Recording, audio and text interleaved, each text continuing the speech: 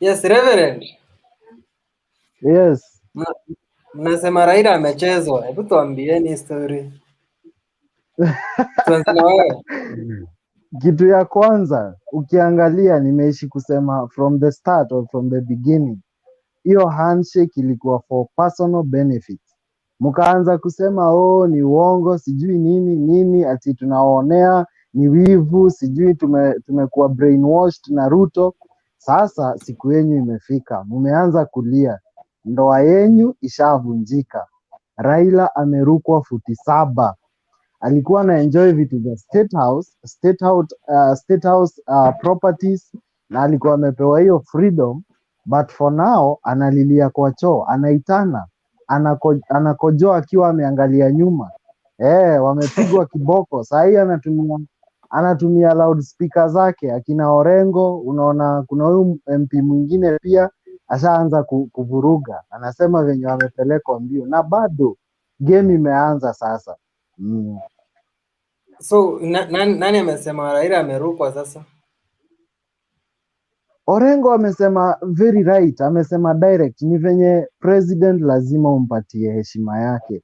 Kila mtu ana respect Uhuru, hawezi enda kumwattack direct. So akisema associate wake ama state house prefect wana intimidate ama wanataka kuderail history ya BBI, wanaipeleka na 2022, unajua directly wanasema Uhuru. Ni venye tu hawezi sema Uhuru directly because Kibicho anapewa orders kutoka kwa nani? Anafuata orders. Kibicho is so innocent, anafuata order ya mkubwa kutoka kwa wakubwa wao wenye wanajiitanga deep state, akina Murathe and so on. Wamesema leo kutakuwa na mkutano na Raila atamake sijui major announcements sijui nini. Mbona watu watangatanga ndio tu wako interested na Raila? Hakuna mtu wa tangatanga ako interested na Raila. In fact, we are done with Raila. Raila ni yeye anatutafuta. Atakuwa na usiku mzito sana akitafuta Ruto, huyo jamaa nakwambia. Kitu moja yenye unafaa kuelewa, Mutembei na Ibrahim, Raila Uhuru hawezi kubali ama hawezi kubali kutrust mtu mwingine na kiti ya president, kwa sababu yeye ni mwizi. Wameiba mali ya umma, wamejaza mali ya umma kwao, wamestock na njia zenye hazifai, wamemanipulate constitution. So anaona akipatia Raila hiyo kiti, definitely atamgeuka kwa vitu zenye ameishi kufanyia Raila.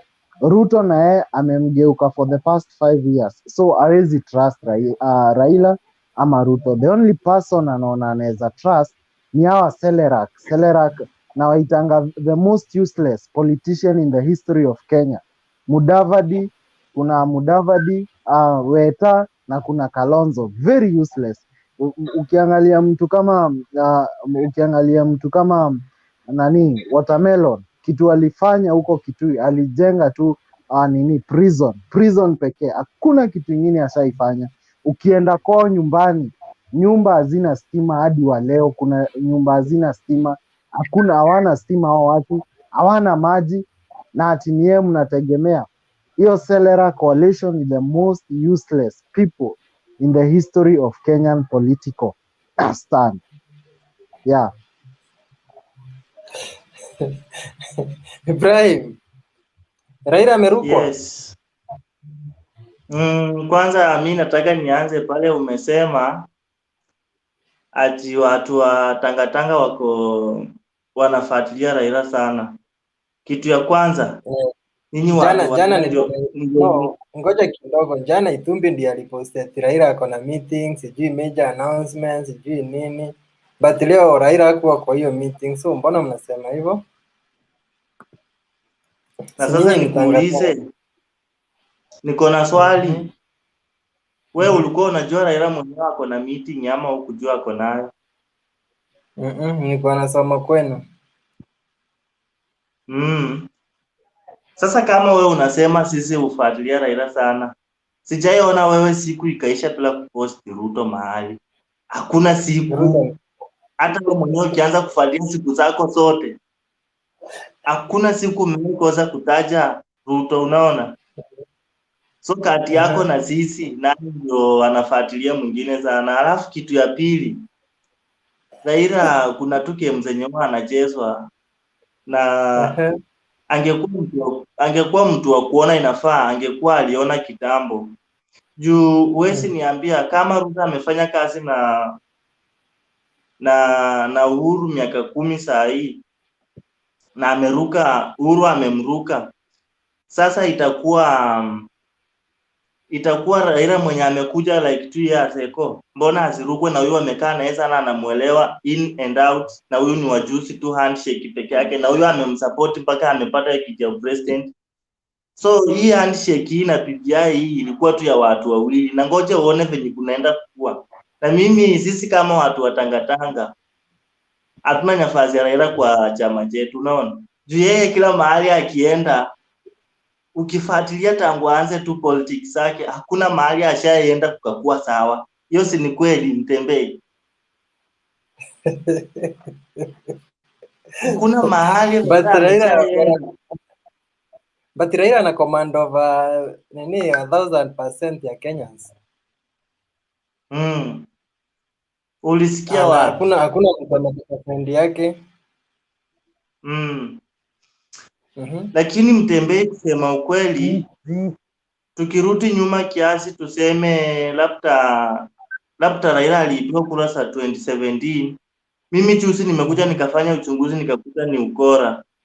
Kitu ya kwanza, sijaiona country yoyote ama dunia yoyote yenye president chama chake ndio kinatawala, lakini ukikuja kwa hizi viti zingine kama ukavana, women rep, MCA, MP wako na less. Sijawahi ona. Ukiangalia Jubilee government ina lead kila mahali. Ukiangalia makavana ni wengi, ma women rep ni wengi, ma senator ni wengi, ma MCA na ma MP. Unaona? Na hatuwezi sema waliipa kutoka kwa president mpaka kwa UMCA. So Jubilee 2017 ilishinda election. Okay. Kuna historia ya Gideon Moi. Gideon Moi anasema ndiye amekuja kuchukua Muraya.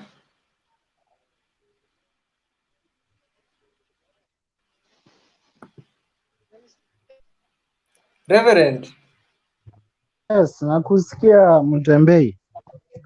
Okay, wacha nianze na hiyo story ya Gideon Moi.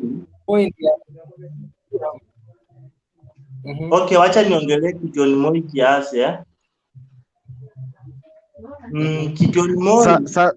Sasa Mtembei, before niende, acha tu niache nimechambua au watu kidogo, munipe nafasi. So nasema mtu kama Gideon Moi ni mtu very useless, mtu ana influence, mtu ushaiona tajiri lakini hawezi saidia community, tajiri pumbavu sana. Hao watu ndo wana sponsor akina Mudavadi, Wetangula, the Selera community, the most useless politician in the history of Kenya, the Selera government. Kalonzo, Mudavadi and Wetangula wanakuwa sponsored na deep state pamoja na Gideon Moi. Kwa sababu gani? Kwa sababu the president Uhuru Muigai Kenyatta hawezi stomach any other politician because hawezi wa trust na vitu zenye wameiba, vitu zenye wana intend ku protect zenye zote washaiba, hawezi wa trust. The only person that can be trusted with those resources is none other than Gideon Moi. Na the reason why anakuwa trusted because Gideon Moi na familia yake, they are the crooks na wenye wamefanya mimi na wewe tukaange hapa live tukitafuta kampeni ya kujiliberate ya kutoka kwa huo the neo-colonial period. Now my point is Gideon Moi ni very useless. Pia yeye ni kutumika, anatumika. Gideon Moi hana influence yoyote, na pesa pia yeye ni ngati yenye haijaionekana. Wamejaza pesa, wako na stocks Safaricom, wamejaza mashamba. Ukienda Nyahururu, Tunakuru Road, hiyo shamba yote ni yao, wako na everything, but huyo sio leader. Gideon Moi is not a leader, he's just a cool kid. I know mnaelewa the meaning of a cool kid. Mtu tu kwao wako na pesa, kwao wako na influence and all that, so anatumika sana. Gideon Moi ni kutumika. His will, kama mnanisikiza, will ya Gideon Moi hata from the beginning ni asikue president, aenjoy vitu zao polepole, lakini shida ni huyu our lost president amekuwa alipewa kiapo na mzee Moi before akufe, ndo wakaenda agreement ya kwamba wewe nitakusupport uingie president, na wewe make sure utanirudishia mkono, na mkono utarudisha kwa kusupport na kuendorse Gideon Moi. So the deep state is working very hard to ensure that Gideon Moi anaingia kwa president, and that's why you Mutembei and the cause who are very lost wameanza kulia fall ati sijui handshake. Hiyo ikuwa handshake, ilikuwa handcheck.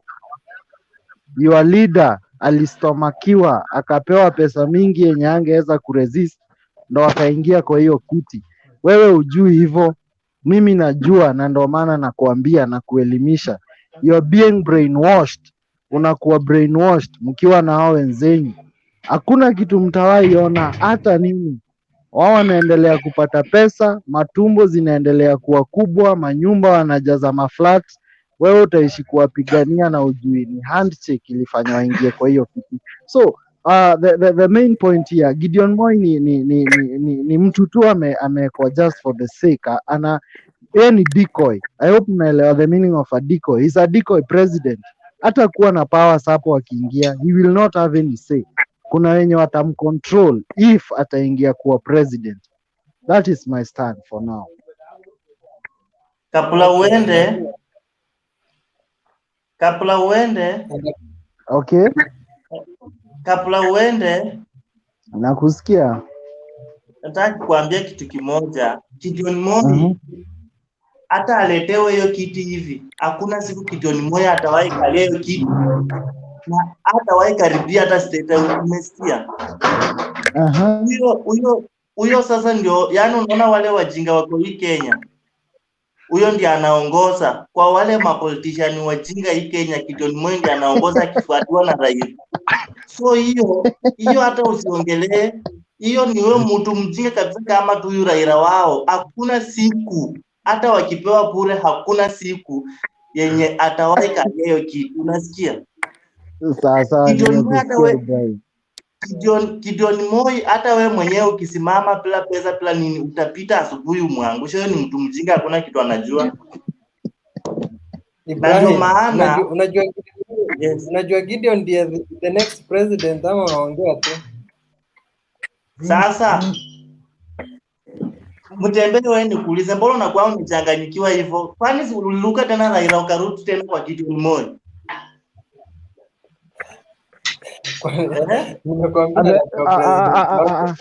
Unaona, Mutembei anaenda kwenye pesa inatoka. Sasa Raila amesota, pesa za BBI hazitoki, lazima tu amuhepe aende kwa Gideon. Na Mutembei unafaa ujue Gideon ni mkono gamu, huyo atoi kitu, huyo hawezi toa kitu. So wewe rudi kwa Raila wako, msafe, mungojee 2022 tukuje na Ruto na UDA pamoja, sote tuwapige T9 nyinyi wote mkiwa pamoja. Story ya UDA, kumekuwa na by elections hapa, mmefagiliwa kufagiliwa out of 6 seats zenye mlijaza watu, mmeshindwa zote kabisa, kashinda kamoja ka MCA na kura 200. Hiyo ndio mnasema kama kuna watu. Na wacha nikujibu hapo So that's a big milestone. Hiyo ni milestone mzuri. Ukiangalia venye tumekuwa tukiperform in Western from the previous elections, you can say we are step ahead. Kama tunaweza gana na tunaweza kuwa competitive in Western Kenya, jua UDA we are somewhere. Tuko na mwelekeo. Hatukai Raila, sisi tuko na mwelekeo. We are having something. Yeah. Sahi tuko sawa, cause Ukiangalia previous election tulikuwa na points kidogo, tunapata kura kidogo, but because of the influence ya Raila ya Ruto and UDA and other people who are reasonable, watu wanafikiria wakiwa sober, si kama watu wa ODM na handshake, watu wanafikiria soberly. The western people wamekwamilia kwa UDA, wote wako UDA, ni wewe tu. Alafu Mtembei peke yangu pia inafaa ujue hiyo by election kama ya tuseme hii yenye imekuwa na kundi ya UMCA. Hii ya UMCA unaona, so nyinyi wote mko sure hii yenye mmewina MCA na 200 hiyo ni kuonesha mko kwa ground? Hapana, ndio sungoje nikuelezee.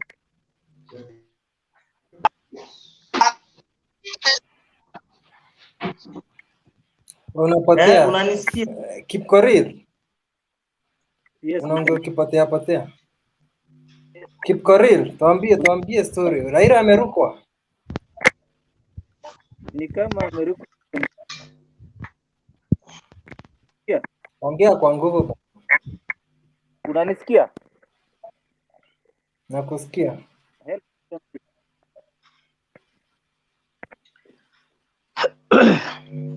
Francis. Yes. Ndabie. Yes, sema nasikia. Acha niwaambie kitu moja. Hapa nataka kuwaambia kitu moja.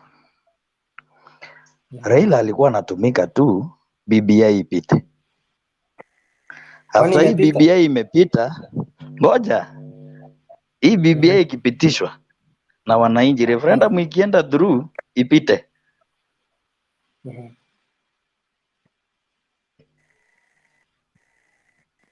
Kama mjui. So hii ni karata imechezwa mzuri sana. So Raila asahau hiyo kitu ya ati atapewa. Hiyo sahau kabisa. Na hii game Ruto alisoma kitambo. So akajipanga yeye. Akaamua sasa juu wanaume wanajipanga, hata wacha mimi nijipange kivyangu. So hapa Raila amechezwa na atakuja kutemwa. Na akitemwa, kuna if Uhuru will not contest for this, there are 3 options: Gideon, Kalonzo and Mudavadi. So ata choose within those 3 guys, because they will be controlled presidents. They'll have no power. Actually watakuwa controlled kama watoto. That's a fact. Ama ni aje Mtembei, wewe unaonaje? Raila wako atapenya? Raila bado wako strong. Dennis Miu.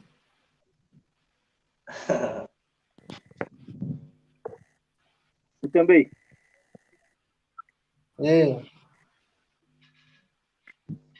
Unanisikia? Miu. Asiongea. What's wrong with you? Nimekuwa nikifuata hiyo siasa ya Kenya. Mic yake iko mute. Mute. There's somebody calling me, sorry. Okay. Wacha nikate. Okay. Nasema wamekuwa wakitetea sana. Mtambaye amekuwa sana side sana na ODM na kinangawa watu wengine, but sasa the truth of the matter is here on the table. You people amekuwa akisema kila siku wanatusi kina Ruto.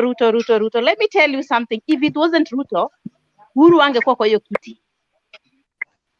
Hangekalia hiyo kiti. He's just enjoying the fruit of Ruto. Kinanga Songo anatatisa kina Ruto na kina Songo, lakini Mungu halali. You see now what's happening? ODM sasa they are crying. And it's gonna be bad. And as the UDA, I'm speaking on behalf of people from Kansas City, Kansas, US. As from UDA, we are not ready to put in Kinanga Babu Owino. In fact, Babu Owino, huyo atakana kuwa jailed. Huyo ni madara bwana. Ona nani? Yes, he's a madara. Okay, hata wacha niwachekeshe kwanza. Mnaona hiyo story yenye ilikuwa Kapuchai? Malala alikuwa na guns. Na guns walikuwa na firearms na walikuwa na uniform ya askari, but there's nothing they did. Tell me, if Sudi had those 2 million and what Malala had, angefanyiwa nini? Mtambai ni jibu angefanyiwa nini? Angeachiliwa tu kawaida kama Malala. No. Mandazi ama. Did you see Cherargei akishikwa na nani? Cherargei alishikwa na what do we call this other guy? My friend with the little kofia anaitwa nani? Dismas somebody. Walifanya makosa gani?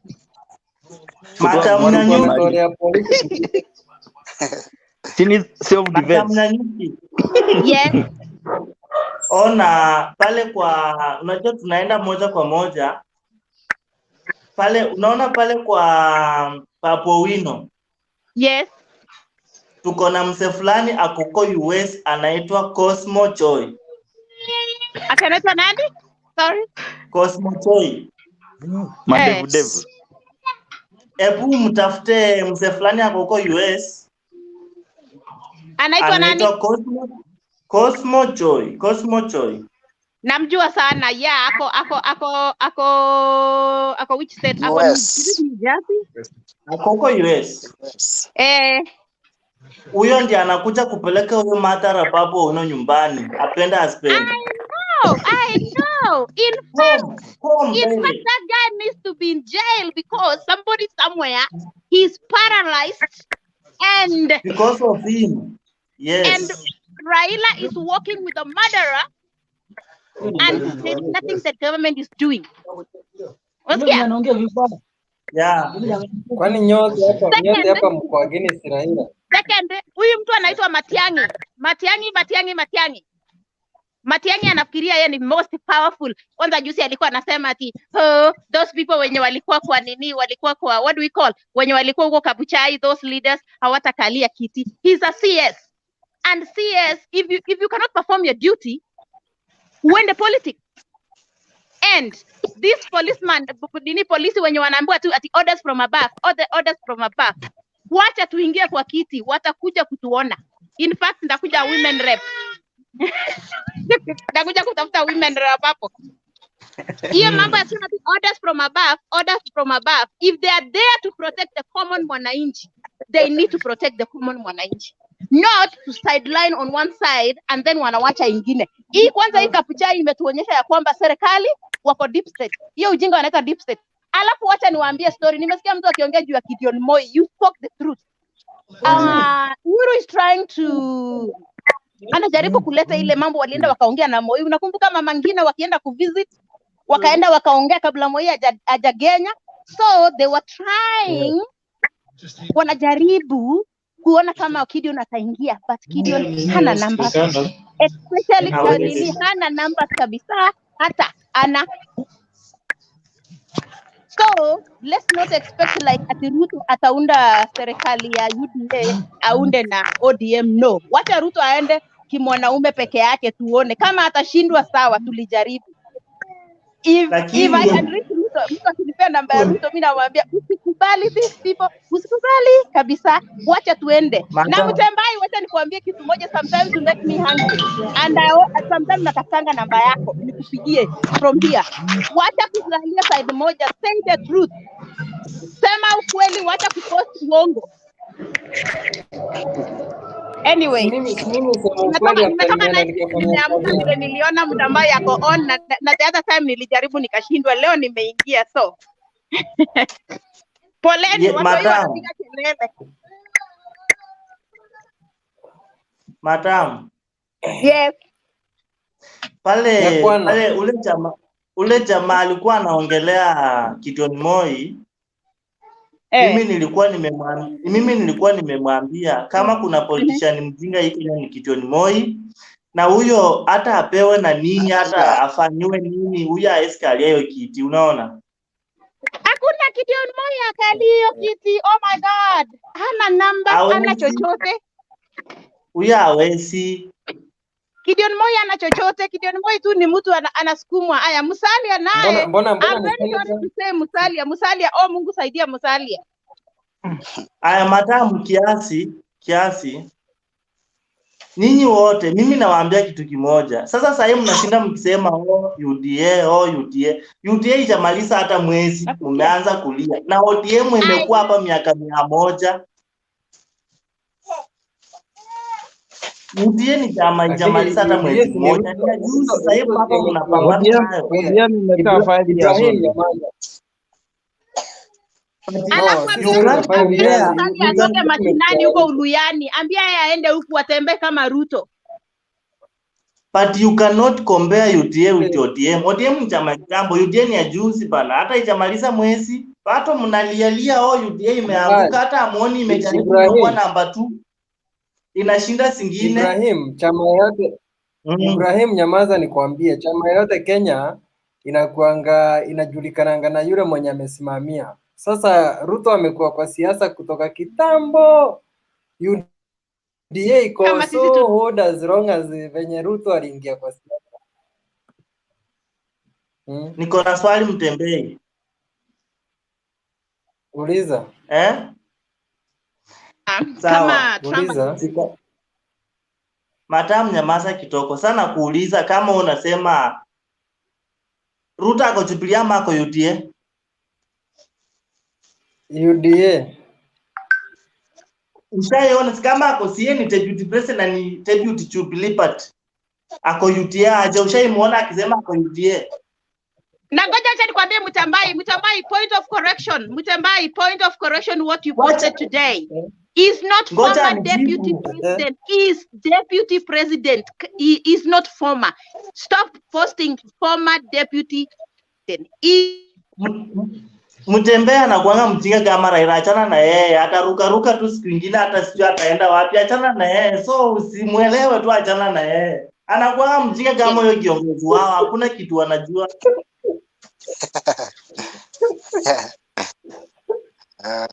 Kwani hakuna watu wa Raila hapa? Hebu acha nisikie kutoka kwa Mtambai, niambie, nimekuingilia sana. The fact remains, ukiona mali Oscar Sudi yuko hapo ndio Ruto yuko. So Oscar Sudi ako UDA, Ruto ako UDA. As long as Oscar Sudi ako UDA, it means Ruto ako UDA. It's not so long as Oscar Sudi. Oscar Sudi ndiye spokesperson wa Ruto. We are going by Oscar Sudi. Wewe unikuuliza, unaona kama hii government ina favor side, ina favor like serikali iko sawa, iko imara kabisa. Serikali gani? Yaani 1 basi. Ishikibe. Kuna watu hapa waongei Bernard. Yes. How are you? Walikuwa naingia tu. Mbona muongei? Mimi niko sawa. No, ni vile niliingia nikapata mkono fucho. Nikasema wacha nitulie kiasi ndio niongee. Okay, for me nimesikia sijui ni nani anasema eti Cosmo Joy atakuja kupeleka Babu Wino nyumbani. My friend, hiyo ni ndoto ya mchana. Cosmo Joy ni mafi, yule ni maembe. Hata si mafi, yule ni maembe. Cosmo Joy sasa amefanyia nini? Embakasi anasema eti anatoa Babu Wino. Babu Wino angalia, anapeana pasali, anachukua yeye mwenyewe. Jack Women Empowerment. Anapeleka pesa yeye mwenyewe, anapea akina mama. Anapea akina vijana wamejigurupu kwa nini? Alafu tuambie mandevu kubwa, kwani mandevu kubwa ndio tunakula Nairobi? So mwenye anadanganya Cosmo Joy eti atapeleka Babu nyumbani, hiyo my friend ni ndoto ya mchana. Penat. So yes. Mimi ndio nimesema Cosmo Joy atatoa Babu Wino. Na mimi nataka kuhakikishia hivi. Ona Penat. Kitu ya kwanza wewe ni mkizimu na umechanganyikiwa, unaona? Hiyo ndio kitu ya kwanza. Kumbuka Cosmo Embakasi East iko na Wakisii 11,000, unanisikia? Na Cosmo Joy ni Sasa kama wewe ni Mkisii support Cosmo Joy. Unaona, cheki. nikiwa mmoja wao, nikiwa mmoja wao wao 11,000 na mimi niko na marafiki na mimi niko na Wakisii wenzangu. Hiyo mandevu kubwa juzi imetusi Wakisii vibaya sana. Anatusi akina mama wetu eti ni wachawi. Kwani yeye kama alizaliwa huko US? Ikiwa anasema Wakisii wote ni wachawi. My friend. Nani amesema Wakisii ni wachawi? Kwani sisi huyo Cosmo Choi, angalia nini zake latest Amesema nini? Angalia posti zake. Anasema Wakisii wote ni wachawi. No, let me tell you something. Point of correction. Akisema Wakisii wote ni wachawi. No, listen. Kama wewe si mchawi haikumi. Mimi ni mchawi, mimi ni Mkisii. No, I want you to get me clear. Yeye alisema akasema Wakisii wote. Mimi si mchawi. Unajua that is the correct. Hiyo ndio alisema yeye. Wakisii wote ni wachawi. Unaelewa? Bro, acha nikwambie nini? Hiyo isikusumbue. Hii ni politics. Sasa nataka afanye aje? Aenda atafute wenye si wachawi au makapia wengine. Pati kwangu Bernard na my friends. Yes. Kwani ni wasitupo hapa. Tulia Mtembei, tulia. Bernard. Unasikia Madam Nyanyuki anasema kama wewe si mchawi inakuumia nini? Kama inakuumia wewe ni mchawi. Unasikia? So isikuume kama wewe si mchawi. Wale wachawi wanauma. Wale wenye si wachawi. My point is listen. My point is yeye venye aliweka maneno yake. He said Wakisii wote ni wachawi. Now, okay. But Wakisii wote ni wachawi. Bernard. Yes. Huyo Cosmo Choi kuna siku alisema Waluhya ni watu. Listen. Nataka uambie huyo Cosmo Choi wako Ibrahim wewe. Point of correction. Anyoe nywele ya mkundu. Anyoe sijui nini. Let's not talk like ndio that. akuja kukwambia anataka kura. Okay, tunaelewa. Ikiwa kwa mahali popote mwenye ananiona. Bernard, wacha ni kucorrect. Tukiwa kwa hii conversation, everybody is listening to us. Let's not use abusive language.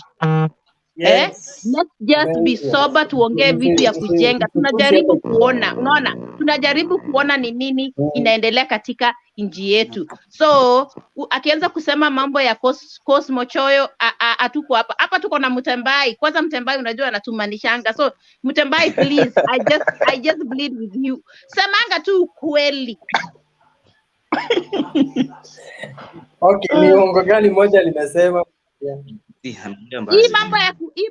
mambo ya kulalia pande moja uache. Sema tu if you are just supporting it, be neutral. Unajua ukikuwa neutral ni mzuri. I am very neutral. Hata jana nimepost incoming president Ruto. No, but sometimes you say the former. When did he become former? Wakati waliachana. Uonange siku hizi anakaa ni kama anateta kila event akienda anateta. Ati anacheza? Anateta tu, analalamika. Anasema Raila anamfukuza kwa serikali. Okay, wacha nikwambie nini kitu kenye kwanza hawa watu wa saidia kina hawa wanasema heshimu rais, heshimu president, respect the president everywhere they go. Oh, people must respect the president. Let me correct this piece. Unajua hata kama mtu ako na mzazi na ako na watoto, usipoheshimu watoto wako na uwaweke kwa laini, huwezi sema ati heshimu rais ama heshimu baba. Unajua makosa moja yenye anafanya, anaonesha tu anaonesha Ruto madharau hadharani. Yes. Nyanyuki, president Nafaya kuwa respected. You respect the presidency. By the courtesy that is the president, Nafaya respectiwe. Ima unakuuliza maneno what haikubaliki. Sawa? Yeah. Hiyo ni kitu yenye nimedream of kuwa president mmoja. I find you he has been disrespected most of the time. Yeah. Ruto amekuwa kwa meetings, Moses Kuria wanaongea vibaya, watu waheshimu rais. wakataza, hakuna kitu kama hiyo. Simiyu, respect is earned, not demanded, my friend. Yes, thank you. Presidency demands respect. Sikia, kuna tofauti. Presidency demands respect. Hakuna mambo ati earned ama kitu yote. We are past dictatorship. We are past dictatorship leadership, my friend. We are 21st century. We cannot go back to the dictatorship. Okay, Mr. Simiyu, let me correct you. Mr. Simiyu, okay? Mr. Simiyu, okay, listen to me. Yes. Mr. Simiyu. Okay, let's say for example sisi ni watoto wako, si ndio? Na wewe ni baba yetu, right? Yeah. Unapenda Mtembai sana, alafu sisi wengine hautupendi. Unataka kuniambia tutakuheshimu kwa sababu wewe ni baba? Wewe madam umesoma Bible, your father is always right. By the cutters that are kuleta kwa dunia, you must always respect your father, irrespective kama and drunkard. No. Which Bible, my friend? Which Bible? Your father remains a father. Which Bible? We are taught to respect our parents. Wewe umesoma Bible kweli? There is a verse between Genesis and Revelation. I don't know that verse.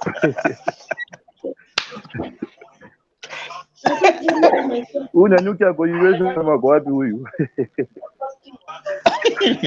Hapa Githurai. Alafu nimesikia Ibrahim huyu, Ibrahim Baraka. This guy, nimeona is a lawyer like me. But he doesn't understand the dynamics of politics. Alikuwa anaongea about Kabuchai. I don't know alikuwa anasema nini, but by the fact that Ruto alipoteza by the way, whether ukwe number 2, 3 in politics, number 2 and 3 wajulikanangi. Naweza maza number 2 na lot of votes, but perception to the ground ni kwamba Ruto alipoteza. Invest a lot of money actually. Yes. UDA imekaa for how long now? UDA na Jubilee how old? Ruto amekuwa UDA, madam Nyanyuki. UDA is Ruto and Ruto is UDA, ndio. Ruto has been in politics since 1992. The likes of Oscar Sudi have been in politics for so long.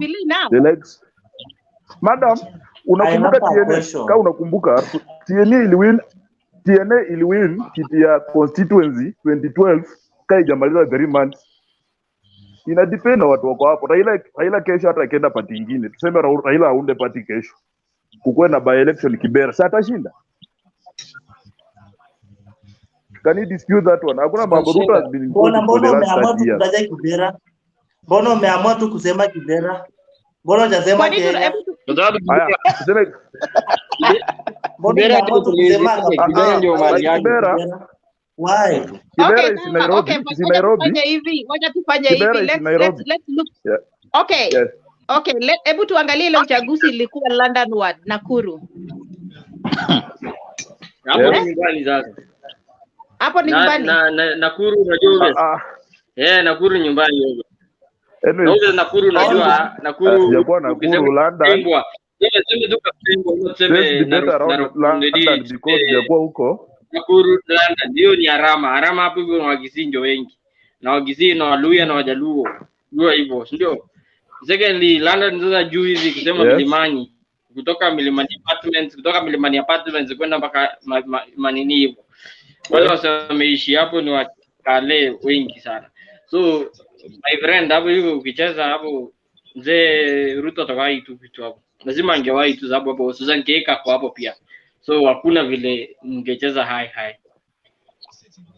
So Ruto na kura hapo alijaribu. What about the rest? Hapo alijaribu naweza kubali. I agree alijaribu hapo nayo. Lakini mimi naona ile uchaguzi yenye ilikuwa Kabuchai kama wangefuata serikali vile ile because I understand somebody was caught with a ballot box according to what I watched. I'm not 100% sure. Madam, actually I'm from Kandui. Personally, in a neighbor. I'm from Kandui, in a neighbor Kabuchai. Na ule candidate wa UDA alikuwa competitive, but the problem ilikuwa kuhusishwa na the deputy president. Hiyo kitu ya UDA ndio ilimwest by the way. That guy I know him. Angekuwa very competitive kama angetumia hiyo party ya UDA. UDA sisi Western tunakata mambo ya UDA. Hiyo ni mambo ya Nandi, Kipsigis huko Baringo. Western for the Kenya NC.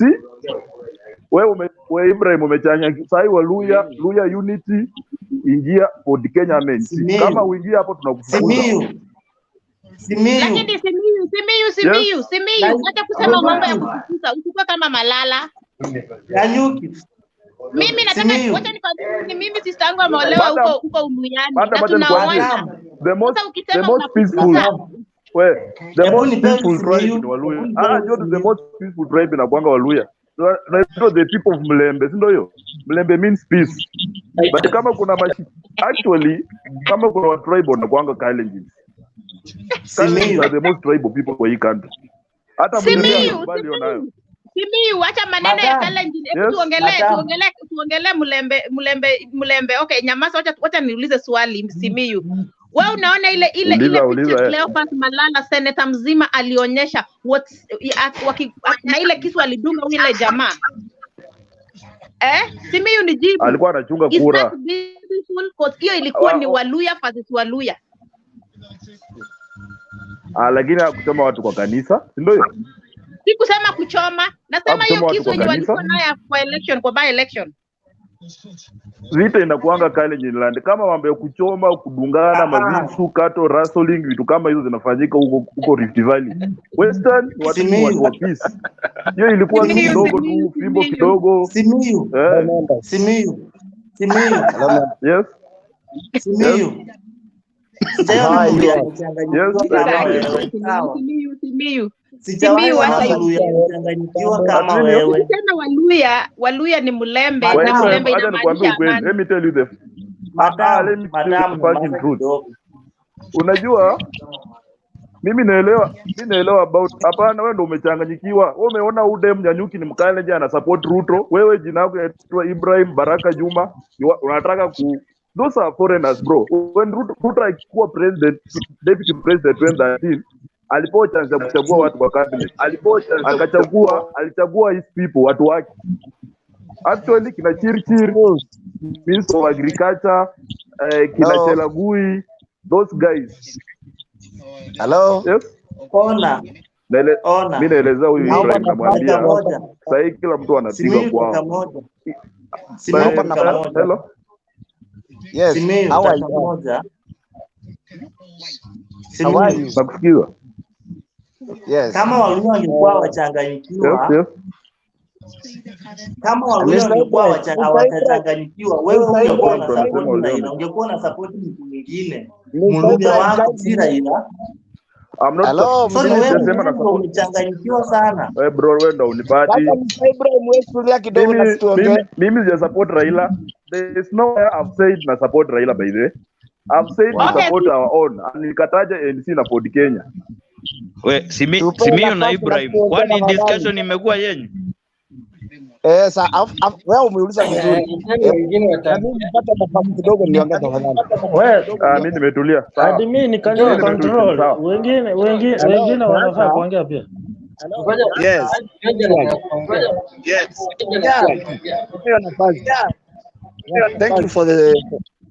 Thank you for the nini. Afadhali asante sana kunipea nafasi. Naona mnaagi vizuri, lakini kuna kitu moja tunafaa tuangalie katika hii siasa ya Kenya. Mahali tumefikia, ikiangalia most of you guys, all of you here, are you getting me? When I look at you, all of you, you are beautiful. It's very unfortunate. It's very unfortunate when our leaders are not taking us the way we are supposed to be. Like for example, when you look at the last elections, a lot of kids and a lot of malpractices were witnessed, and the government was behind everything. What is this that the government is supposed to give us? It's supposed to give us freedom of elections. When they defend one side and they don't defend one side as if they're directed to give somebody a green light to pass, it's very wrong. This is a competition. A competition is given freedom for every participant to participate. Of course. What is this that the government really wants if it wants to serve the people of Kenya? So we are not happy the way things are being done. If at all the government really wants to do better elections 2022, let everybody be given space to participate. And let the government learn to protect voters, not to feed them. Look here, when they are harassing candidates, what does that mean to the common mwananchi? So that one is very, very much touching. We need to look at how we can solve this thing. And to solve much of these things, we need to start from us, the voters. Let us mobilize ourselves, be against all these things that are being done to us, because we are denied our right. We are not after parties. We are after people who are ready to serve us. Party does not serve us. Yeah? A person who's willing to serve. Look here, a president recently told us that 2 billion shillings is stolen, and he is the president. He is the manager of these things. So he is facilitating thieves. Yeah? If he knows who is stealing, why is he not arresting him? He has all the machineries. Yeah? He has everything. He is the state. He has the state. He has the machineries. He has the institutions. Yeah? And he's telling us somebody is stealing 2 billion a day when we are suffering. So, in any case, in this issue of politics of Kenya, we need to tread very carefully, especially young people. Every now and then, in 5 years, we are the first people who complain that we have not been given opportunities, and we are not fighting for the opportunities. Yeah? Let us come out, stop find our space. Where is our space in the leadership? We elect leaders, and after 2 days, wazee ndio wanapewa maviti, and we go back complaining. For how long are we going to complain? Huh? So, in any case, otherwise they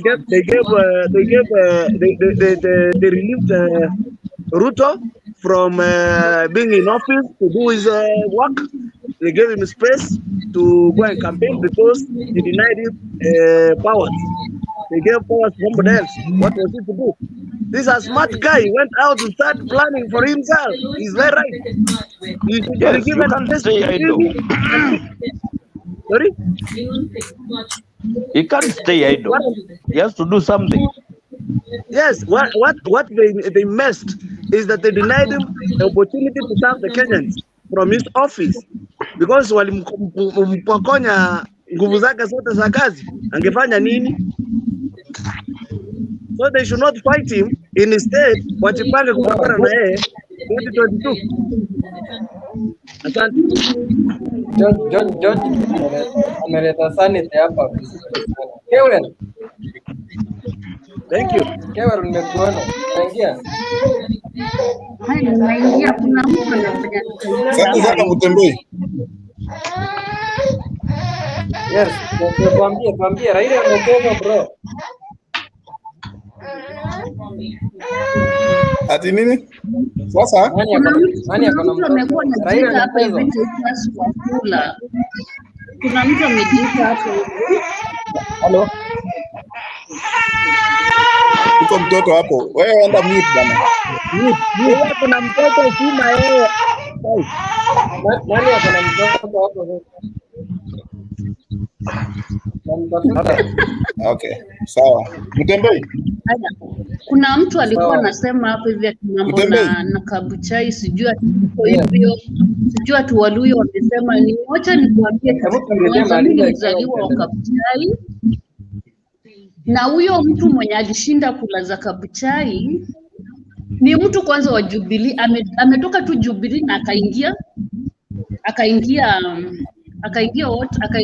Ford Kenya wakati mtu wetu amekufa tu, ndio ameingia kwa hiyo kipindi. Kitu cha pili, huyo mtu mwenyewe alikuwa ametengeneza platform yake, kwa sababu najua Waluya ukitaka kuwini huko kiti lazima uko ukienda kwa matanga, na huyo mtu akosangi matanga ya Waluya kila Saturday huwa anaenda. Sasa watu wengi wanamjua. Sasa alikuwa amejitengenezea platform. Ukimkuta soko ya Chwele anaongea na watu lakini kaka yajulikani huko. Hata mimi mwenyewe sijawahi muona na nimezaliwa hapo. Sijawahi ona huyo kakai wao. Hata wakati deputy president aliendorse huyo kakai, nilisema tu hapa amechoma bet kwa sababu huyo atashinda. Huyo mtu alikuwa amesimama mara 3, hii ni mara yake ya 3 kwa ballot. Kwa nini angekosa kushinda? Ni mtu alikuwa amejipanga. Okay. So you mean hakushinda juu ya chama? Hajashinda, hata angesimama independent angeshinda tu bado. Ni vile tu aliogopa Ford Kenya ingemnyang'anya ushindi wake kwa sababu Wetangula amezoea kuiba. Hiyo ni kitu tunaongea. Hiyo ni kitu tunajua. Tumezaliwa huko. Ibrahim, yes. Kewe, wewe ndiye anangoja sasa. Mimi. Sasa nilitaka huyo atakuja niambia. Yeye ameshindwa na ya Kandui, atakuja kutuambia Kabuchai nini? Madam, can you prove that? Madam. Kenyans are happy 1000%. 1002% Mtembai. Wewe unakuanga na udoriaji sana, uache kupima bangi wewe naye. Sasa inafanya usiku. Sometimes nasikianga tu kutusi huyu mtu, acha tukuambie. Wacha ni watch news nakuja. Okay, sawa. Lakini Purity, I think nawaambia kufanya nini? Venye anapenda kusema hapa ati watu wa Ruto wamepigwa kama burukenge. Nasikianga tu kunyonga wewe. Watu wa Ruto by the way wako sawa. Okay. Ukijua venye mimi nasema. Hello guys. Hello. Hello guys. Nani mkubwa? Hello, tunakuja. Jaji endelea. Sasa nafikiria kitu ya muhimu tungefanya hapa, if seriously we are discussing on the way forward and how leadership really supposed to be done in Kenya. First and foremost, there is a dictatorship yenye imeanza kuonekana of late, ambayo ni mbaya sana na inatupeleka mahali baya. Because if really it's about freedom of election, sahi tuko na corona, lakini wengine ndio wako na corona na wengine hawana corona. Ukiona Ruto akitaka kuweka mkutano mahali, yeye mkutano yake iko na corona. Yes. Raila akiweka mkutano yake na Uhuru, mikutano yake haina corona. So that one is very bad. If it means to stop rallies, yote ingekuwa imesimama zote, isimame. Lakini sasa hii iendelee na hii. Haya, tukifika elections, wengine wanakamatwa, wanawekwa ndani. Sasa anawekwa ndani, hata wengine kuna candidate kama yangu kutoka Kisii hapa. Candidate bwana, hata kujipigia kura yake. Akawekwa ndani asubuhi saa 1. Sasa kuna democracy hapo kweli? Democracy kwa wapi hapo? I'm interested in this politics. Really 2022 nataka kusimama kiti. Lakini ukiangalia maneno vile imeanza hivi. Sasa wengine tutaenda kusimama wapi ndio tuulize kura? Hebu tupigane na hii ujinga yenye imeanza kuonekana. Tuone vile mambo itaenda kwa watu wetu wenye mko ng'ambo, tusaidieni tafadhali. George. Yes. Uko sawa. Ukiangalia ile election ilifanyika Kakamega, unaona huyu Rashid Echesa alijaribu kuislamu mtu hapo ndani, lakini ule alitoka mtu kisu kabisa mjana tukiona hajafuatiliwa hata hatujui nani sio nini. That is the dictatorship. That is the dictatorship I'm talking about. Wengine ni kama wako. Okay, let me talk. We need to form an alliance. Watu wa diaspora na watu wa home. We need to form an alliance like okay, we need to educate our people. We need to educate our people from mashinani, telling them okay, our leaders wakikuja wanawapatia 100 2020 mnachapana. Mimi saa hii nikiwa na shida nitaenda kwa Mtambai ni muombe unga, watoto wangu watakula ugali. But hakuna siku yenye Raila atakuja kwangu anilete chakula, right? So why should I beat my neighbor? Why should I beat my neighbor? Why should I? Kwa sababu ya uchaguzi? Hapana. That is why mimi wanasema kama wanataka kuchapana, Raila analete watoto wake na bibi yake Uhuru na Ruto wachapane. But sisi common wananchi ndio hapa ndio tunataka kukuwa smart. I think we are being fooled by mia like I saw in London ward Jubilee walikuwa wanapeana pesa na askari amesimama hapo. In fact that was very wrong. If it was UDA doing that walikuwa wameshikwa. If it was the ANC doing that walikuwa wameshikwa. Angalia mtu kama Rashid Echesa alislap mtu, yes, kwa sababu alikuwa anajaribu kufanya ujinga hapo hivyo. Mimi alafu badala Chebukati akuje kwa press aongelee mambo inaendelea huko ya hongo nini na ile balance box ilipatikana, anakuja anasema Echesa should be arrested.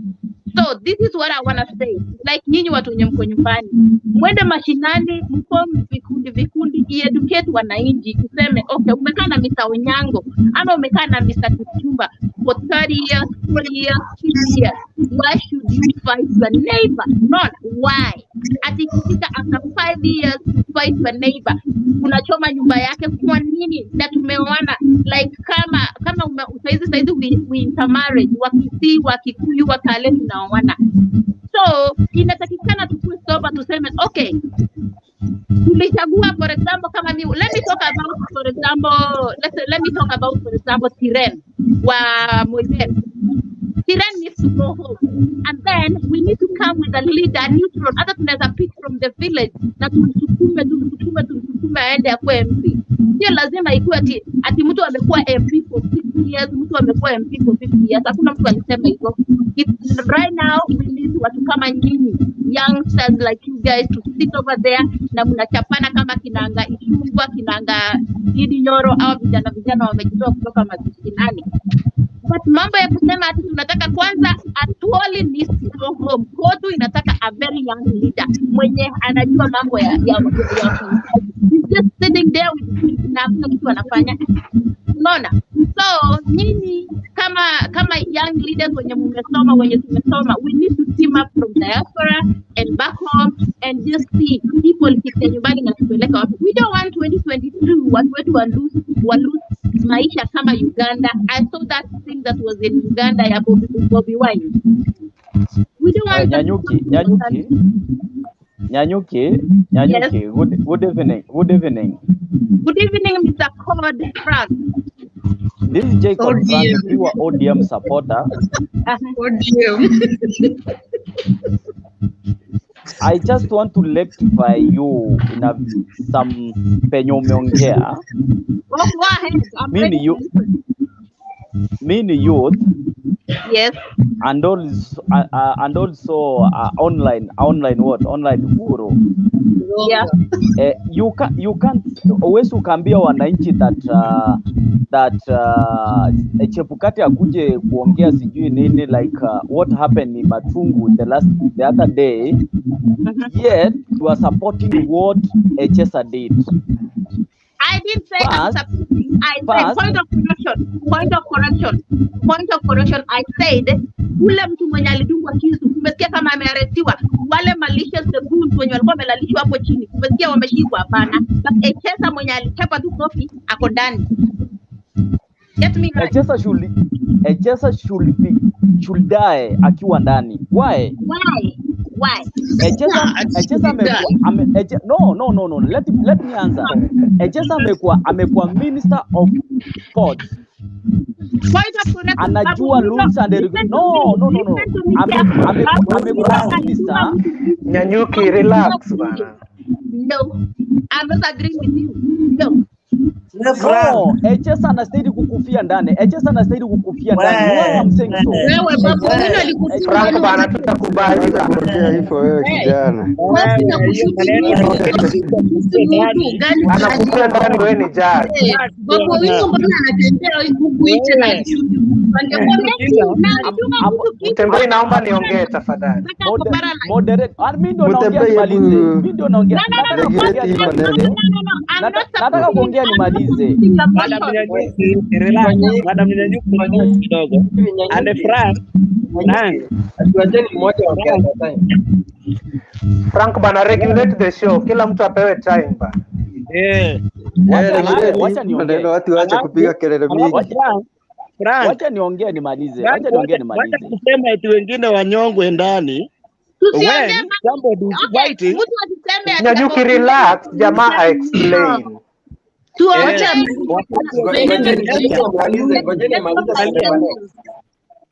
Kila mtu aongee moja moja tuelewane.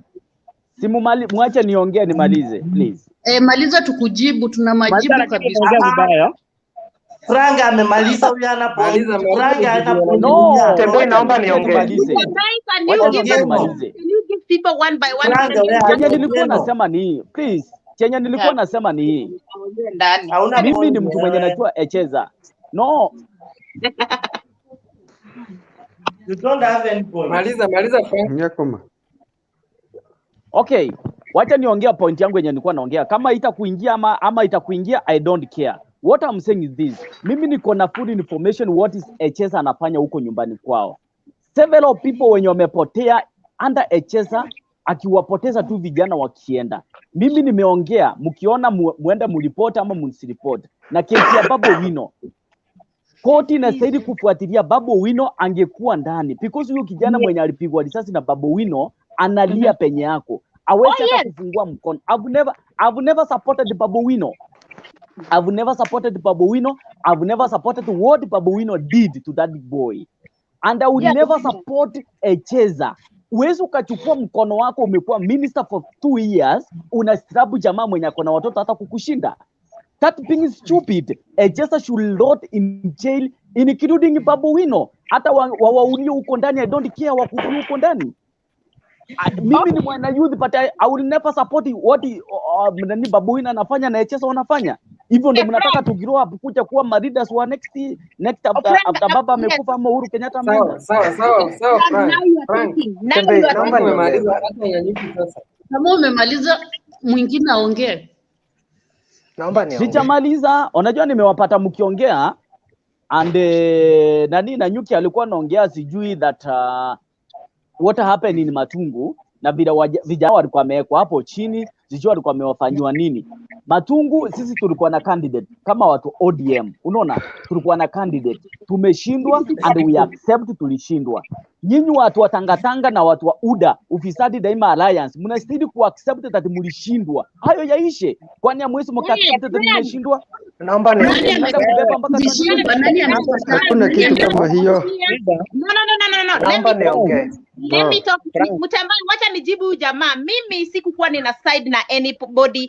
This is what was my talk, na nafikiri wenye walikuwa walinisikiza. Nilisema what we saw in Matungu, we don't want it to happen, and what is the solution? Kama mimi nimeishi na Otieno na Ojwang na Kamau na nani, tunataka tutafute solution what to do so that vitu kama hizi isi happen tena. Usiniambie wewe ni ODM ama mtu aniambie mimi ni UDA. Tunataka tuseme sisi kama wa Kenya.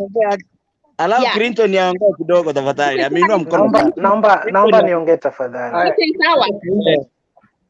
Point yangu inaendea huyu jamaa Jacob Frank. When I join Kwanga against 24/7. I know you are against 24/7. Nimefanya na show na wewe. Nyamaza huyu aongee. Uwezo ukaninyamazia. Nimefanya show na wewe Clinton. I know what you are going to talk and I know where you belong. So ongea tusikize. Nimekutaja tu hivi na ushanijibu kukutaja tu. Frank, allow me to talk. Allow me to talk. Badala ya kushikisha. Jacob Frank, hakuna chama Kenya inaitwa Ufisadi Daima Alliance. Kuna chama cha UDA na haimaanishi Ufisadi Daima Alliance. Kuwa na heshima. Atupe heshima kama UDA. Nyanyuki, si mimi naongea tafadhali. Ama wewe ni mimi? Mimi ndio monitor. Ukiongea ninakwambia okay, go ahead. Sasa Jacob Frank, umesema Echesa anafaa kufia ndani. Amefanya nini? Anafaa kufia ndani. Kama Echesa alimpiga kofi chairman wa IBC huko Kabuchai, tuangalie ni kwa nini alipigwa kofi. Kuna maswali alikuwa akiulizwa pale. Mbona unamtoa nje agent wetu? Hakuwa anajibu. Alikuwa anasema a call from above. Si angesema a call from above imetoka wapi? Ameulizwa maswali mara 3, hana jibu, agent ako nje. Sasa hapo Echesa akireact, kuna shida gani? Okay, Otieno, wacha nikujibu. Ndio Echesa alifanya makosa. Alifanya makosa, tukubali. Angemslap. Unajua? Angemslap. That was a mistake. And it's not like a major mistake, it was just a minor. You know? It is a minor. Kuna mistakes zilitokea, lakini gava inalalia side moja. Thank you. Lakini wengine wanatembea on the other side. Mwisho. Did you see Nixon alikuwa agent wa nini, alikuwa supposed to I saw the situation. Tunaona huyo brand umetoka because yeye kichwa yake. Niliingia mkizungumzia maswala ya Raila kubetrayiwa. Mimi nataka niseme I'm the happiest man in this world at this moment. Kwa sababu nikiona hiyo betrayal, I'm very happy. Jamaa alienda handshake and the main reason Joho alitoka pale handshake, kitu cha kwanza Joho alisema akiwa Western, nakumbuka nikiwa Kenya hiyo time. Joho alisema baba ametuambia handshake ni kutusi Ruto left, right and center, lakini hajatuelezea maana nyingine. Lakini akisema eti handshake ilikuwa ni kumtusi Ruto, kufanya nini, anything negative about Ruto, si ku agree na yeye. Na kwa hiyo sababu sikuwa naunga mkono handshake in any way. So hii handshake 2013 baba alituambia pale Homa Bay, Jubilee government ni ya wezi. Hawa wezi, Jubilee government ilikuwa inaongozwa na the two principles. Imekuwaje after 2017 mwizi moja amekuwa cleansed, mwizi mwingine amebakia kuwa mwizi? Huyu mwenye alicleanse mwizi wa kwanza, mbona hakumuosha huyu wa pili? Jubilee government ikiwa ni ya wezi, mbona sasa kwa hii Jubilee government bado inaongoza, Ruto ndio mwizi mmoja tu mwenye amebaki, wengine ni weupe kama pamba. Nani aliwaosha? So, mwache kutuchezea mara Ruto ni mwizi, mara Ruto ni nini. Nani si mwizi kati ya hao wanasiasa wote? Just you are reading my mind. We will choose our thief so long as all the aspirants are thieves. Let all thieves stay away. Jubilee government ilikuwa ni ya wezi. Ruto haongozi serikali. Bilioni 2 inapotea kila siku akitangatanga. Leo alikuwa Murang'a, bilioni 2 imepotea. Aliiba huko akiwa huko Murang'a. Bilioni 2 imepotea. Bana nyinyi watu wa NASA bana pia mtu ache bana. Na nimemaliza.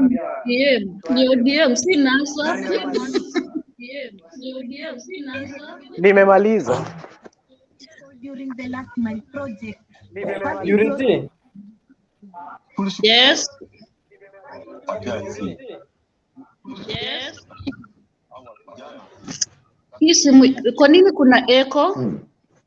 Ama ni kwa nini kuna echo? Corridor in Malabar, 9 found over the increasing traffic. 9 found over the increasing traffic.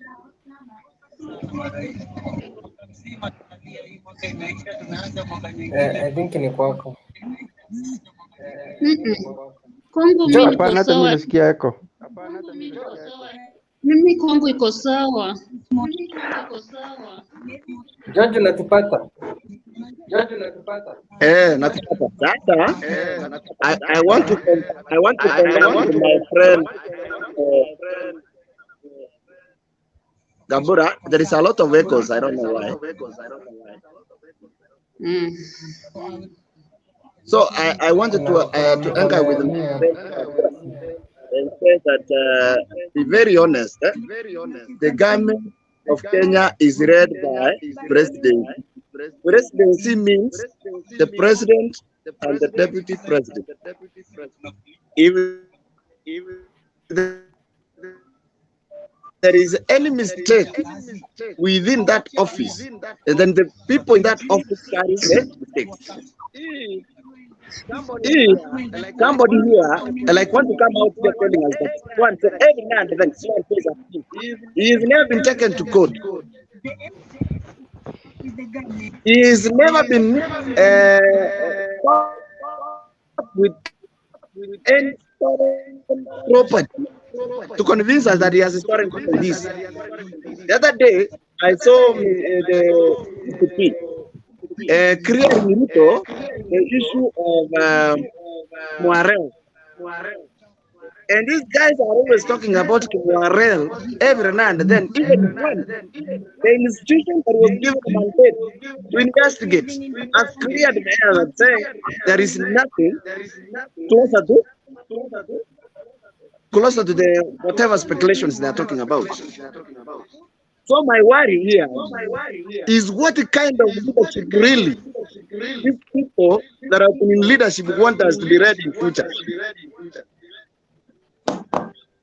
Because one, Ruto is coming out of the people who have read a very hard life, like the way we are living now. These are the guys, like for example, Uhuru. Uhuru was born in a state house. The Moi family has stolen, and the Uhuru family has stolen. You can see the acreage of land these families have. Hello. Tunakusikia. Okay. When we look at the land, the issue of this people saying that Ruto is a thief wa mashamba na nini, etio mtu wa mashamba. Hebu angalia shamba yenye Uhuru family iko nayo, almost half of Kenya. Walinunua wapi? Nani aliwapea hiyo shamba? So they should not take us for a ride. We know these things. Let everybody be given freedom, atafute kura zake, apate zake, ashinde ama ashindwe, we are satisfied. Uwezi kuja ufunge mtu mdomo ama ufungie mtu asipigie fulani kura, alafu uanze kusema hapo nje eti umeshinda kura. Umeshinda kura gani na wengine hawaja participate? Nani amefungiwa mdomo? Watu wengi wamefungwa wasipige kura, wengine wamefukuzwa kutoka kwa uwanja wasipige kura, alafu unatoka nje unaanza kutuambia eti tumeshinda. Umeshinda nini? Unajua, acha nikwambie George, sasa hizi ndio mnalia. This is what happened in 2013 2017. Wakati tulikuwa tunahitaji mabadiliko kwa IPC, tukisema ya kwamba mumeiba kura, mlikuwa mnakataa. Now you're feeling the pain ya kuruzi kura. Na bado bado. Ngoja, wacha nisikilize. No. 2013 Uhuru Kenyatta akiiba kura akakuwa president. What is the reason? George, point of correction George. Mimi si kijana, mimi ni mwanaume, niko na watoto. Kama wewe ni kijana, hiyo ni juu yako. Mimi ni mwanaume, niko na watoto. Mimi mzee, angalia nywele. Basi wewe mzee, mimi ni mwanaume. So point of correction, niko na familia.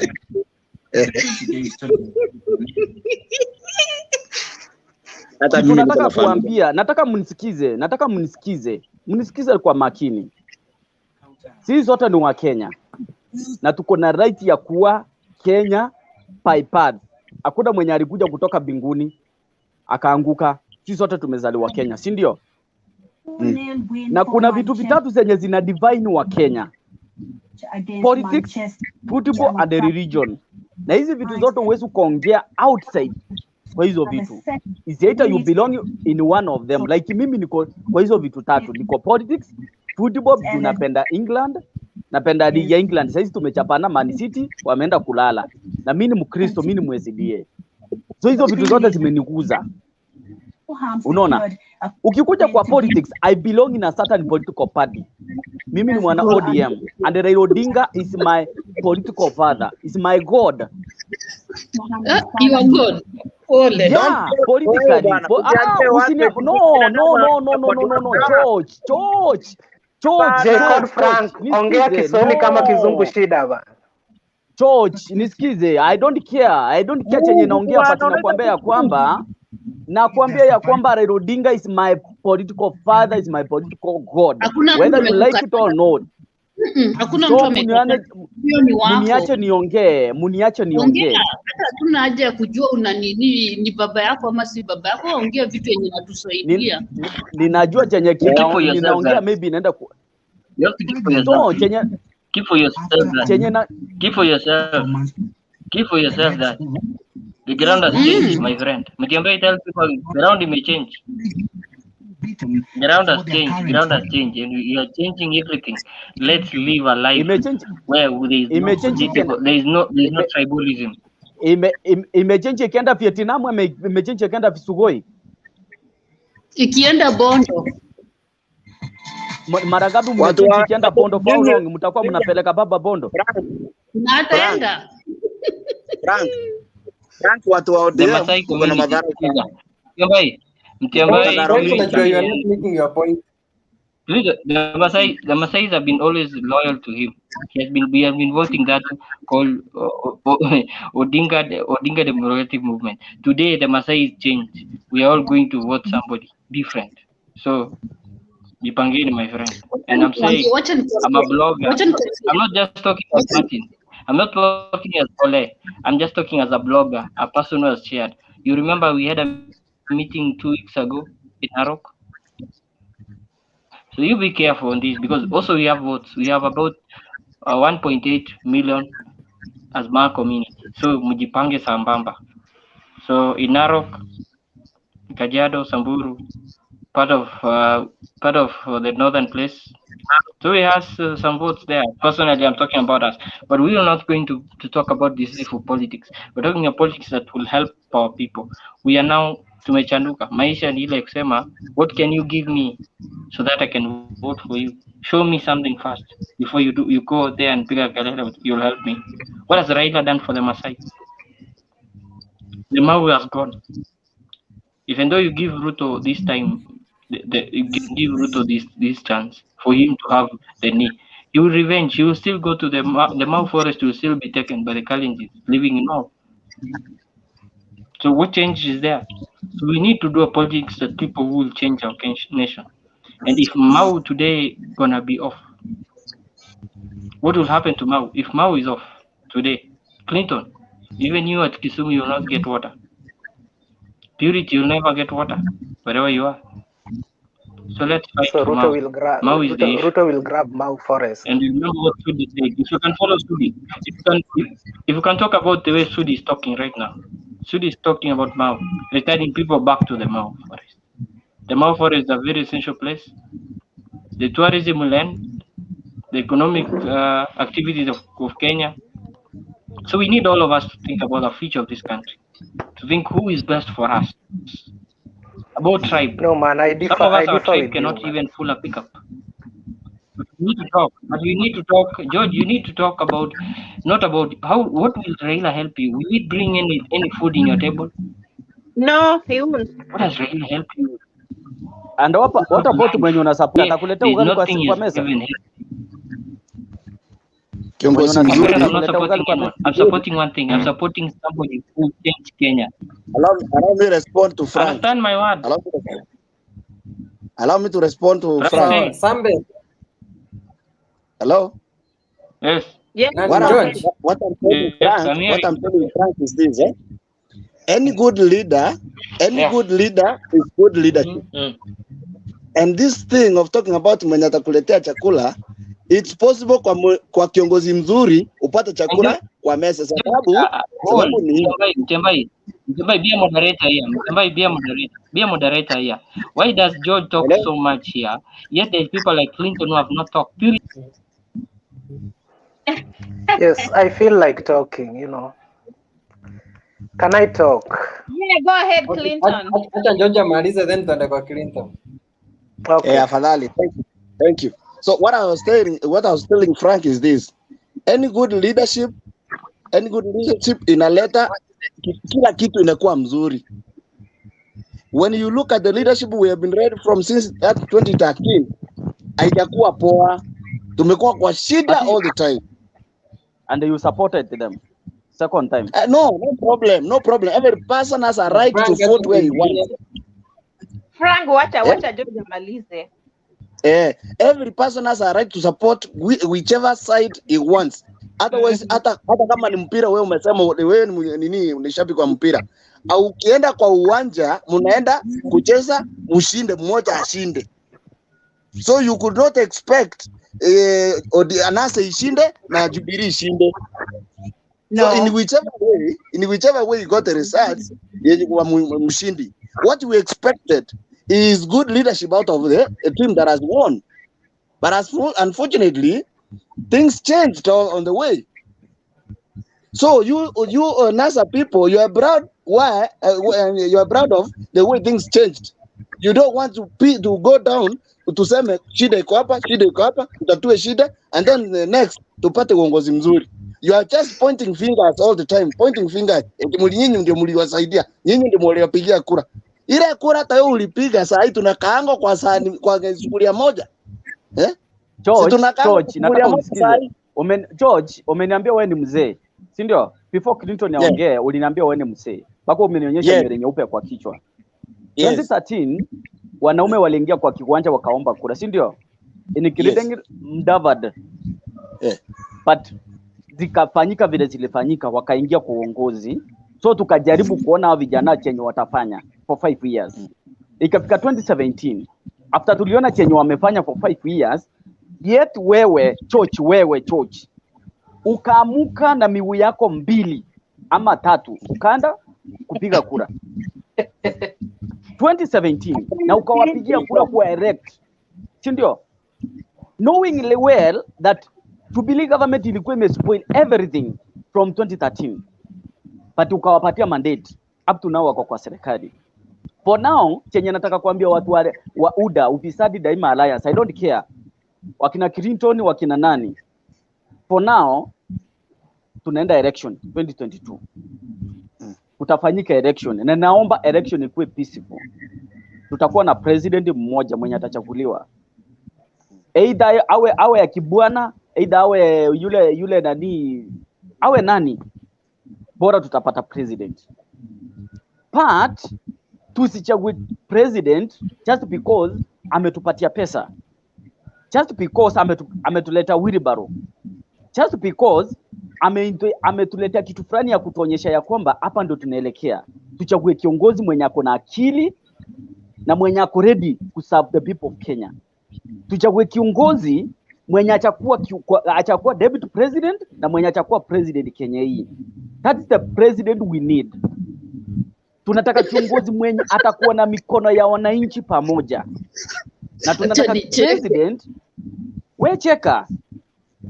Ukishindwa ukiwa umelala, ukicheka ukiwa umelala uamuke. Tunataka president mwenye atafanya wananchi. Haya. Sichamaliza. Mtembei sitamaliza. Okay. Frank, ulikuwa unamjibu George but una make point yako. So, but ulikuwa unamjibu George. So ni vibaya kujibu mtu ukimake point. How do you make a point ukijibu mtu bana? Si ungeomba time yako make point. Ni vibaya kujibu mtu ukimake point. Unaomba time yako una make point ile uliomba ya kumjibu. Time ni yako, ongea tusikie. Frank, sijui umepitia baa gani ukikuja meeting, but ni sawa. Sijai kunywa pombe in my life. Sasa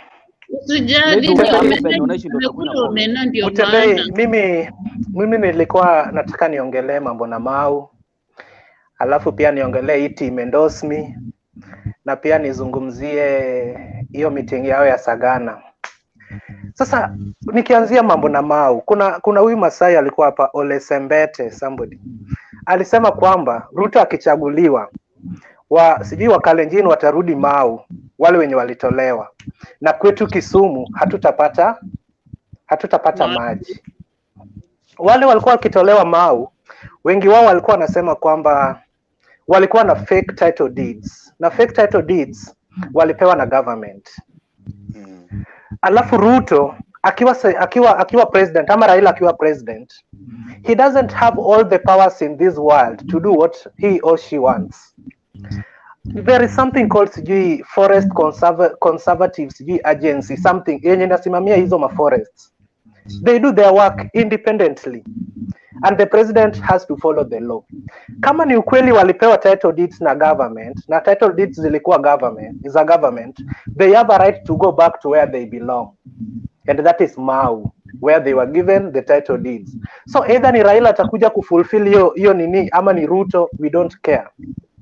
Pili, kuna hii meeting ya team endorse me yenye ilikuwa Western Kabuchai, walikuwa na campaign wote wanaume 3 ama 4. Agenda yao kuu ilikuwa ni William Ruto this, William Ruto that, William Ruto this, William Ruto that. Na kwa hao wanaume 4 wote wanataka kuwa president na hawajui nani atakuwa endorsed. And what pains me most, their agenda, si ati tukichaguliwa tutafanyia Wakenya hivi na hivi. The agenda is William Ruto. So I am asking myself a simple question. Why is William Ruto the agenda in each and every day Kenyan politics? And why are we calling him names now? And in 2013, Ruto alikuwa malaika. 2017, mpaka rerun election, Ruto alikuwa malaika. Mbona tunamuita majina sasa hivi? Pale Sagana tuliambiwa, nilipokuwa nikiomba kura, nilienda kwa watu wa Rift Valley mimi peke yangu, si kupitia kwa Ruto. Saizi Ruto akienda Central kuomba peke yake, hataki kupitia mtu mwingine, that is a disrespect to the president. Which type of politics are we playing? Kama kwenda Rift Valley hakupitia kwa Ruto, akaenda kwa wananchi akaomba kura. Ruto ameona nikienda Central sitapitia kwake, nitaenda direct kwa wananchi kuomba kura. Anaambiwa you disrespect the president, unaenda kwa bedroom yake, hajakutuma pale, mara nini. Wakati alikuwa anaenda kwa bedroom ya Ruto alimtuma. Tunafaa kufanya politics yenye ni free and fair. Good. Alafu hii tear gas watu wa Ruto wanakula kila mahali, wakati watu wa NASA hata wafanye kosa gani hawashikwi, hawafanyiwi chochote. It is brewing what we call political intolerance. Na wale masapota wa Ruto, mamilioni ya masapota, wataona yenyewe mtu wetu amenyanyaswa ya kutosha. Hatujui watasema nini. Maybe they will lie low and say wametuweza. Sisi pia watu wa NASA, we are also watching what is going on the other side.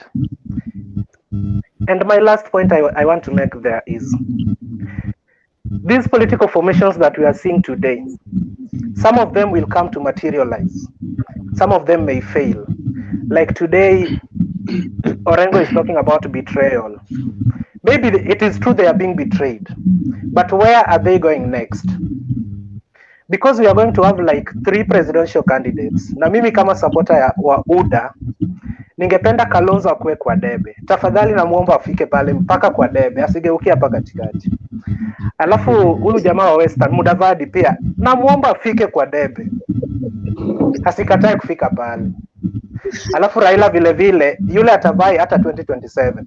Tafadhali afike kwa debe. Na William Ruto pia awepo ndani. Sasa hii hesabu yangu naipiga hivi. Mudavadi akiwa pale na venye alikuwa endorsed kwa mazishi ya mwenda zake mamake, atasema enyewe hii kitu naweza nikaipata, atafika kwa debe. Alafu Kalonzo pale pia atasema nilikuwa natarajia kuendosiwa nikachengwa, lakini kwa sababu ya aibu ndogo ndogo acha nifike. Alafu Ruto with the support of Rift Valley, support of Central Kenya na hizi zingine zenye ataokota hapa kidogo hivi, ataunda serikali. Na nyinyi mnaompinga mnamuita mwizi kila siku, kila wakati, mtaenda kotini kudhibitisha kwamba Ruto ameiba hii, Ruto ameiba hii. Na hiyo si revenge. Hiyo ni kitu tunasema, ukiniita mwizi na mimi si mwizi, nafaa kukupeleka kortini niseme kwamba huyu jamaa, this is a defamation case. You are calling me a thief, I'm not a thief. Now prove, what did I steal from you? That's the same thing that is happening to Ruto. During the last State of Nation address, President alituambia kama uko na ushahidi mtu ameiba, nenda Karura Forest, nenda urecord statement. Sasa huyu Ruto tunamuita mwizi kila siku, hakuna mwenye ako tayari kujitokeza kwenda kurecord statement, na tunaendelea kumuita mwizi. Maybe amevumilia tu, kuna watoto kama sisi. Leo nakuja Facebook na type Ruto ni mwizi, full stop. Sina evidence.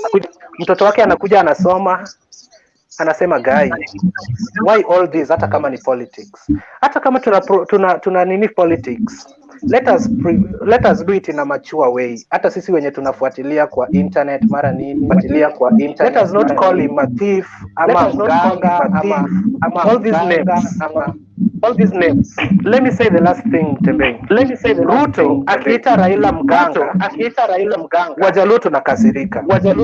Tukiita Ruto mwizi, masupporters zake wanakasirika. Na what we don't know, Ruto amewahi fanya kazi na Raila kwa pamoja wakiwa karibu. Hakuwahi muita mganga, lakini venye alitoka tu hivi, akamuita mganga. Sasa wewe unakataa kama nani si mganga, na mwenye amefanya kazi naye karibu anamuita mganga.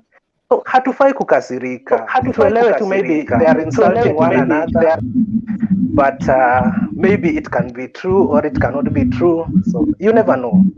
But let them insult themselves, lakini sisi tuwatege hapa kwa debe, the nearest primary school.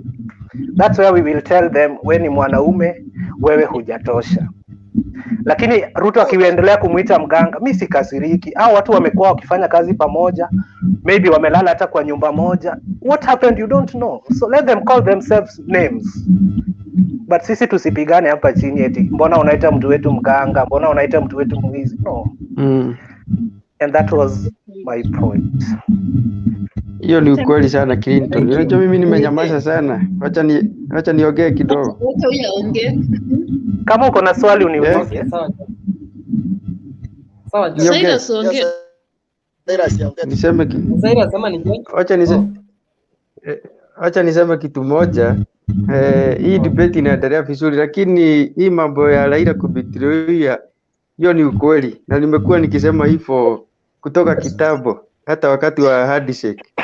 Na mimi kama mtu ambaye ako Central na ni kiongozi wa vijana, ninajua ya kwamba Raila anachezwa mchana na haoni, na hata wale ambao wanaongeza, wale ambao wanatembeza hii BBI hata hapa Mount Kenya, wakiongea kichini chini wanasema tu tunataka kutumia hii jamaa, alafu tukipita BBI mambo yake inakuisha.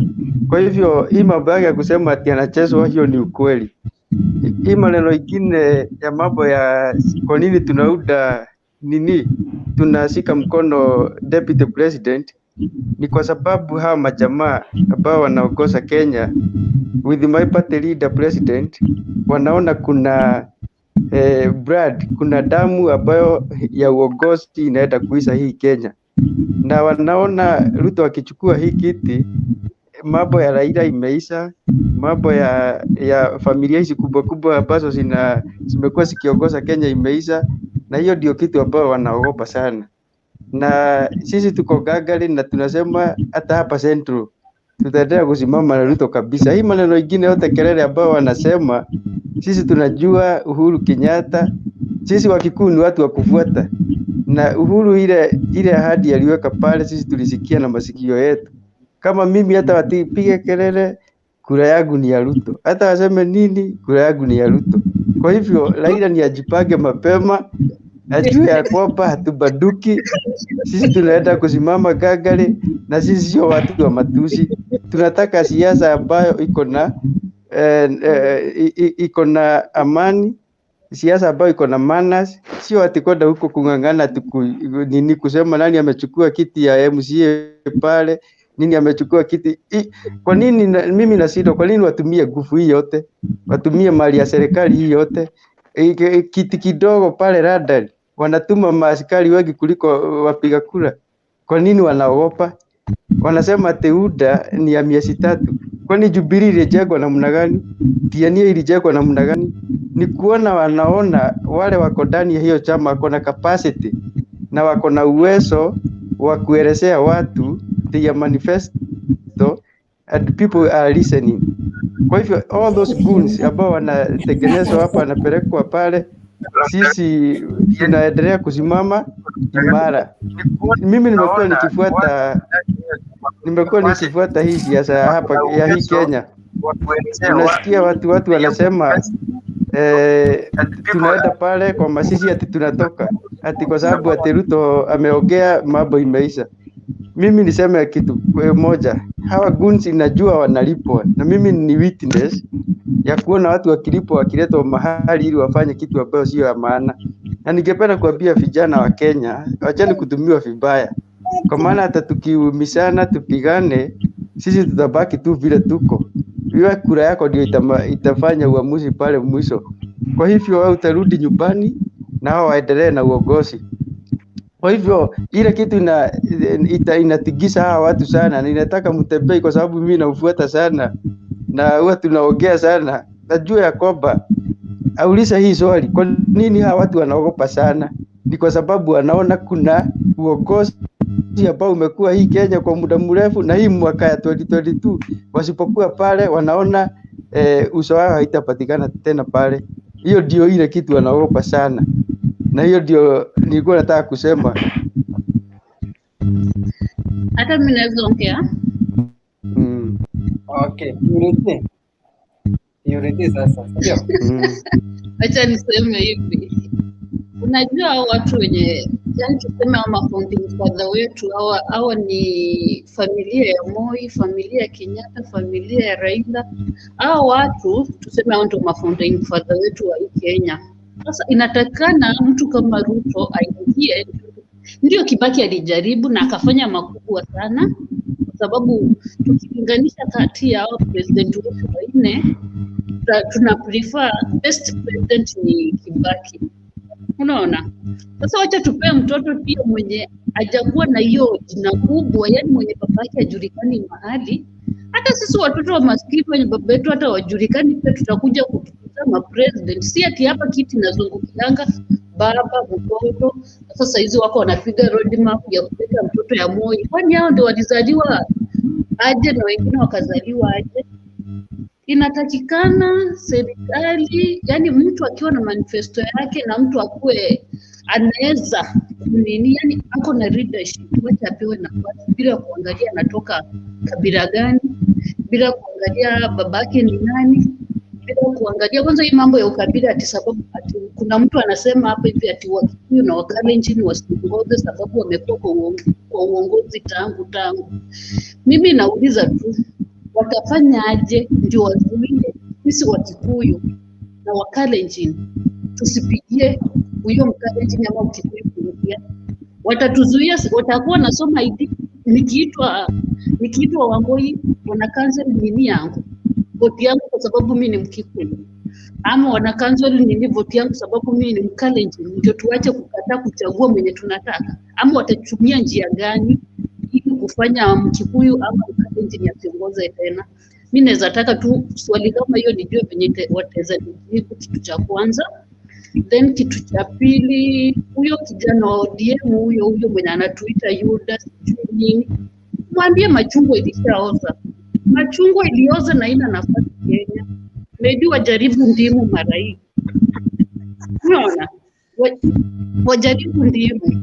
Kitu cha kwanza, wakiwa kijua walikuwa na support kubwa sana Western. Saizi Western iko inadidimia. Wakienda Mombasa kule pwani, mambo si mazuri. Haya, mali tu penye tutasema ODM iko 100% ni Nyanza province peke yake, tuseme Nyanza region peke yake. Na tukiangalia vizuri hata Nyanza yenyewe wako na almost 1.9 votes. Sasa atakuwa president wa nchi gani? Maybe Bondo tu. Sioni akiweza kuwa president, na hii mambo yenye anapiga wenzake, amefukuza Kalonzo wako hiyo njia, Mudavadi yako njia, Wetangula yako njia. Saizi yako hapo hiyo peke yake na Joho wake. Purity, mimi kama mtu wa Nyanza nataka nikujibu bwana. Jibu tu, sikatai. Okay. Raila also akona chance, you understand? Lakini mwenye akona chance sana sana ni William Ruto. Ndio maana anapigwa left, right and center. Hata Raila mwenyewe naweza sema anamuogopa Ruto. Ndio maana alikimbia akaenda kwa huyu jamaa wenu. Eti tafadhali maliza yako uniunge mkono. Huyu outsider tukimweka pengine mali zetu zitaharibika mara nini. But we don't care that one. Tunataka mtu mwenye tukimweka pale atatuchapia kazi. Alafu shida yangu ingine ni tunamuita William Ruto jamaa wa wheelbarrow. Na Ruto alisema wheelbarrow ni alama ya chama. Mbona tusiita hao wengine chungwa? Yule mwingine tumuite kuku. Hao wengine tumuite sijui mwavuli. Mbona hii wheelbarrow tu ndio tunasema? Na William hajasema eti akiwa president kila boma itapatiwa wheelbarrow. Eti hiyo ndio itakuwa maendeleo. Kwani Raila akiwa tutakuwa tukipewa chungwa kila mtu? Tutakuwa tunakula machipu. It's high time people need, yeah? Nipe 1 minute. Okay. Mimi nataka kuongelea kitu inaitwa BBI. Hii BBI kama ilikuwa kitu mzuri, unajua kitu wanasema kizuri ja itembeza, kibaya tajiusa. So kama hii BBI kama hii BBI it was something nice, awangekuwa na ile sagana na kupatia our MCA 2 million. Unajua? Because right now watu wengi hawana kazi, some people hawana chakula, unaona? So why kupeana hiyo 2 million? Second, why should we go for a referendum and we don't have money? You know, Kenya right now haina pesa. So mimi nilikuwa nasema okay, kama hii BBI ni kitu mzuri, waende tu wafanye marekebisho penye inatakikana and then tupitishe. Another thing I want to talk about Ruto. Ruto amekuja na wheelbarrow. Yeye hajasema ati wheelbarrow ati mbono ati watu waende wapeane fits, watu waende wapeane gari. Okay, Ruto anapea watu wheelbarrow. Na kama mwingine kama Raila ama anybody else akona gari, aende apatie watu gari. Unaona? Yeye amejikuna mpaka penye mkono yake inafikia. Na hawezi akajikuna ati aende mpaka huko chini. Na mimi sioni shida wheelbarrow ni alama. Unajua, it's just a sign for the party. But now people everywhere they go wanaanza kusema ati Ruto na wheelbarrow yake. I don't think wacha kila mtu auze ni sera zake. Okay. UDM wakikuja waseme kenye watafanyia mwananchi. UDA wakikuja waseme kenye watafanyia mwananchi. And another thing that I would love to say, it's about Murathe. Huyu mzee anaitwa Murathe. Yeye kazi yake ni kuhire and firing. Anafukuza hawa, anaweka wengine. Anafukuza hawa, anaweka. We don't need a leader like that. If there's makosa kama Kositany alifanya ama Kang'ata, waende waongee. I didn't see the problem with the letter yenye Kang'ata aliandikia president. Wangeenda wakuwe na meza waongee and they have like talking. Sasa hao wanajianika, everybody wanajua, leaders hawaelewani, unaona, which is very wrong. Right now they are trying to push the handshake outside. Si handshake ilikuwa imeletwa huku imedekeswa, sasa wanaisukuma. Na niliona jana what is the name of this guy from Ujaluoni, anaitwa nani? Siwajui majibu. Orengo. Yes. Orengo amesense, amenusa, amejua there's a betrayal over here. Na vile walileta hiyo handshake, tulijua kuna mtu anachezwa. But mimi, I'm not supporting what Uhuru is doing to Raila. Raila amefaitia hii country for a long time. Unaona? Na singependa kuona akirushwa nje kama, like, no. Raila is a very respectable person. Na amekaa kwa hii siasa for a long time. So akirushwa nje, kwani alikuwa kwa serikali? Ndio Kama anarushwa nje kutoka wapi? Kwa serikali alikuwa ndani. Si amekuwa kama amefaitia nchi. Alikuwa peke yake akifight. Wazee wenzake wako wapi? Wazee wenzake wako wapi? Raila has fought for the country, venye unasema, which is very true. He has fought for the country, which is very true. But if you fight for the country, does it mean that you have to be everything? Prime Minister, Deputy President, President, ndio uridhike ati umefaitia country? Acha tuseme sasa. Tena mimi huwa najiuliza kwa nini ati ndiye analetaka tu mabadiliko, anataka katiba ibadilishwe ili apate power. Hiyo ndio kitu mimi huwa nashindwa. Kwa nini kila wakati imekuwa Kenya? Anasema eti Kenya tumekuwa tukipigana kila baada ya uchaguzi. Raila anasema tumekuwa tukipigana kila baada ya uchaguzi. Alianza kuvaa lini? Mimi nilimjua 202, Kwanzia 202 mpaka saa hii amekuwa kwa debe akiwa namba 2, shida inatokea, namba 2, shida inatokea. Mbona asiseme mimi nimejitoa nione kama 2022 kutakuwa na shida? Okay, mbona huyu Ruto mwenye hajai kwa debe ndio tunamuona kama shida? Itabidi tuambie ukweli tena na tena, na hakuna kitu watatufanyia. Ile kitu iko na wajue nini, Uhuru akichukua Ruto, hakuwa anafikiria Ruto atakuwa so strong as he is today. Alikuwa anaona kama ni kijana tu atakuja hivi atumie alafu aondoe. Sasa alikuwa anafikiria, acha nimalize. Alikuwa anafikiria Ruto ni mtu wa kutumia alafu atumie, lakini Ruto ako na akili mzuri, anaona mbele na ni kiongozi ambaye ako na anaona pale mbele ni nini nahitaji. Sasa hawa wengine wanataka tu kuona hapa. Sasa Ruto aliona mbali na akajua what he needs and what he want in future. Sasa akaanza kujitengeneza, amekuja huku ametuweka kwa tuko kwa yani yako kwa roho zetu. Ameenda kila mahali, amekuwa yani reception yake kila mahali iko nini mzuri. Kwa nini unajiuliza Raila, kwa nini wakati wote amekuwa, kwa nini yeye hajaingia kwa roho za Wakikuyu? Kama hapa unaona Mkikuyu anasema kuleta Raila hapa ni kama kupeleka nguruwe pale nini Saudi Arabia. Acha tuseme sasa Cyrus. Wacha tuongee sasa Cyrus. Yes. Wacha tuseme kidogo. Sema kweli. Leo niko na bundles kidogo.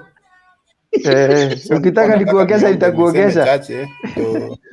Nitakupea inbox. Ukikosa uniambie nikusambazie. Naomba kabisa munipatie time. Watanitumia tu saa hii waniambie less than 75. Nimekwambia ukikosa bado uniambie nikutumie. Kenyans are happy 1400.569%. Handshake is dead. Yeah. Yamepotea kuandika kesho. Wacha tuseme vile iko. Mtembei. Kabisa. La kesho andike hivyo hata after hii andike pale. First of all, thank you so much. Last week we didn't have ladies kwa forum. Na huko kwetu wanasema where there is no ladies hiyo mkutano si mkutano. So Nyanyuki and Purity, thank you so much for joining us today. We are really happy and we appreciate you. I've been following up this discussion for the last 1.5 hours and hapo mbeleni ilikuwa na makasiriko nikasema wacha niende kwanza ndio nitarudi kama imepoa poa. Wakenya lazima waambiwe ukweli. Na Mtembei lazima uambiwe ukweli. Lazima andike ukweli. What is happening right now is to the truth kwamba Baba has been dumped. That one, take it to the bank na uombe nayo loan.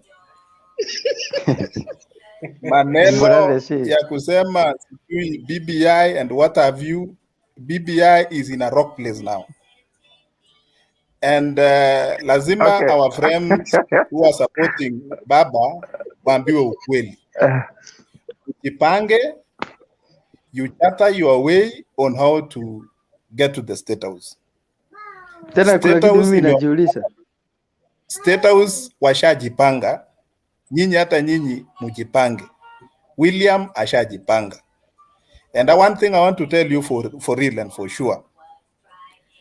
Musipojipanga mtakuja kuomba kitimoto kwa William. William ashajipanga na ako kwa safari na anaendelea kumalizia.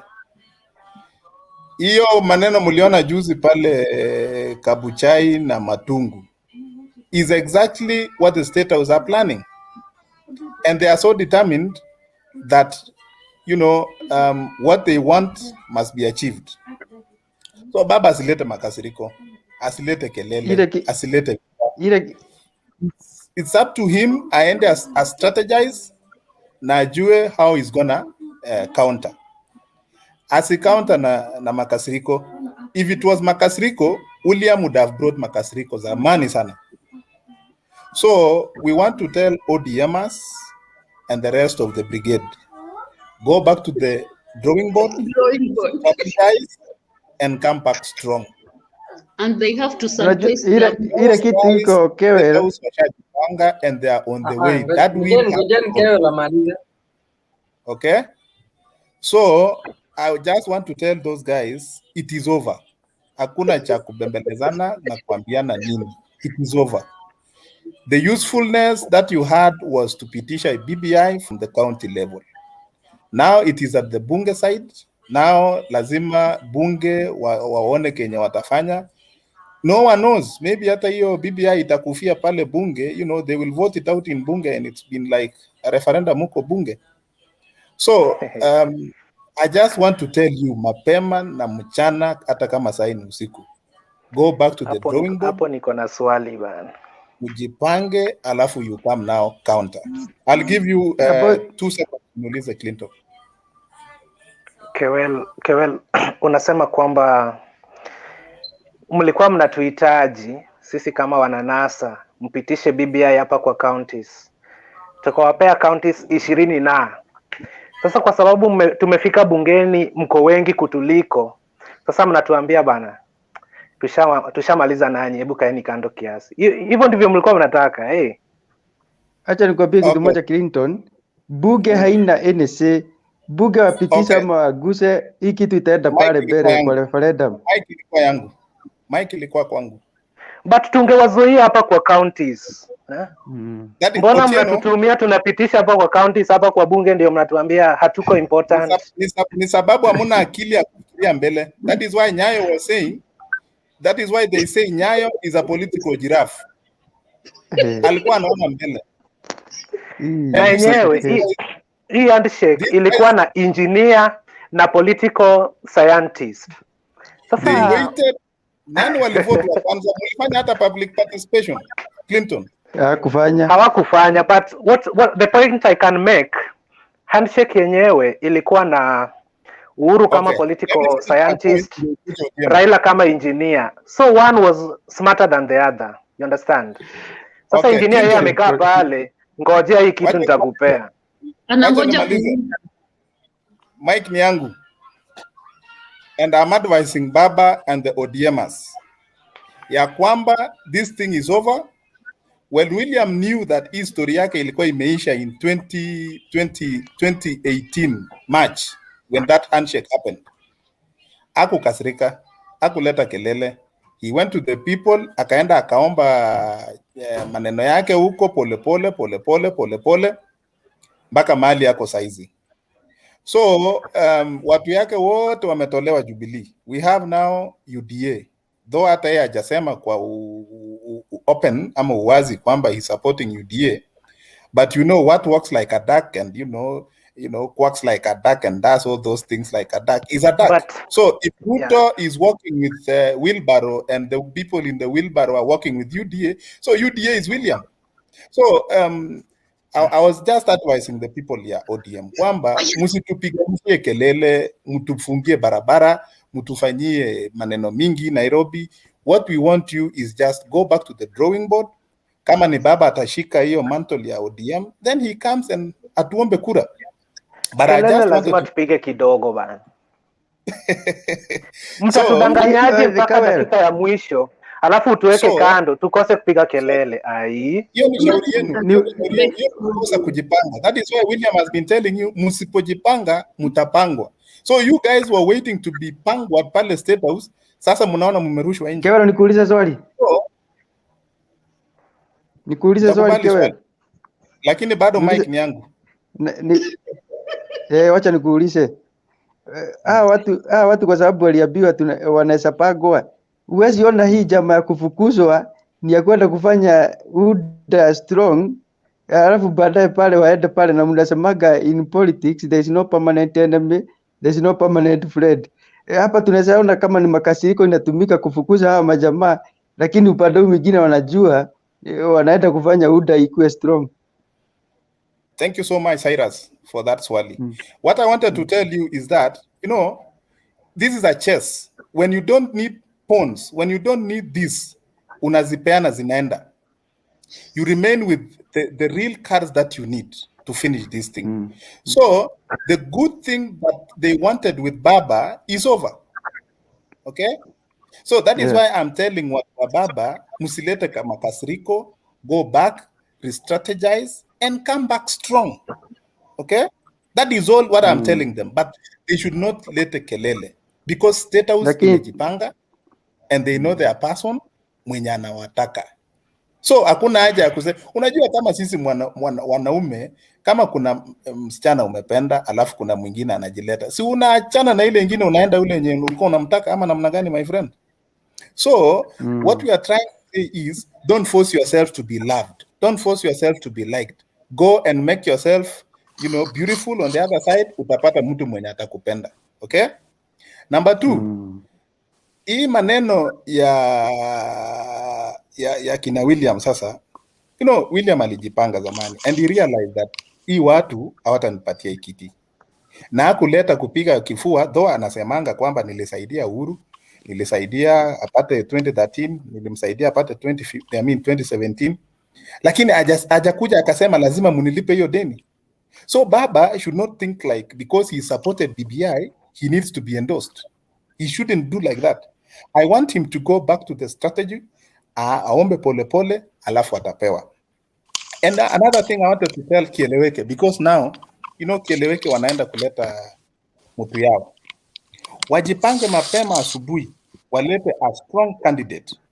Because wakileta Mudavadi, and as one of the ODM members said, that walete Mudavadi, atakuwa chai ya asubuhi ya William. Walete Kalonzo, atakuwa Mutura ya saa 4.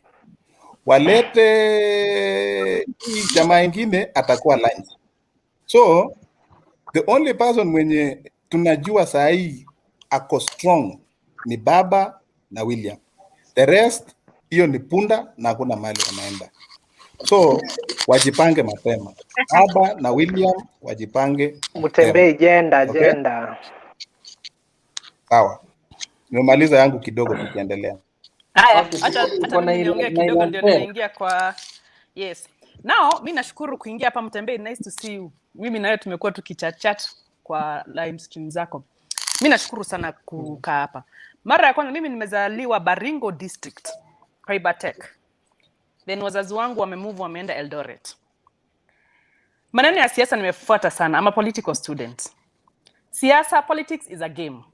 Either you get played or you play along. And you have to be smart and wise.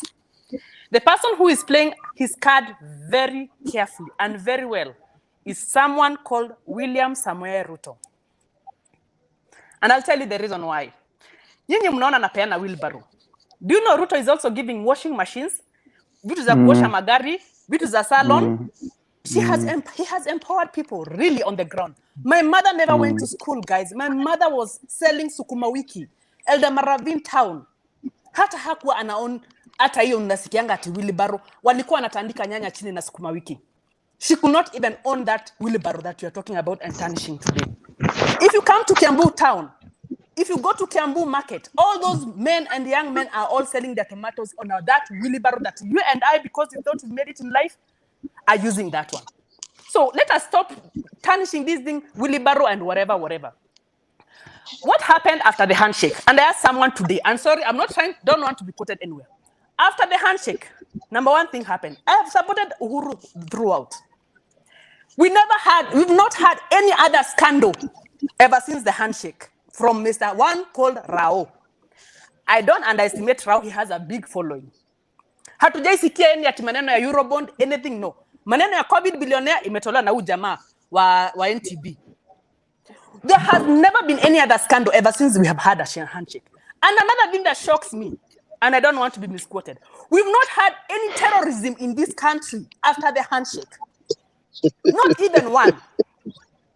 So I sit back and I ask myself, where were there so many scandals? And all along, they were true. I don't underestimate the following of someone called Mr. Rao. And I respect him because to me, he'll be like even my grandpa. Politics is a game. How comes ile mtu yenye kona matunda ndio kila mtu anatupia mawe? Clinton, you can answer me. Yes. Mutembei, those statements are very dangerous, you know. I know. More so to the people from the lake, man. No. Before, we're just talking. Yeah, I know. I understand. Before the handshake, there were no terrorists. Before the handshake, there were terrorists. Yes, after we don't have before handshake, there were corruption like Eurobonds, laptop, everything. Thank you. So, madam, let me answer you from the other side of the coin, you know. Thank you. After handshake, there is no terrorism, there is no Eurobond, there is no laptop scandals. Yes. Because one and only Raila Odinga is now in government, yeah? No, I disagree that on you. Why? Who do you want to tell me that Raila, where he was seated, he never knew about the COVID billionaires? Among other things, which you and I don't even know about the scandals. He was very much on point in every scandal that people say, no, it is not there. Kimorel Damo, it is not there. Blah, blah, it is not there. I'm answering you with the same question. The handshake has two people involved. One, yes, thank you. His Excellency, two, Raila. And you are talking about these two scandals, madam. So now that Raila did the handshake with the president, we don't see terrorism around, yeah? We don't also see any scandals. Madam, say yes. We don't see terrorism around. We don't, yes. Because of the handshake. Okay, so meaning if there was no handshake, His Excellency. Madam, don't go there. Don't go there. No, but why don't you want me to go there? Because meaning if there I don't want you to go there. These are yes or no questions. Okay, yes, I agree. Madam, there is no terrorism because Raila did an handshake with His Excellency the President. So meaning yes what? Or no? Meaning what? Madam, yes or no? Yes, I agree. Before the handshake, there was terrorism because Raila was outside planning terrorism. I will not say that. Don't put words in my mouth. Don't put words in my mouth. It is my observation. It is my observation that I've seen. Then explain that point from there. It is something that I've seen according to my... You can even quote me there tomorrow. It's something that I've seen ever since this handshake. We've not had any scandal, not terrorism. But yet they have been scandals that you don't know. Okay, let's end that. Let's end it there. We don't know. Hakuna makasiriko hapo. Hakuna makasiriko hapo. Hakuna kukaji. So madam, my last point on you, madam. My last point on you, madam.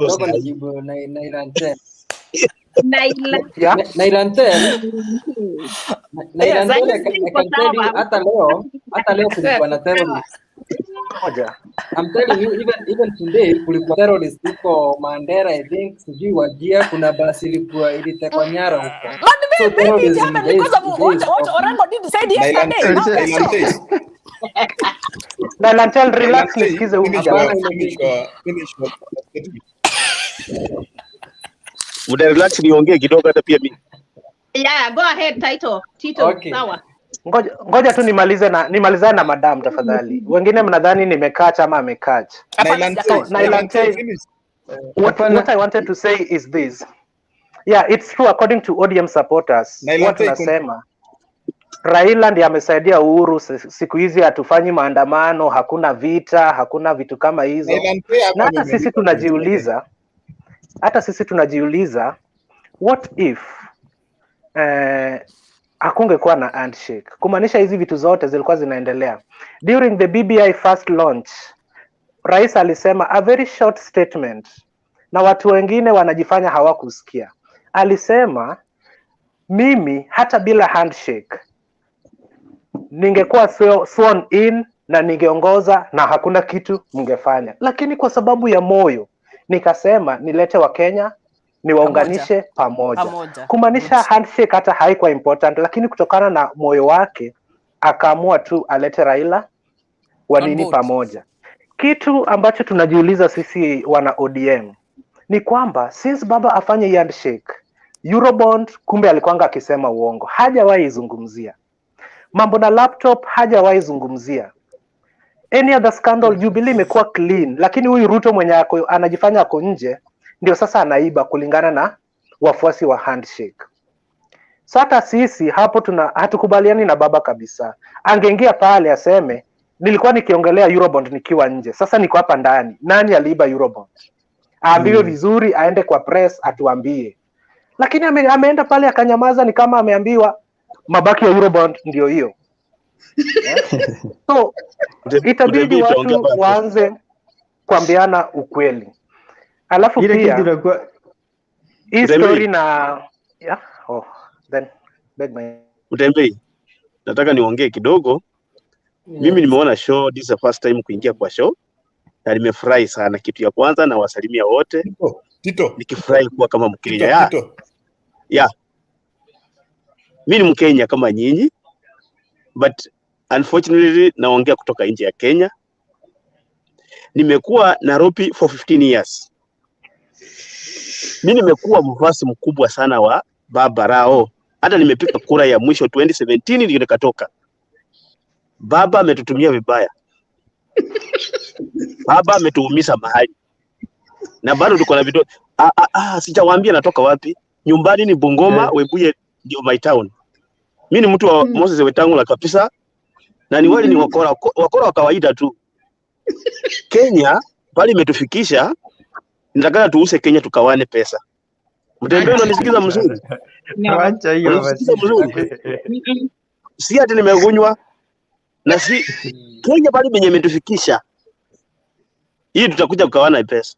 Tuuse tu kila mtu akae na pesa yake kwa mfuko. Bila mtu anausanga ng'ombe. Bila mtu anausanga ng'ombe. Yeah? Chinese wamejaa huko. Bali benye niko? No, Kenya sinaona Chinese wamejaa. Sasa tunapatishana si tunatoroka. Kenya imekuwa hot. Hatuna kazi, hatuna APCT, tunatoka nje kutafuta vitu vya survive. Mimi currently I'm speaking from Dubai. Kwa sababu nimetoroka nchi yangu, shida siko huko. Ndio nikuja ni survive huku, nitafute vile watoto watakula. The only thing, mimi nimeattend meetings zote, mikutano zote sababa 24/7. What I'm packing Ruto aendelee kungangana na mambo yake kwa sababu ya nini? Yeye at least anatoka kitu kama mfuko anapeleke. Unajua Ruto anasema maskandalo ngapi amekuwa nazo chache sana. Kama ni Kamororo sijui mnaita Arao sijui wapi. Hizo peke yake. Na wakitoa hizo peke yake Ruto sako na uzuri wake. Uzuri ndio iko mingi kuliko yeye anatoa pesa yake apatie mtu wa chini atumie. Niambie baba siku yenye amesimama mahali na akatoa shilingi 10 akapatia hata mtoto tu kununua machungwa ama sweet. Siku gani? Ndio juzi alipeana 50 wewe. Ndio juzi. Juzi alipeana 50. Ilipeana 50. Ilianguka, labda ilianguka. Kama itaanguka ni sawa. Anapeana hivi amekuja. Akitoa kwa mfuko yake kama ni mfuko yake alipatia hata alitisha hapa nyuma. Tito. Niko na uhakika ni kujibu hata kina nani Moses Kuria wameelimishana Raila Odinga. Mimi naamini Raila ndio amemenda watu wengi. Amemenda watu wengi but amewatumia akichukua pesa sao. Unasikia? Usipolipa baba pesa, huwezi julikana kuwa wewe ni mtu. Na sasa ametukula pesa mingi, hao watu wanapiga kelele kwa sababu ya nini? Anachukuanga pesa yao. Nilikuwa na Moses Kuria alikuwa na meet hapa, alikuwa anafanya Saudia kazi. Sawa, kwa bank. But alikuwa na meet baba hapa Dubai wakiongea mambo ya siasa nini wakati ndiye akakuja nyumbani kuja kusimama, but baba anakona machungu, baba alikula pesa yake. Lakini baba atoangi pesa. Alimpea watu walikuwa pamoja, so I don't blame baba, wacha akule. Sasa baba ametutumia, tunalala kwa barabara, tunapikana mawe, tunachukua, lakini yeye watoto wake hawako hapo wanapikana mawe. Ni sisi ndio wanga tunapikana mawe na baba ndiye anachochea. Mkuje mnihage. Wacha nikuulize swali. Sasa wewe ulionaje hiyo uchaguzi ya huko kwenyu Western, huko kwetu Western? Mimi sitaki kusema hata sisi wote Western. Ulionaje wewe kama mtu wa Western? Hii kunifurahisha kwa kitu moja, watu wakaa chini wakapiga kura na amani, walikuwa wanafurukwa na hatujui ni serikali inaingilia, hatujui ni watu kibinafsi, kwa sababu Mudavadi nani Wetangula anamwamini kuwa ni mtu wako na jeshi yake huko. Wakati wanaenda kukaribia kwa kupiga kura, Bungoma wao ndio wangu wanakatakatwa, serisia siji wapi wao ndio wangu wanakatwa, na kura ikishaisha hiyo vitu zinaisha. Na ndio Kenya iko hivyo. Tukikaribia uchaguzi watu wanaanza kutengeneza kundi yao ndogo. Sisi wenye hatuna kazi ndio tunatumika. Mimi niliona hii vitu nimekaa huruma sana, nimepikana vita kila wakati nikienda kazi, barabara zimefungwa, hakuna. Nikasema the best option ni kuhama nchi yangu niishi kwingine. Huko wachakuwa nangi, huko ni kinyi, akikufa mtoto anachukua na maisha yanaendelea. Na ukiona Dubai vile imejengwa, hata wasimamizi Dubai 20 years. Kura ndafikiria kama mtapatia nafasi William Ruto ndakuja, lakini kama ni baba tu wacha mkae hivyo, kwa sababu mtakuja kunikatakata. No, lakini wewe Tito, hiyo sijaona advice yenye unapea hao watu wa huko Western, like why are they being used? You know, right now we are not talking like at hivyo. Tunataka kutafuta suluhisho because uliona hii by election watu wengi waliumia. Aya, tear gas, hii mambo ya na nyuki, unaona ile kitu nasawaambia, ile kitu nafanya tunapigana ni poverty. Why? Mtu anakuja na shilingi 100 anakupatia akisema utapepa kwa sababu ya nini? Huna kitu ya kukula, itafanya uchiingiza kwa vitu kama hizo. Lakini ingekuwa tuko na empowerment, watu kama Wetangula wamekaa kwa serikali kwa muda mrefu na wanataka watu waendelee kuwa maskini ndio watumie kuanza kufight watu wengine. Sasa hao watu hawana option kwa sababu ya nini? Watalala njaa. Na ndio watafanya vitu kama hizo. Sasa Kenya ikikuwa empowered na wheelbarrow vile tunasema hivyo, waweke miwa, wenye kutembea na mboga, wenye kutembea na machungwa, kupigana hii itakuwa watu watakuwa busy. Sasa Ruto anatafuta watu wakuwe busy.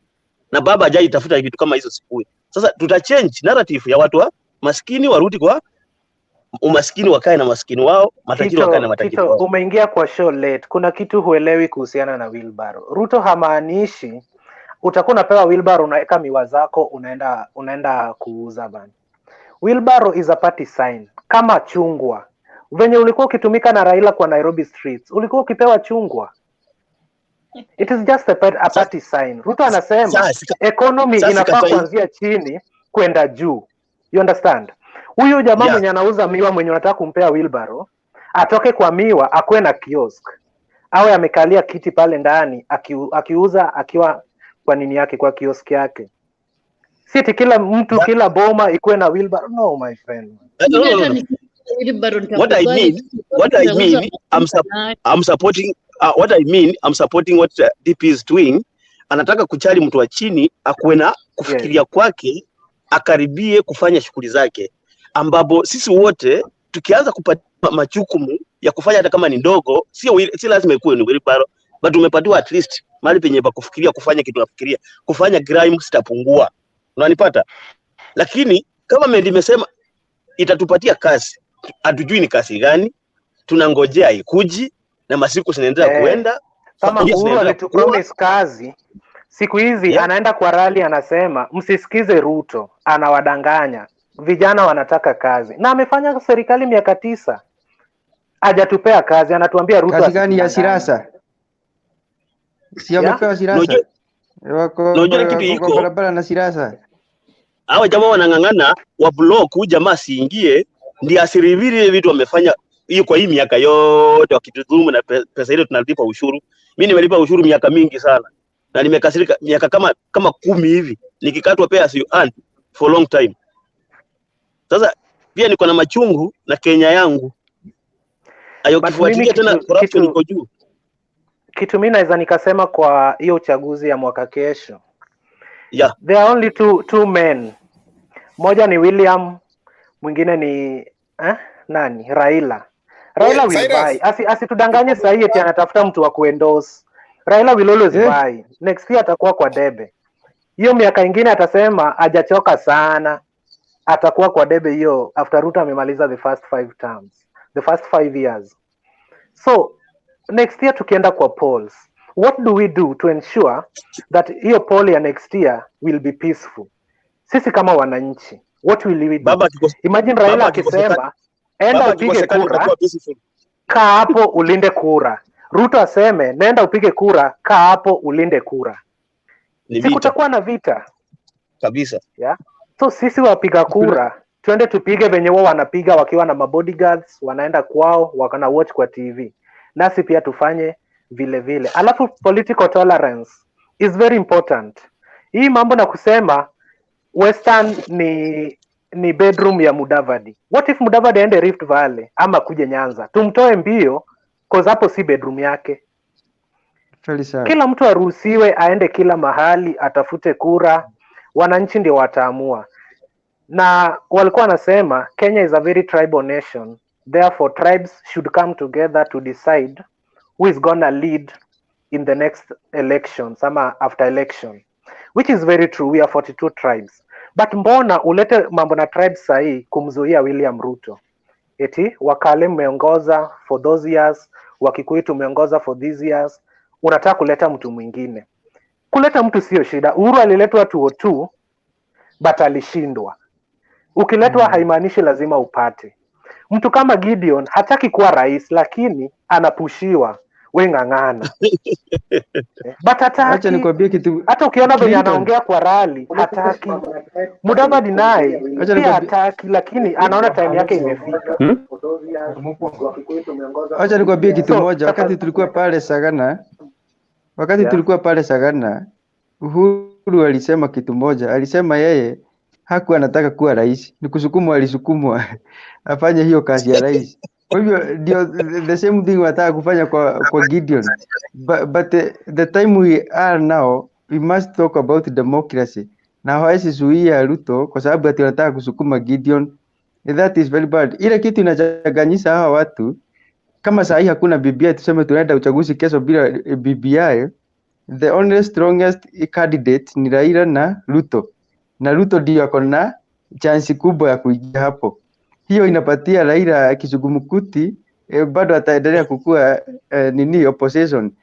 Then after BBI, tuseme BBI imepita leo, kesho yake Raila anashindwa kama ataenda pale Lang'ata kung'ang'ania kiti ya ubunge ili appointiwe prime minister ama kwa sababu Ruto hana chance ya kukua deputy president mara ya pili. Yani after hii akimaliza tamu yake. Sasa hii kitu yote imewachanganyisha. Wanashindwa which is the way to go. The only person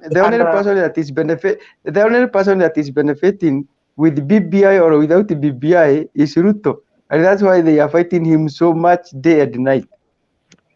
And the best thing yenye tutapata kwa hiyo next year's election ni Ruto kama rais na Raila kama opposition. That's the best gift tunaweza pata kama wa Kenya.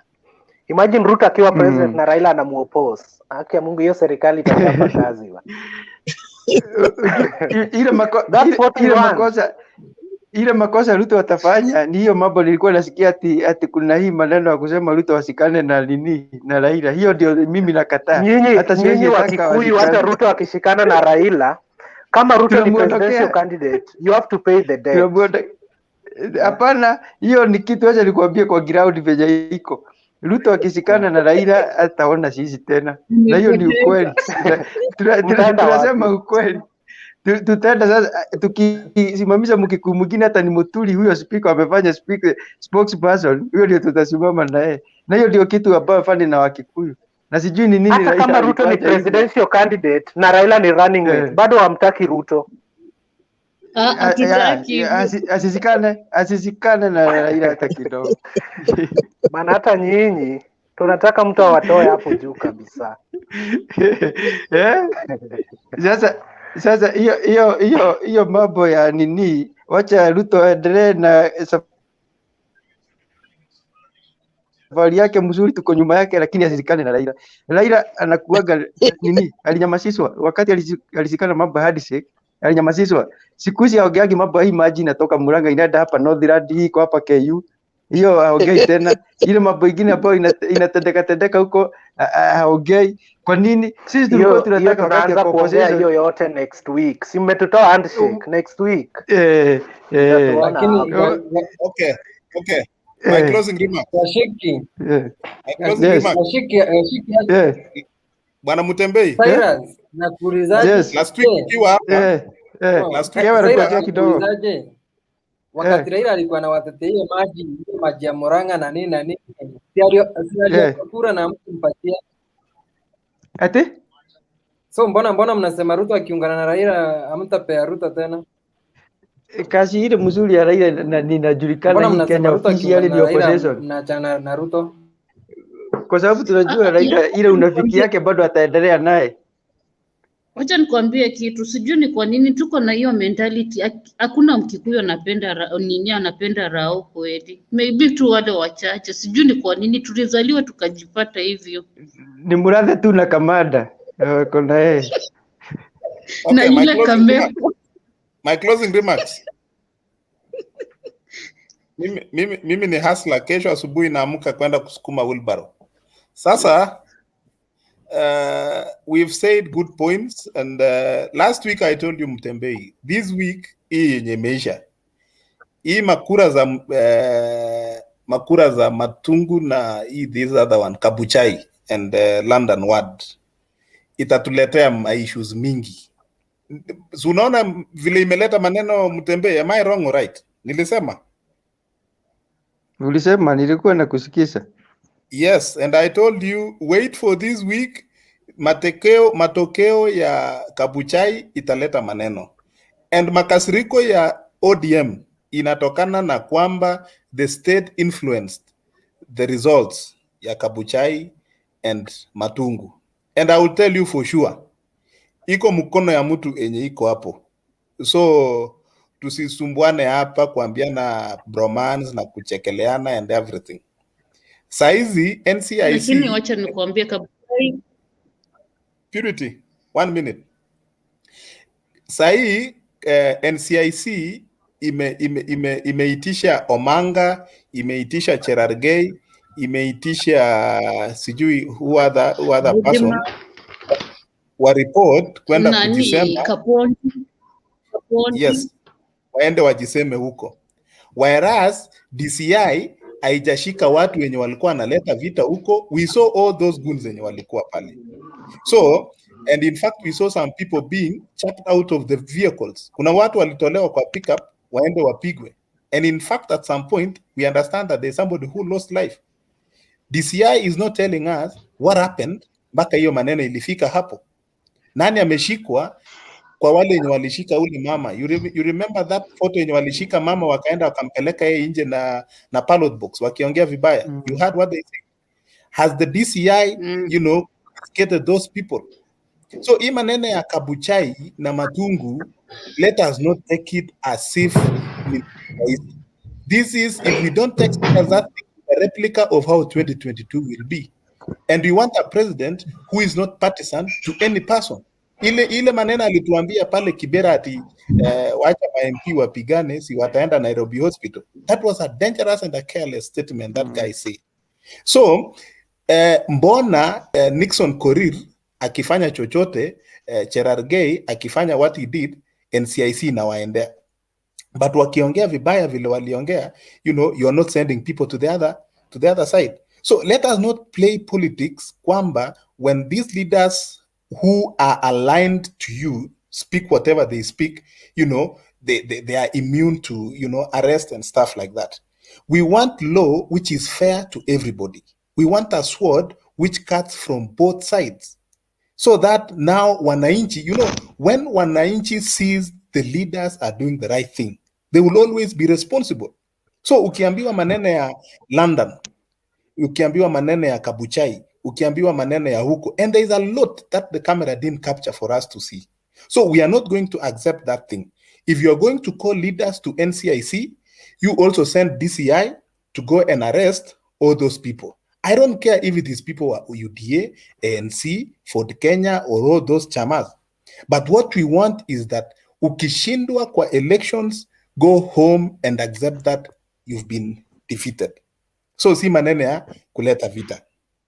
So as I said last week that this week hii yenye imeisha, maneno hii weekend yenye sahi mahali tuko, you see now ODMs are crying that hiyo maneno ya Matungu was influenced by the government, that the elections was skewed, towards favoring a certain candidate.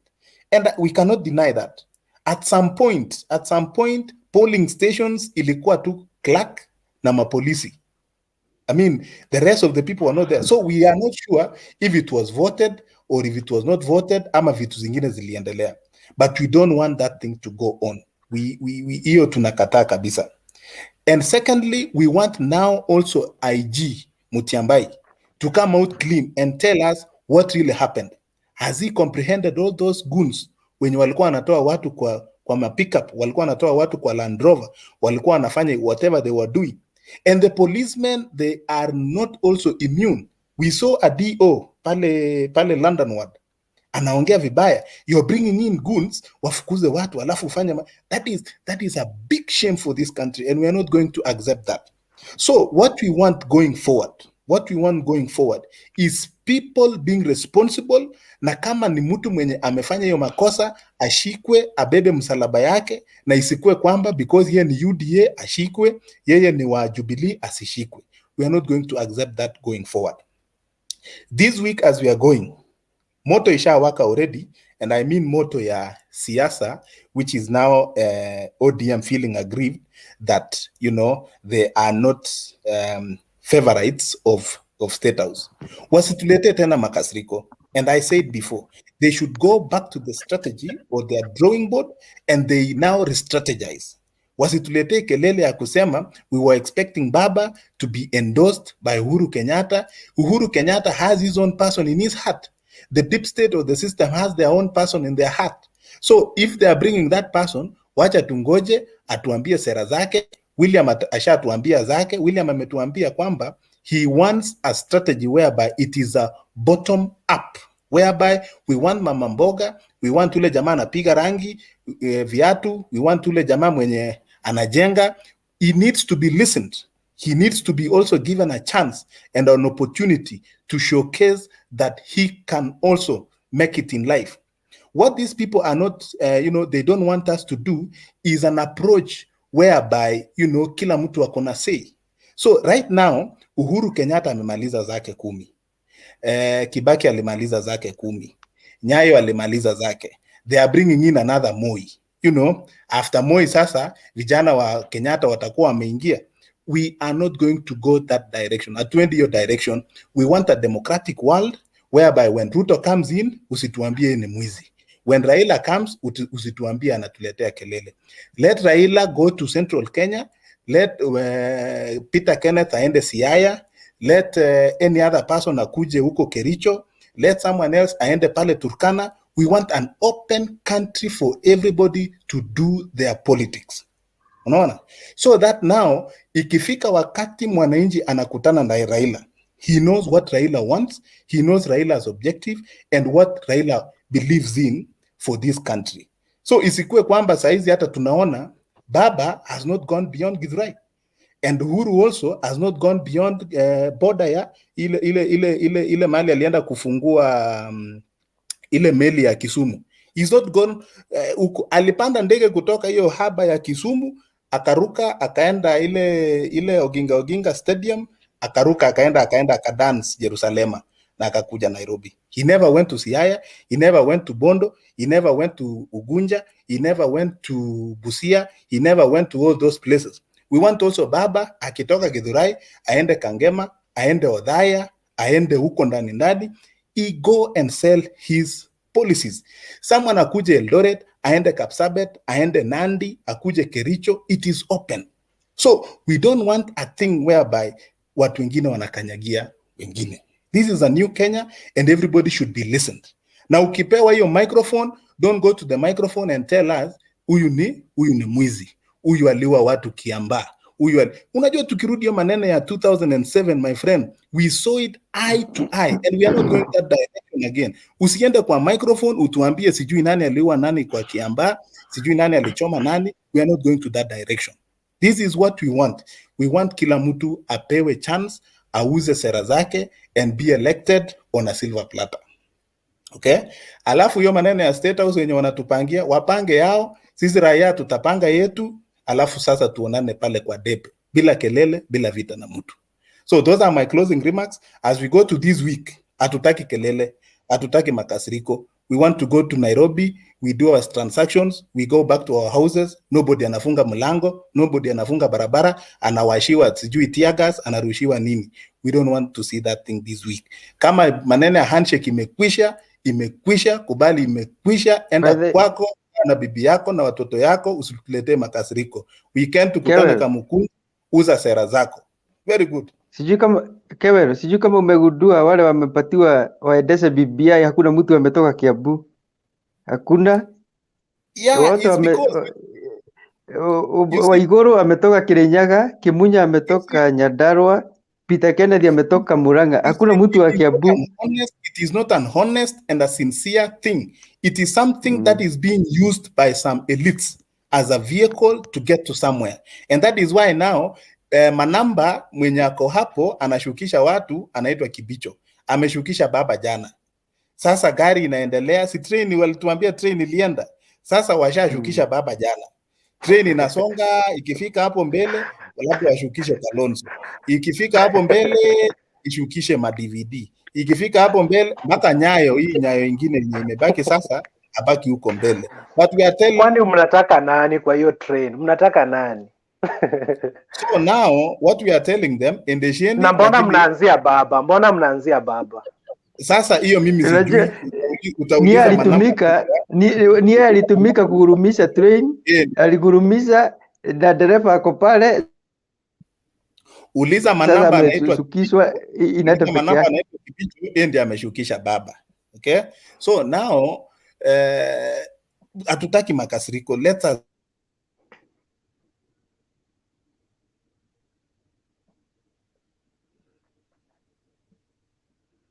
Sauti imeenda wapi? Sauti imeenda wapi? Imepotea. Mtembei hatukupati ba. Umemute mic. Yako Mtembei ifugua. Mtembei mute you. Unmute you. So I think those were my remarks. You people tukue na wiki mzuri, tukutane tena next week to analyze how the week was. But what if baba ashikane na Ruto alafu aseme Ruto tosha? Mimi ni mtu wa Ruto, and I say no, we won't accept that. Baba was among the people wenye walipiga Ruto mpaka Ruto akaenda akajipanga huko nje. Wacha baba ajipange, aombe kura, aende akuje Kericho, aende Eldoret, aende Siakago, aende huko Kigio, aende Msambweni, aende wherever in this country kujisema kama vile alipeleka BBI huko. Kewel, acha nikuulize swali. Nataka kuuliza swali, kuna kitu Purity na Cyrus wamesema hapa eti wao uzaliwa kama wamechukia Raila. Isn't that being tribalist? Yeah, you see now, unajua hapa there is a software and there is a hardware. Sasa hiyo software yenye walikuwa installed nayo kwamba baba is not accepted there, they need now to reconfigure. They need now to reconfigure kwamba baba is a national leader, and they please just accept baba the way he is. Musione sura, musione Kewel, here we don't have any problem with Raila being opposition leader. That is a very good player in that position. You have no problem with that. Like for example, my grandfather died 202 with 101 years, and he told me Raila will never rule this country. 202. He died at the age of 101. So me, I have no problem. The only problem I have that But akiwa opposition leader mnafurahia. Ako sawa kabisa, kwa sababu anajua kutoa siri zote, haogopi. Unaona kama saa hii aliapishwa kama people's president, Uhuru akasema hataki maneno mingi, naye tu kama saa hii anaendelea kujigamba. Simuliona nikiapishwa pale, lakini Miguna saa hii ako wapi? Ako Excel, hawezi access Kenya. So baba enjoys the freedom in this country, na hatuna shida naye. Wacha endelee na kazi ya Gachiki. Cyrus, acha nikwambie kitu. Waona baba alijiapisha which was against the law, si ndio? Akadanganywa akaenda akafanya handshake. Akaambiwa kesi imeisha tu hivyo. Anajigamba eti mimi ni baba. Ruto hakujiapisha, tukikaa na Uhuru tunaongea watu wawili, which is very true. Ukiangalia venye watu wanahandle Ruto saa hii, mara wanataka waseme aende ajenge Kiambaa kwanza ndipo afanye nini. The same thing will happen to Raila. They will tell him hata hii 2022 yenye inakuja you can't vie kwa sababu you broke the law the other time. Na hiyo kitu ikipelekwa kotini, it is very true. Aliharibu sheria na atakatazwa kuvai. So mara nyinyi wa Kikuyu mko na akili ingine mmeficha na tunawaonea mbali sana. Cards mko tu nazo hivi. Raila akiingia anapewa hii. Anageuka tu hivi anatoka, inaingizwa chini ya meza, Ruto anapewa ingine. Hata hii kesi ya Raila haijaisha. Ingeisha ya Miguna pia angekuwa mirudi. Lakini Raila mtamwambia 2022 ile shida ile makosa ulifanya pale Uhuru Park, malizana na koti alafu ulete certificate uingie kwa debe. Akienda kotini anaambiwa what you did is against the law. Raila will not be in the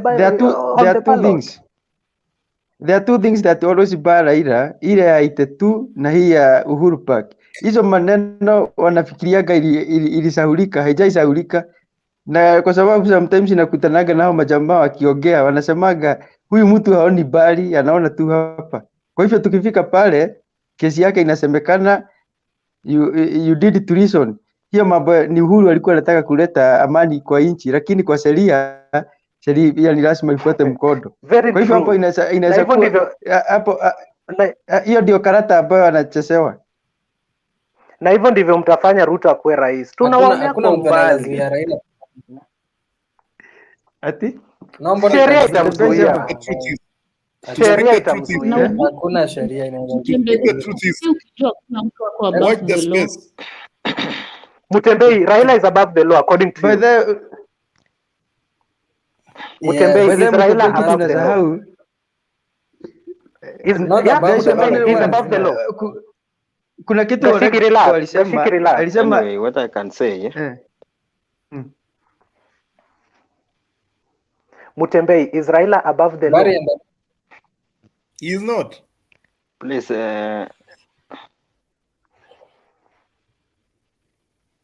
Bari ongea bana. Anyway, what I can say ni kama hasikiki huyu. Yes. Could you please give me a chance, please? Yeah, mi natoka side ya Baringo. Gideon Moi is my senator. So what I can say,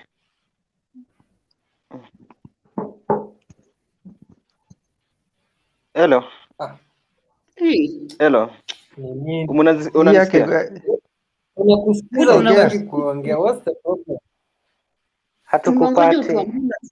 Unatumalizia wakati. Anyway, umetuambia tu Gideon ni seneta wenu na anataka apewe. Hiyo ndio tumesikia. Mnanisikia? Endeleza. Mimi natoka Continue, Baringo. And what I can say. Unanisikia? What I can say, if you can hear me. I come from Baringo. Okay. So I come from Baringo. And what I can say, in this politics, I fight to weke makasiriko at the same time. What I can understand about Raila, Gideon and Ruto and a fight kupata votes from outside.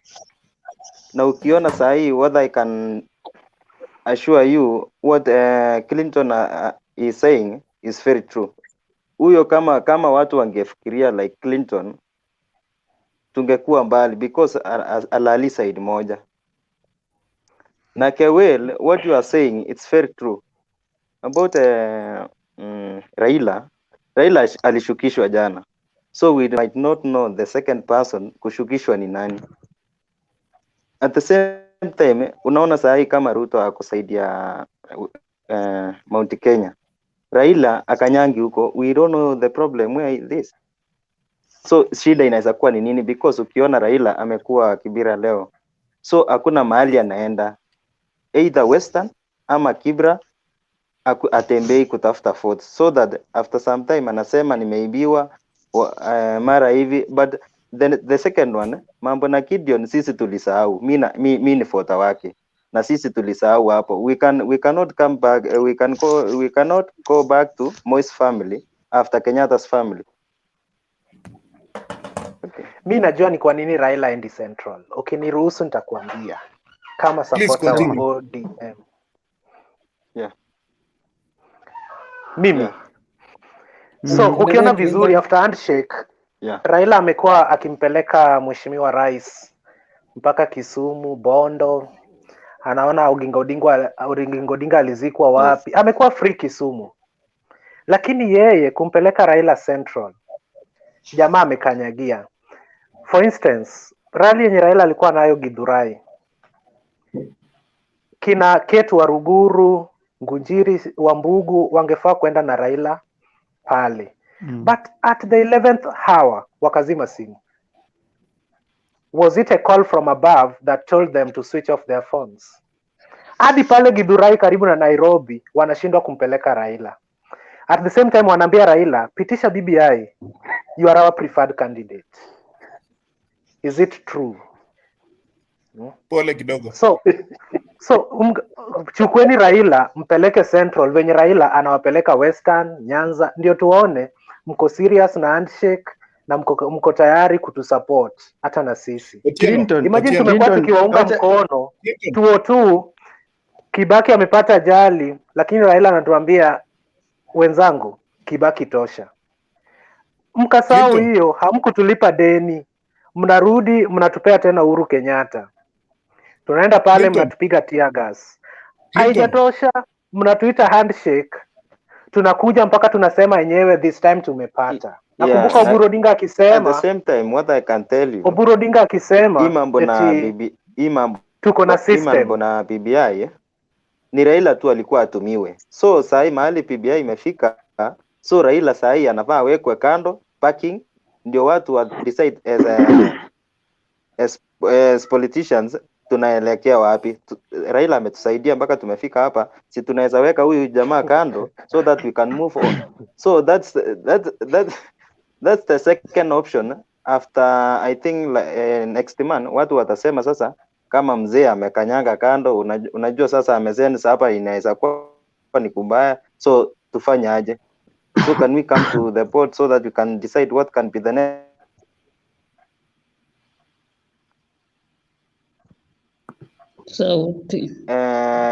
Kenyatta is not supporting Ruto 100% because hakuna vile anaweza weka kando Moi's family na wamemsaidia kumweka serikali to the point mahali yako sahi.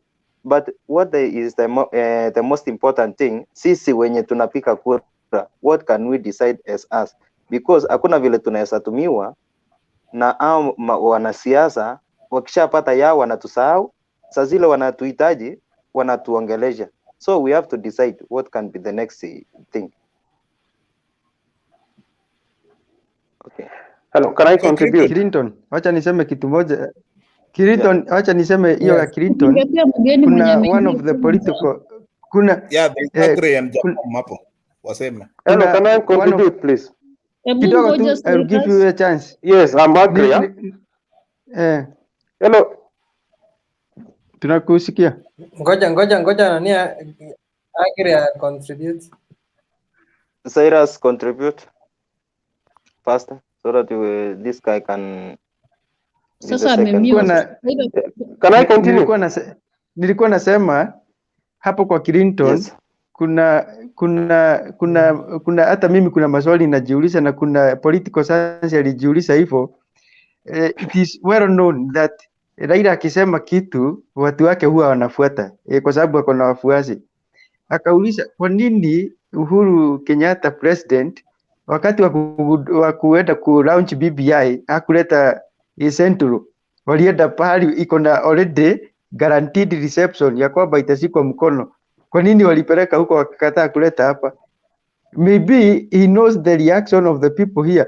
Ukiona kama wakati ilienda kupitishwa pale, walienda kupitisha, hata sijui kama alisoma nini kafa hapa juu, walienda kama wamepitisha, ikifika Central wanaitana public participation, kwanza wanasikisa wiki moja, alafu sasa wanaenda pale kwa bunge wanaongea. Kwa nini yeye Raila haonagi hapa hawa watu hafanyagi kitu haraka? Ni lazima wafanye hii kitu, wajadiliane, wasikizane, na ndio maana unaona ile barua ya Kang'ata, ikiwa Kang'ata hakuandika ile barua, Uhuru hangeenda Sagana. Hiyo ni kitu moja mimi naambiaga watu, kwa sababu aliamusa Uhuru, alimwamusa akamwambia amuka, hata ikiwa ilikuwa uongo ama ukweli, Uhuru aliamuka akaenda kuongea na watu. Uhuru hajaienda kusunguka kuambia watu hapa, wanaenda na huko saidi hizo zingine. Kwa hivyo mimi advice yangu kwa baba ni kumwambia, wacha kuona hapa unaabiliwa, wewe ona bali mahali unataka, na hapa utaweza kuambia Uhuru nipeleke Central niongee na watu wako kama vile mimi nimekupeleka huko. Akuje tumsikize, tukisikia kuna mashauri tuseme ni ukweli, hapa ni ukweli. Lakini hii mimi naona ni kuchezwa anachezwa. Ni kuchezwa anachezwa. Hello. Gashiki, let me answer you. Wana Raila aliingilia hii mambo na BBI in good faith. Yes. Akafikiria kwamba kila kitu kitakuwa sawa alivyokuwa akiambiwa. Na sisi kama wafuasi wake tumekuwa tukiambiwa after every election kwamba mnipigie, lakini pale mbeleni mniachie nipambane nao. This time round sitakuja kwenu nimeibiwa. So sisi anatuambianga ameibiwa, lakini hatuna ushahidi, kwa sababu anatuambianga nipigieni na mniachie pale mbeleni. This time ndugu yake ametuambia system sasa hakunayo kabisa. Mpaka sisi penye tunatembea tunaambia tu watu this time round tumepata. Tunaingia kwa serikali. Tunashtukia jana Kibicho amesema pesa yako imeishia hii stage, kanyaga chini. Another thing yenye inatushangaza, Raila amekuwa kwa siasa since nilikuambia nimemjua 2002 mpaka wa leo. 2007 ghasia zikitokea Raila alikuwepo. 2013 ghasia alikuwepo. 2017 alikuwepo. Mpaka hii ya 2022 atakuwepo. So mimi nakataa. Jamaa anasema amepigania nchi, which is very true. Kuna wengi wamepigania nchi. Wangari Maathai alipigania akakufa. Martha Karua huyu tunamuona hapa amewahi pigania nchi. Iwe ni kwa koti wapi, amewahi pigania nchi. Kuna wengi, Kibaki, nao wazee wote wametulia pale. Wametulia pale nyumbani. Lakini huyu Raila shida yake gani? Ushakuwa prime minister, MP, tukaona venye unaweza ongoza ukiwa MP, venye unaweza ongoza ukiwa waziri, venye unaweza ongoza ukiwa waziri mkuu.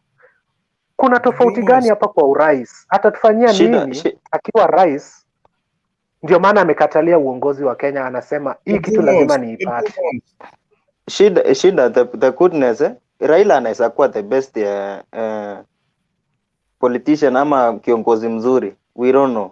Anaweza kuwa mzuri, hata Kibaki alikataliwa for long. Penye alishika aliwacha kitu mzuri. But the problem with Raila, mbona asijitolee siku moja aseme wacha ni support huyu, akishaenda mni support pia mimi. The problem with Raila, ako selfish. Hawezi support mtu mwingine 100%. Yeye anataka asupportiwe, of which that's not possible. Sasa at the same time kama Kibaki alikuwa nani? Agree ongea. Unaona Yes, please. kama Sasa yes. Agree. Please, nataka kuongea vitu mbili. Okay. Acha Agree ongea. Nataka kuongea vitu 3 points One, mnanisikia? Kabisa. Yes, kwanza nataka kuongelea kuhusu BBI. Hii BBI msidanganywe na maneno ya resources ya 35% na mambo ya pesa kuja kwa ward. The thing these guys are after is expanded executive. Period. Correct. Hii maneno nyinyi jiulizeni, mbona wakiongea kuhusu BBI they just talk about 35% pesa itakuja kwa ward. 35% pesa itakuja kwa ward. Because wanajua wakiongea mambo ya pesa Wakenya watakuwa sensitive. They are not telling us kwamba this country is going to have the largest parliament in the world. Second. 640 MPs. Which country has that number of MPs in this world? China. China, I'm talking about Africa. Africa is China, not the world. You said the world. China has a population of about 1 billion people. USA with a population of 300 million, hata senators wao ni 50 because of the 50 states. Sisi Kenya, nchi ya tabu na madeni, tunataka kuweka watu wa masuti 600. Kama tutaweka 640 MPs in parliament with 94 senators.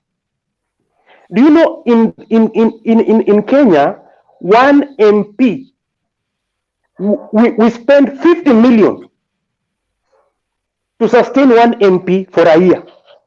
That is him alone, plus the driver, bodyguard, the secretary yako kwa ofisi, na clerk wenye wanawaandikia hizo mabills. Kenya ina collect wanakuanga na projected budget ya 1.6 trillion, but they only collect 1.4 trillion. That one is actual yenye inaenda from KRA, yenye inaenda CBK.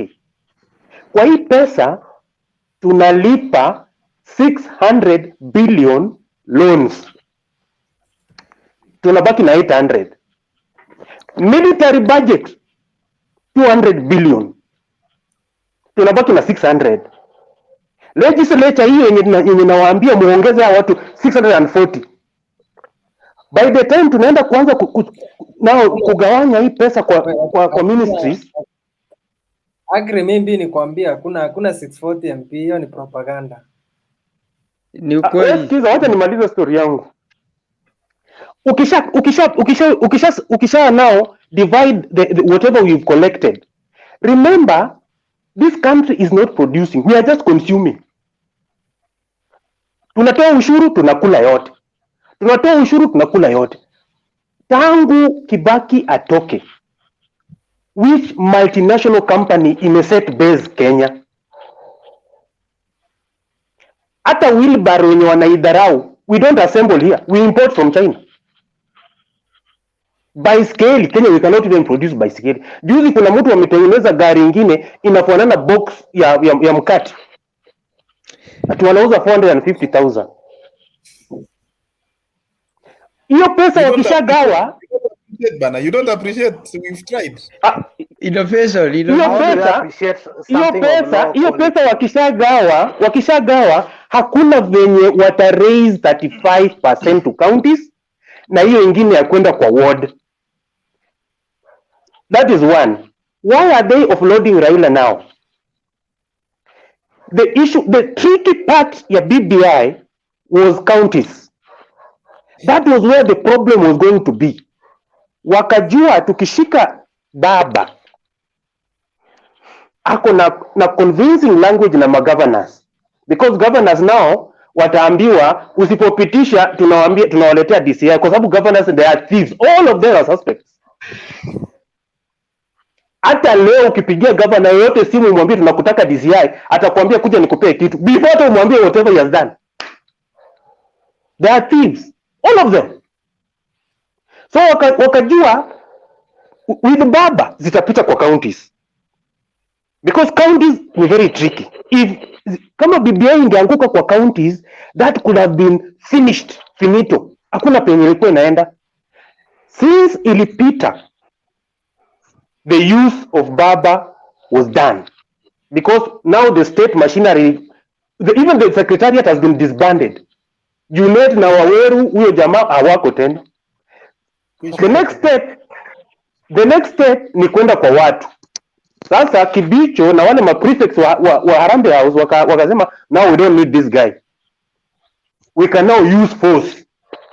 They did a rehearsal of what they can do in June in Matungu and Kabuchai. That is why wako na confidence ya ku-offload Baba. Because wasema, so you saw, we did it. We succeeded in Kabuchai and Matungu. And another thing, you know, there's something we are missing here. This referendum, we are going to hold this referendum without a strong no faction. What does that mean in an election? The government, which is a yes faction, will have agents in all polling stations. There will be no presence of a no faction in any polling station. That vacuum is a recipe for rigging. They will rig. That's why they don't need Raila, because they know whether we like it or not, the government will have their eye there, but they know people will not be there. Because me and you will not volunteer kwenda huko ati kwenda kuwa observer ama agent wa no. Utapigwa rungu anakwambia ni nani? After voting, get out of this place. Baba atatuambia to resist. Muta resist, lakini voting itakuwa imeshaenda through. And this BBI yenye wanasema, why are they not free to give Kenyans copy wasome? According to my observation, I suspect what has been passed in the counties, it is not what we are going to vote for at the ballot. Hata Raila jui kama akona the right copy ama kuna don't be surprised hata kutakuwa na change ya term of the presidency. Don't be surprised. Correct. I'm becoming very suspicious. A president who is on his last term moving around, opening hospitals and water taps. Agree. Two water taps. Agree. Yes. Can I say something? You endelee. Yes, Agree. please. Mutembei. Uko na hiyo copy? Yes, endelea. Uko na copy? Ya BBI? Yes, I have it. The true copy. The full copy, the full book, not the summary one.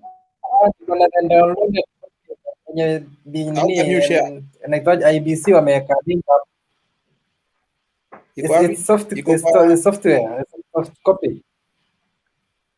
Iko online. IBC, why? Mbona IBC wako naye? Yes, IBC kwa website. Why? Wao ndio wana publish sijui hiyo bill bana, Kewel. Kewel, there is a guy. Why is it with IBC? Why is it with IBC? Iko mpaka na watu wale walikwenda anybody mwenye alikuwa Kewel, walikuwa napewa. Okay, I interjected. Agree, continue. Sasa niseme Agri kabla ongee. You see, because nilikuwa nasema hivi, there is a guy that is in BBI task, a young person like me. He told me that whatever is in the internet, it has been altered. Huwezi jua ni gani ya ukweli. Nikamwambia niletee kitabu yenyewe, hajaileta. Wakati nilienda pale Sagana walitupea summary, hakuna ile kitabu ambayo imeagea kila kitu. Alafu hizi 70 constituencies zinakuja siko na wards, hizo watu wabii, kuna wards ambazo zinaongezwa na zitakuwa more than 280 wards. Hawatuambii. Ni mambo mengi sana imefichwa kwa hizo nini, kwa hizo Biblia na and let me tell you one thing, the issue of boundaries, that one is a mandate of IEBC. Correct. Mtu hawezi kuja kuwaambia ati Tharaka Nithi ni kubwa, tutawapatia 10. Sijui constituency sio biscuit. Ati sasa watagawa. IBC lazima hata wajakuja pale wakaangalia how big the landmass ya constituency. Now somebody stands up anasema ati tutapata constituency. Wakati BBI kulikuwa na the last conference yenye baba alikuwa nayo Kisumu ndio Siaya iende ipitishe. I think sijui Siaya alikuwa imepitisha ama before. Pale Kisumu akawaambia ati msijali hata Rangwe watakata. Akawaambia hata sijui gani watakata. Those are political statements. IBC has not even demarcated any constituency. Wakasema this one will be split into 2, this one will be split into 3. Correct. Because there are so many factors yenye wanaangalia. They look at population, they look at the size, the landmass, all those things. Now wakikuja wanadanganya watu ati a whole head of state kuja kuambia watu constituency itagawanywa alafu basari itakuwa mingi. That is so shallow. A head of state who is retiring in 18 months, why is he moving around the country opening projects? Sasa ndio nini ifanyike? So that people see him amefanya kazi, so that wakati BBI inapita wakisema, because I'm seeing some old men kina Kamanda na Atueli wakisema Uhuru is too old to go home, and he doesn't dispute that. I mean too young to go home, and he just brushes it aside kidogo tu, anasema mimi nitaenda. What if there's a hidden thing kwa the final BBA yenye tutapitisha, alafu aseme hata watu wamesema nisiende? Itakuwaje? Tutasema you know this guy, this is how African leaders mutate to dictators. They come in a popular vote. Within a very short time they start mutating. Wanakuja the first term wanakuwa wazuri, they accept watu wanawa criticize, they are so good. When you see a head of state running away from social media, that is a person who is preparing now to start hitting on you, because he is not ready to be corrected. Akishatoka huko, now another thing, now they unleash the police to the people. Then people start living in fear. Mtu anasema nikisema nitashikwa. We are going back to the Kanu era. You are seeing the sequence. Once fear grips a nation, the populace retreat on matters democracy. Once Kenyans are threatened with police force arrests, every time mnashikwa, mnafanya nini, when we are approaching a very critical part of the country called constitutional amendment. We are now, the environment is changed. The environment is now an environment of fear. So that whatever the outcome, whoever will raise a voice will be in for it. It has happened in Uganda. It has happened in Sudan. It has happened here in Tanzania hapa. This BBI, if we are not careful, we go there and tunasema ati iko mzuri, pesa itakuja mashinani. Even Baba himself will be the first person to face the music of the new dispensation. Hawa watu watambadilisha, hata wanaweza kumweka kwa house arrest kama baba yake. They wanataka kuweka office of ombudsman, executive iko kwa judiciary,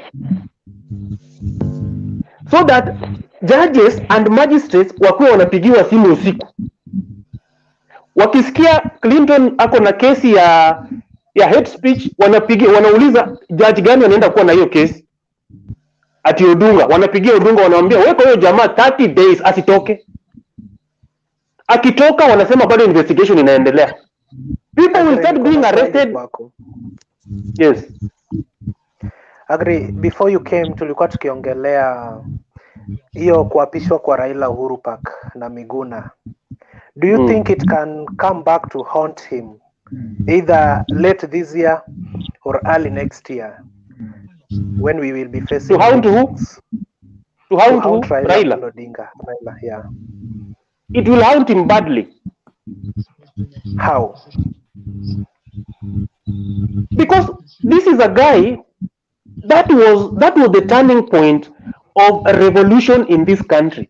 I myself, I didn't vote for Raila, but that was the chance for this guy to uproot the dynasty. That was the time. He had yeah, but he has not tested power. His father was walimtestia tu kidogo na wakamtupa nje. Babake alikataa, alisema hapana. Leta The real dynasty is Clinton, are Moi and Kenyatta. The real ones ni hao wawili. In fact, Raila ndio angeliberate sisi wakati aliapishwa. Hangerudi nyuma na kufanya mambo ya handshake. In fact, hiyo kurudi nyuma ndio wanamchukua mjinga sahi. Kama angekaa ngumu, I'm telling you, there could have been a very big change in this country. Agree. Kuna vitu tunaona wanamfanyia Mheshimiwa William sasa hivi, yeah?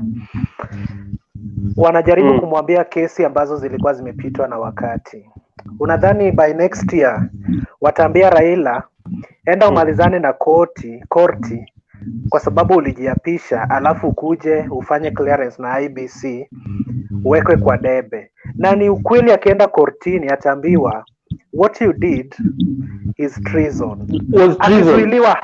Akizuiliwa hapo kutakuwa na shida. There will be no country. Why? But it is the law. Raila anasema anataka uhaki na usawa, and that's exactly what the court will do. He knew there was a law. He broke the law at Uhuru Park. In fact, yeye ndiye angeshikwa pale, but wakamsamea. And the deep state knows how sensitive Baba is to Kenya. They can't arrest him. They'll make sure wanamfracture. He will vie. They won't stop him. But he'll be isolated. Already he has been isolated. Clinton actually already will vie. I'll stop you. Watamwacha ajikarange. And already sahi coalition ya Wetangula, Musalia na Moi na Kalonzo. Unaona huyu jamaa hayuko. There will be 3 coalitions. Itakuwa hii ya Serelak ya kina Musalia, alafu hii ya Ruto, alafu itakuwa ingine ya Raila na Kitui na nani Kibuta Kibwana. There will be 3. Sasa Raila amejirelegate mpaka kwa ligi ya kina Mukisa. Sasa unajua sasa yeye amebetray hao wengine wote mara mbili, wakati wa CORD na wakati wa NASA. He has no option. Au kinaweta wakuje tena.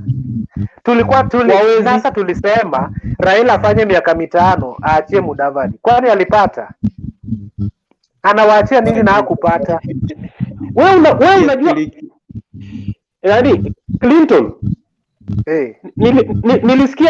nilisikia Keveli akisema kwamba Matungu and Kabuchai ilikuwa na, it was very sensitive. Why was the state hell bent on making sure Kabuchai goes to Ford Kenya and ANC wins Matungu, to cement the notion kwamba Musalia, Weta, Moi and Kalonzo can be on their own without Baba. That was the message. Correct. After that akashukishwa kwa matatu jana, akaambiwa akanyage frame. Tunawangojea these things are not they're not happening coincident nini yeah kumshukisha si ati wamefanya tu kibahati mbaya, ilikuwa it was planned after the by election. That is when we are offloading this guy. Sasa wamemshukisha, na unajua coalition sasa hawezi enda kwa Ruto. Akienda kwa Ruto, Central Kenya imetoroka kabisa. Hapa kwa UDA tumtaki, akae tu hapa kwa kivuta kibwana. Central tunawataka ile mbaya. Central tunawataka kwa UDA. Milioni 7 tunangojea pale. Sasa shida by the Clinton hapa Juja tumeanza shida. Ngojeni Faith aongee. Faith. Wacha Faith aongee.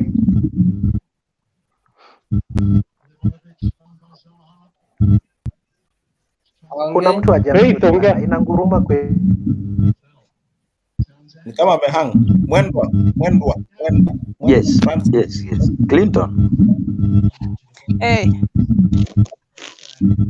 You remember unajua kitu moja yenye imeleta confusion kwa BBI.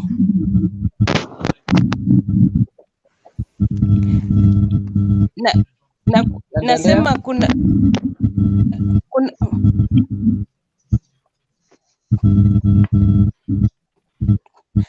yeah, Clinton. Yeah. There is something I meant the first time I was online about kuna confusion. Ngoja kidogo. Na kama uongei lazima mic tafadhali. Kwa bibi. This I told you because of Raila was used first because of the counties. Then after the counties, now these guys kuna confusion hapo kwa BBI. Kwa sister Raila alikuwa prime minister. Sasa hao watu wawili walikuwa ma prime minister. Sasa waezi rudi wakachukua chance ya prime minister mpaka wakwe. Nanisikia?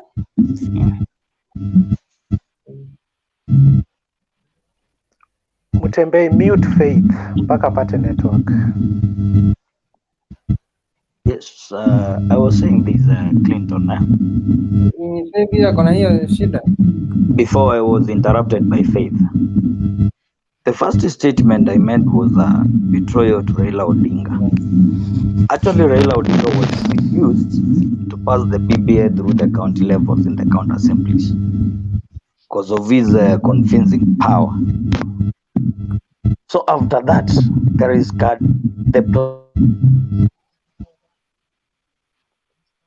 plan B. Now they are going to dump Raila and now play the cards well. Secondly,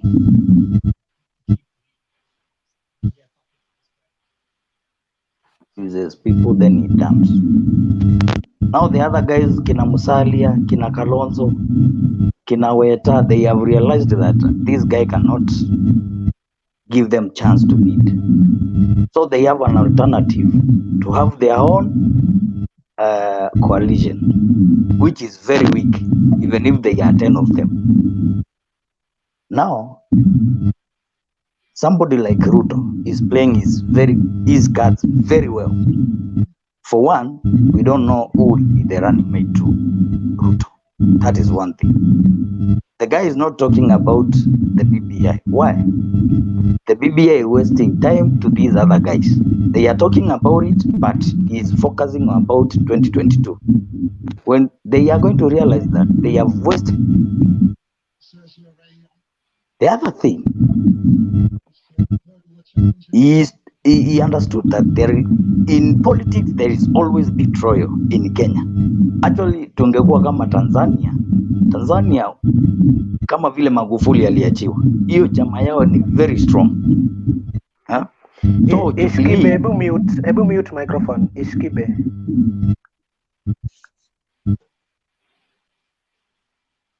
Actually, tungekuwa kama Tanzania. Tanzania CCM ni very strong. The other thing, ukiangalia Democrats wa US, they are very strong. Ruto wanted to build Jubilee like those political parties. Juu alikuwa na akili ya kwamba anaweza kuja kuachiwa na boss wake as they had agreed. But now, what it seems, he has been betrayed. Then akaunda chama ya UDA, which is true, hiyo ni ya Ruto. Hapo tusidanganyane. And that will be used in 2022. This guy is being very smart. Now I realize it's better na niko na watu. These other guys are backing on the state and the state machineries. But this guy is on the people. So there is two risky things. 2022, if Uhuru attempts to pick somebody of his own, then kutakuwa na challenge sana. Because state will impose somebody kwa nguvu, lakini wananchi watavotia mtu wenye wala kwa wanataka kwa roho. So that will endanger our country. We might go to 2007 issues that we heard about post-election. And I was one of the affected guys, and I don't like to remember that issue. So the best thing we can do it now, as you analyze the BBI, because I know the BBI adds a lot of things which are hidden and wananchi hawajui. For one, the executive is expanded. That is one thing. Secondly, hii kitu tunaambiwa 35%, that is untrue, completely untrue. If the 15 imewashinda, how will it be meant?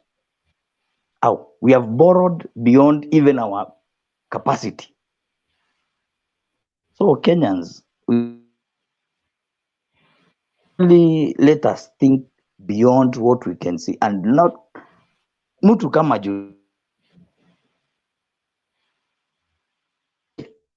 hata akiongea anaongea tu kitu tu takataka tu ndio at least afurahishe wananchi. Watu wamechanuka saa hii, hatutaki kufurahishwa. Saa hii tunataka kuambiwa facts, realities. And if you can remember about the BBI upper Bomas, when Ruto raised the points, kila mtu alilalamika. Why? Even the president didn't read his own written speech. Why? Because waliona huyu jamaa anachanua wa Kenya na anafungua akili za wa Kenya. So hapo kuna shida, and that's why Ruto is not talking about the BBI, because he's trying to tell Kenyans this thing, it's not what you want. We have to first deal with the issues that are affecting the Kenyans. How? Tulifungiwa juu ya COVID. Now, tell us, hii economy na BBI ndio hii. Tunaambiwa hakuna pesa, mashule ndio hata zingine zimefungwa, hata zingine ziko kwa maji Baringo kwa kina senator mwenyewe Moi. Unaona wako kwa miti. Surely. Then kuna pesa ya BBI na ya kujenga shule hakuna. Nao watoto wanafanya mtihani. Na huyo mtu anataka kiti ya president. Surely. Ako na akili timamu kusema ile ukweli. Kalonzo ni Mkamba mwenzetu, lakini ile alitujengea Ukambani ni seli. Kwa hivyo sisi Wakamba ni kupelekwa jela tu, hakuna kitu kingine ya maana. Na huyo anataka kuwa leader. That is so unreasonable. Kusema tu ukweli. Surely sisi tunajengewa jela, watoto wetu ni kwenda jela. Mahali ametoka yeye Kalonzo mwenyewe hata hakuna lami. Tell me. He has been a vice president for the last 5 years. Kwao nyumbani haezi saidia. Mtu akitaka kuinuka anapelekwa NYS. Mtu akitaka ni kama amechanuka anapelekwa sijui wapi. He doesn't want somebody to challenge him. Why? So we have to be bright. Yes, Clinton. Mwendo, when you say eti Kalonzo aliwajengea umeita nini, seli bana, hata hakuna kitu kingine ya maana angeleta. Sela haikuwa ya Kalonzo, ilikuwa government project na maybe wali decide lazima waijenge Ukambani. So you have to accept. Wewe ndio unaongea hapa nje. Hujafanya kosa ndio maana hauko ndani. But ukifanya kosa utakuwa ndani. Alafu pia hata wewe hata siangeleta hata Moi mwenyewe at least alitujengea shule inaitwa Nyayo Girls, zingine zinaitwa Ukambani. Ndio maana lakini huyu nakwambia ako Ukambani hata hakuna shule hata moja alijenga iite Kalonzo Memorial ama Kalonzo Secondary ama nini. My friend, maybe unataka politicians kama Obama na Biden ama Biden na Harris, lakini Kalonzo Gideon, Ruto, huyu wetu Raila, hao ndio tuko nao na lazima tuchague mmoja wao akue rais. Unaona? Huyo Kalonzo tutamchagua hata kama ni Maseli atakuwa anatujengea kila county. But if he's the best person tutamchagua. But hii issue ya politicians kuitana majina, sisi youth kupigana, that's what we should stop. Then we make decisions based on the agenda of these particular politicians. You know? Alafu hizi shida ndogo ndogo hatutakuwa nazo. So kila youth hapa mwenye ako kwa forum ako na uamuzi wake. Wewe utaenda kwa debe uchague Ruto wako, mimi pia nichague wangu. But at the end of the day, they will count and tell us your new president is this one. There is something I don't like with the current regime. And I'm very frank to say this. Kwamba wakiona some politicians wanafanya vitu, they seem not to see. Lakini wengine, they act immediately. And that's not the law. The law should apply to all of us on a very fair ground. You understand? And therefore, kama Ruto ni mbaya, venye inasemekana kwa Maina Kamanda na David Murathe, Ruto alikuwa running mate wa Uhuru 2013 na 2017.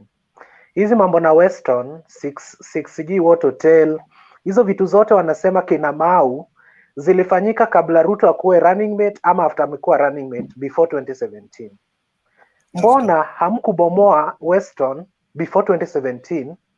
Mbona hamkutoa watu inaitwa Mau before 2017? Sasa hivi ndio Ruto amekuwa mbaya, alinyakua akapeana kwa wakale, akaiba ardhi akajenga Weston. Kama Ruto alikuwa mwizi that time, si Uhuru angechukua mtu mwingine kama Murathe, Kamanda ama one of his relatives wakuwe running mate wake, kwa sababu Ruto ni mwizi na Ruto ni mbaya. So hii sasa wanajaribu kutuchezea eti use this one and dump. Venye sasa mmetumia mzee kutoka kwa lake, mmemshusha hata juu aanzie wapi ama afike wapi. It's not good at all. You understand? That's but what it is I mean. A game of politics. It's a way of politics, Clinton. But Ruto is being mistreated. That's not politics, man. If Uhuru doesn't agree with what Ruto says, Ruto moved on. Let him come up with a solution. Ruto akileta wheelbarrow, Uhuru na Raila wanakuja kutuambia wheelbarrow ni takataka. They provide a solution. If I ask you a question, you tell me no. And I say yes. I explain my yes, you explain your no. Huwezi kuja kuniambia hiyo answer ni no tu hivyo na sijui explanation. Kama Ruto ameleta wheelbarrow, Uhuru hataki wheelbarrow. Au youth wenye walipewa wheelbarrow, aambiwe rudisheni wheelbarrow, mtoke hapa, kesho wewe nani chukua hii barua uende kazi mahali, chukua hii uende kazi mahali. You understand? Solutions should be there. Lakini rais ndiye anakuja anasimama anatuambia deputy wangu asiwadanganye. Hebu wewe sasa tuambie ukweli. So tunaenda mahali ngumu seriously. Na sisi kama Wakenya lazima tusimame wima na tuseme kwamba hatutishwi na decisions tutamake sisi wenyewe. Kuna swali mimi nauliza Clinton. Kuna Raila na Uhuru wamekuwa akisema BBI hakuna mahali waliongea mambo ya 2022. Kwa nini saa hii wakuwe na nini wanauoga ama wakasirike ati kwa sababu sasa mambo ya 2022 haitajwi? Na wewe Raila mwenyewe amekuwa akisema hatukuongea mambo ya 2022 na Uhuru amekuwa akisema the same. Hiyo kitu ilianzia pale Raila alikuwa anakuwa interviewed na hapo Citizen TV na huyo Sen Mohamed. Aliulizwa, was Ruto aware of your handshake? Akasema not at all. Uhuru kwenda Bomas akasema hata huyu rafiki yangu William, he was involved from the start.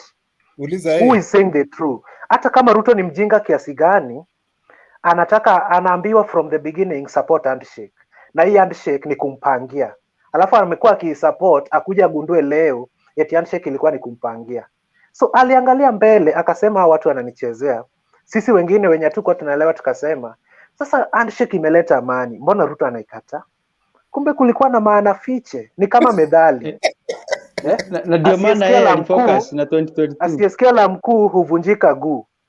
Mimi nitachukulia kwamba nikiambiwa niende pale na nikatae niende nitavunjika guu. Kumbe kuna maana ya ndani, na Ruto aliona hii.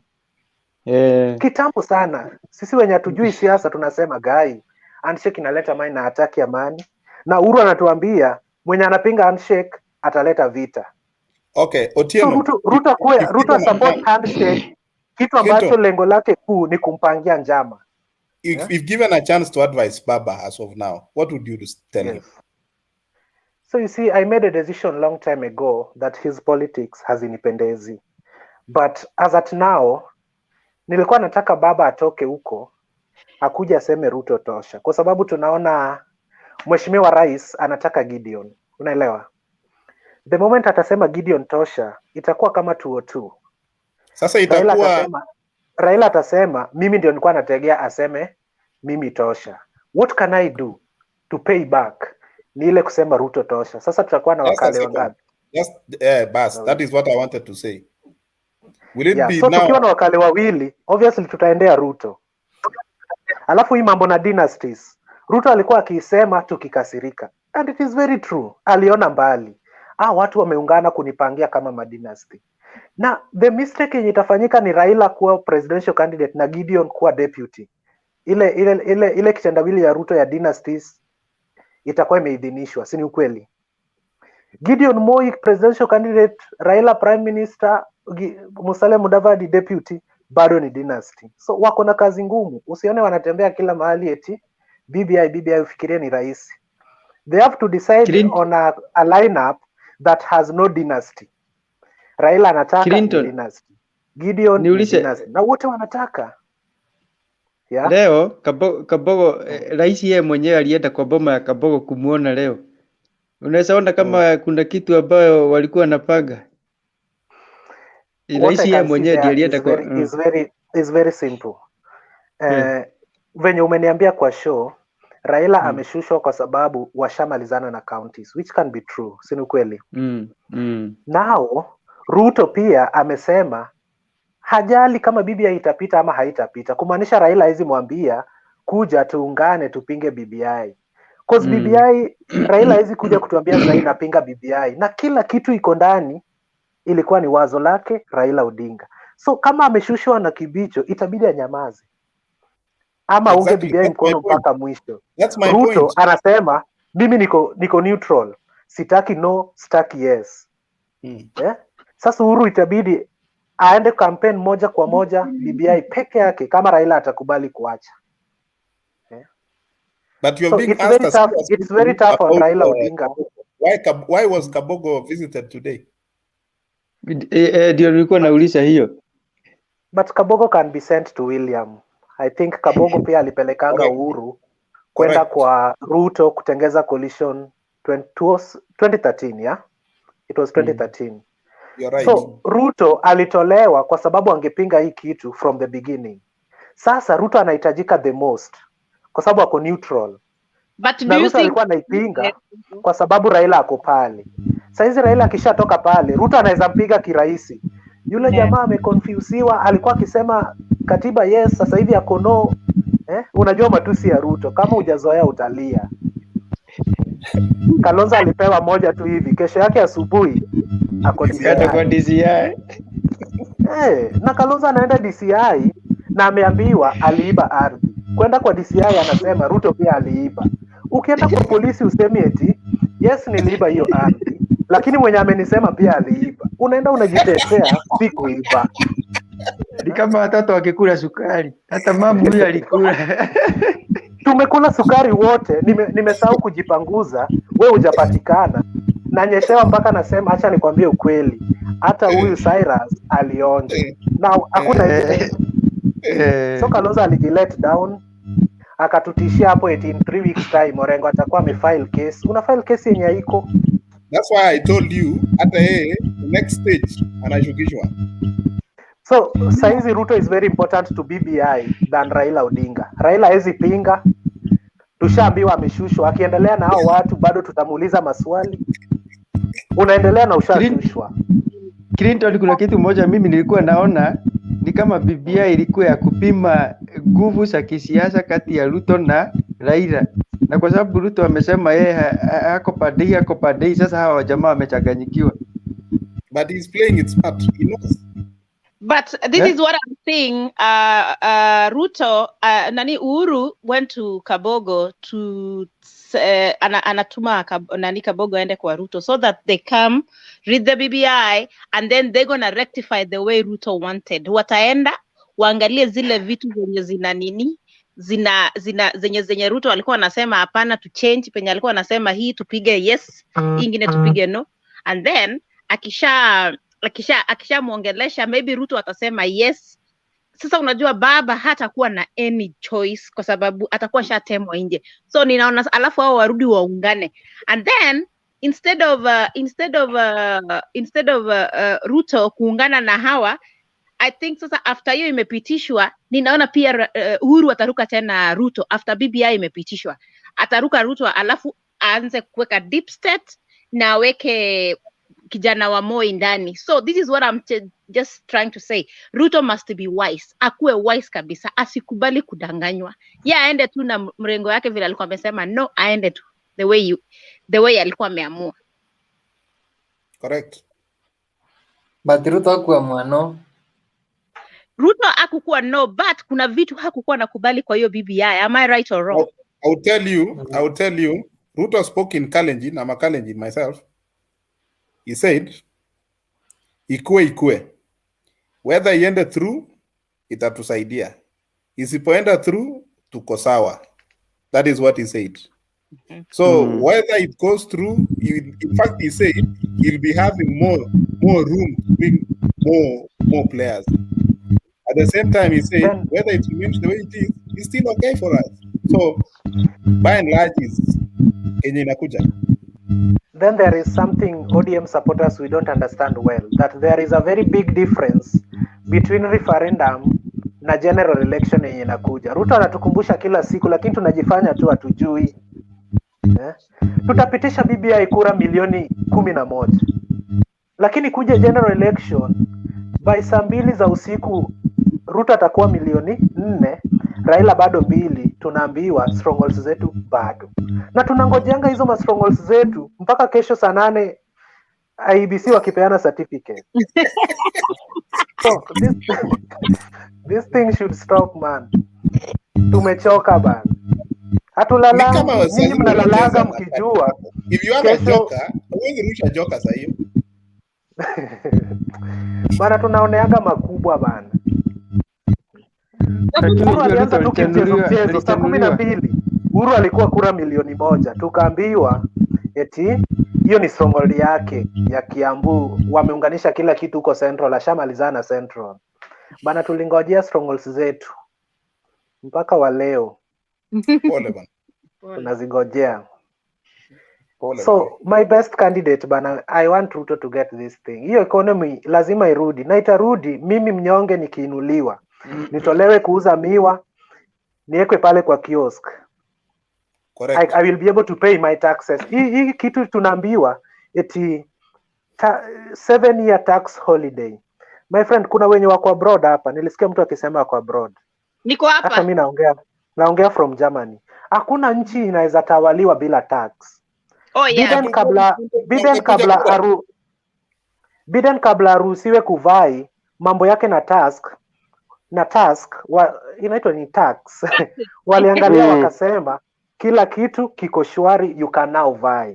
Wewe mnyonge unaambiwa Kenya eti utakuwa unafanya biashara lakini hautakuwa unalipa tax.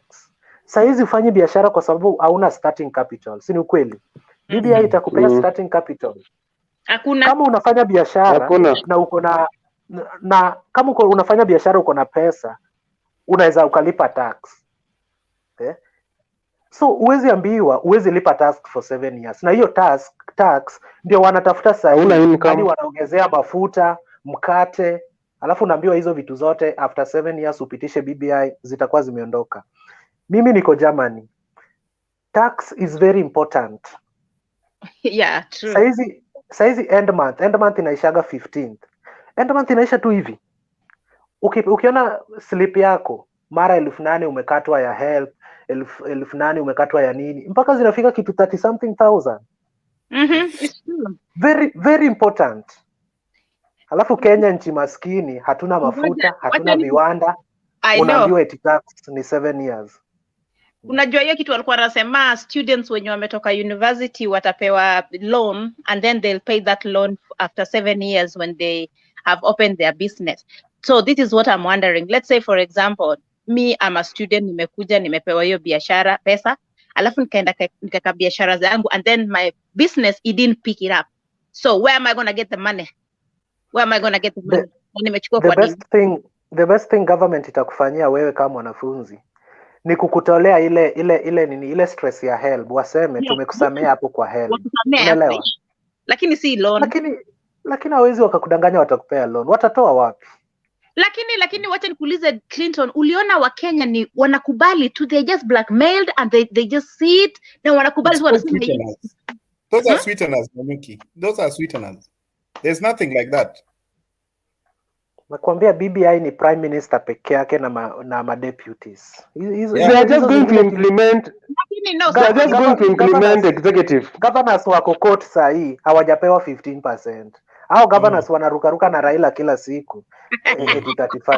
Hizo 35 Raila atatoa wapi?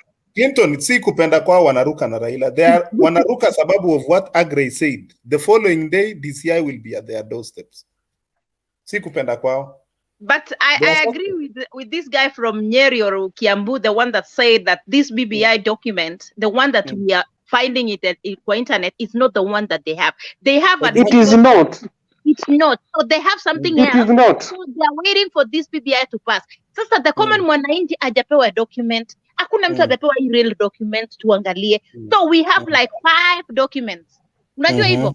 And then when itapita mtapewa document yenye akuda na mtaambiwa simulie kubali, simulipitisha. And then utaona Prime Minister Uhuru Kenyatta hawa vile wamejipanga hivyo. So this is what we need to do. Hii referendum hata ikikuja, mimi nataka kila mtu apige no. This common mwananchi wapige no because they are being blackmailed. Na wanaona wamekuwa blackmailed, but they just wanna say, oh, referendum ikuje, let's call yes. But your no will not be democratic. Your no will not be democratic, Nyanyuki. You will be forced to vote yes. Why and even if you vote no, it will be rigged. Aggrey mentioned it so well. But they're not supposed to force somebody to vote. Unajua hii ni kitu yenye Nyanyuki? Yes. Let me tell you why we are going to lose this thing. As we speak, I told my other colleagues previously before you joined, I was listening. I was there. Yeah, we are not. The Linda Katiba.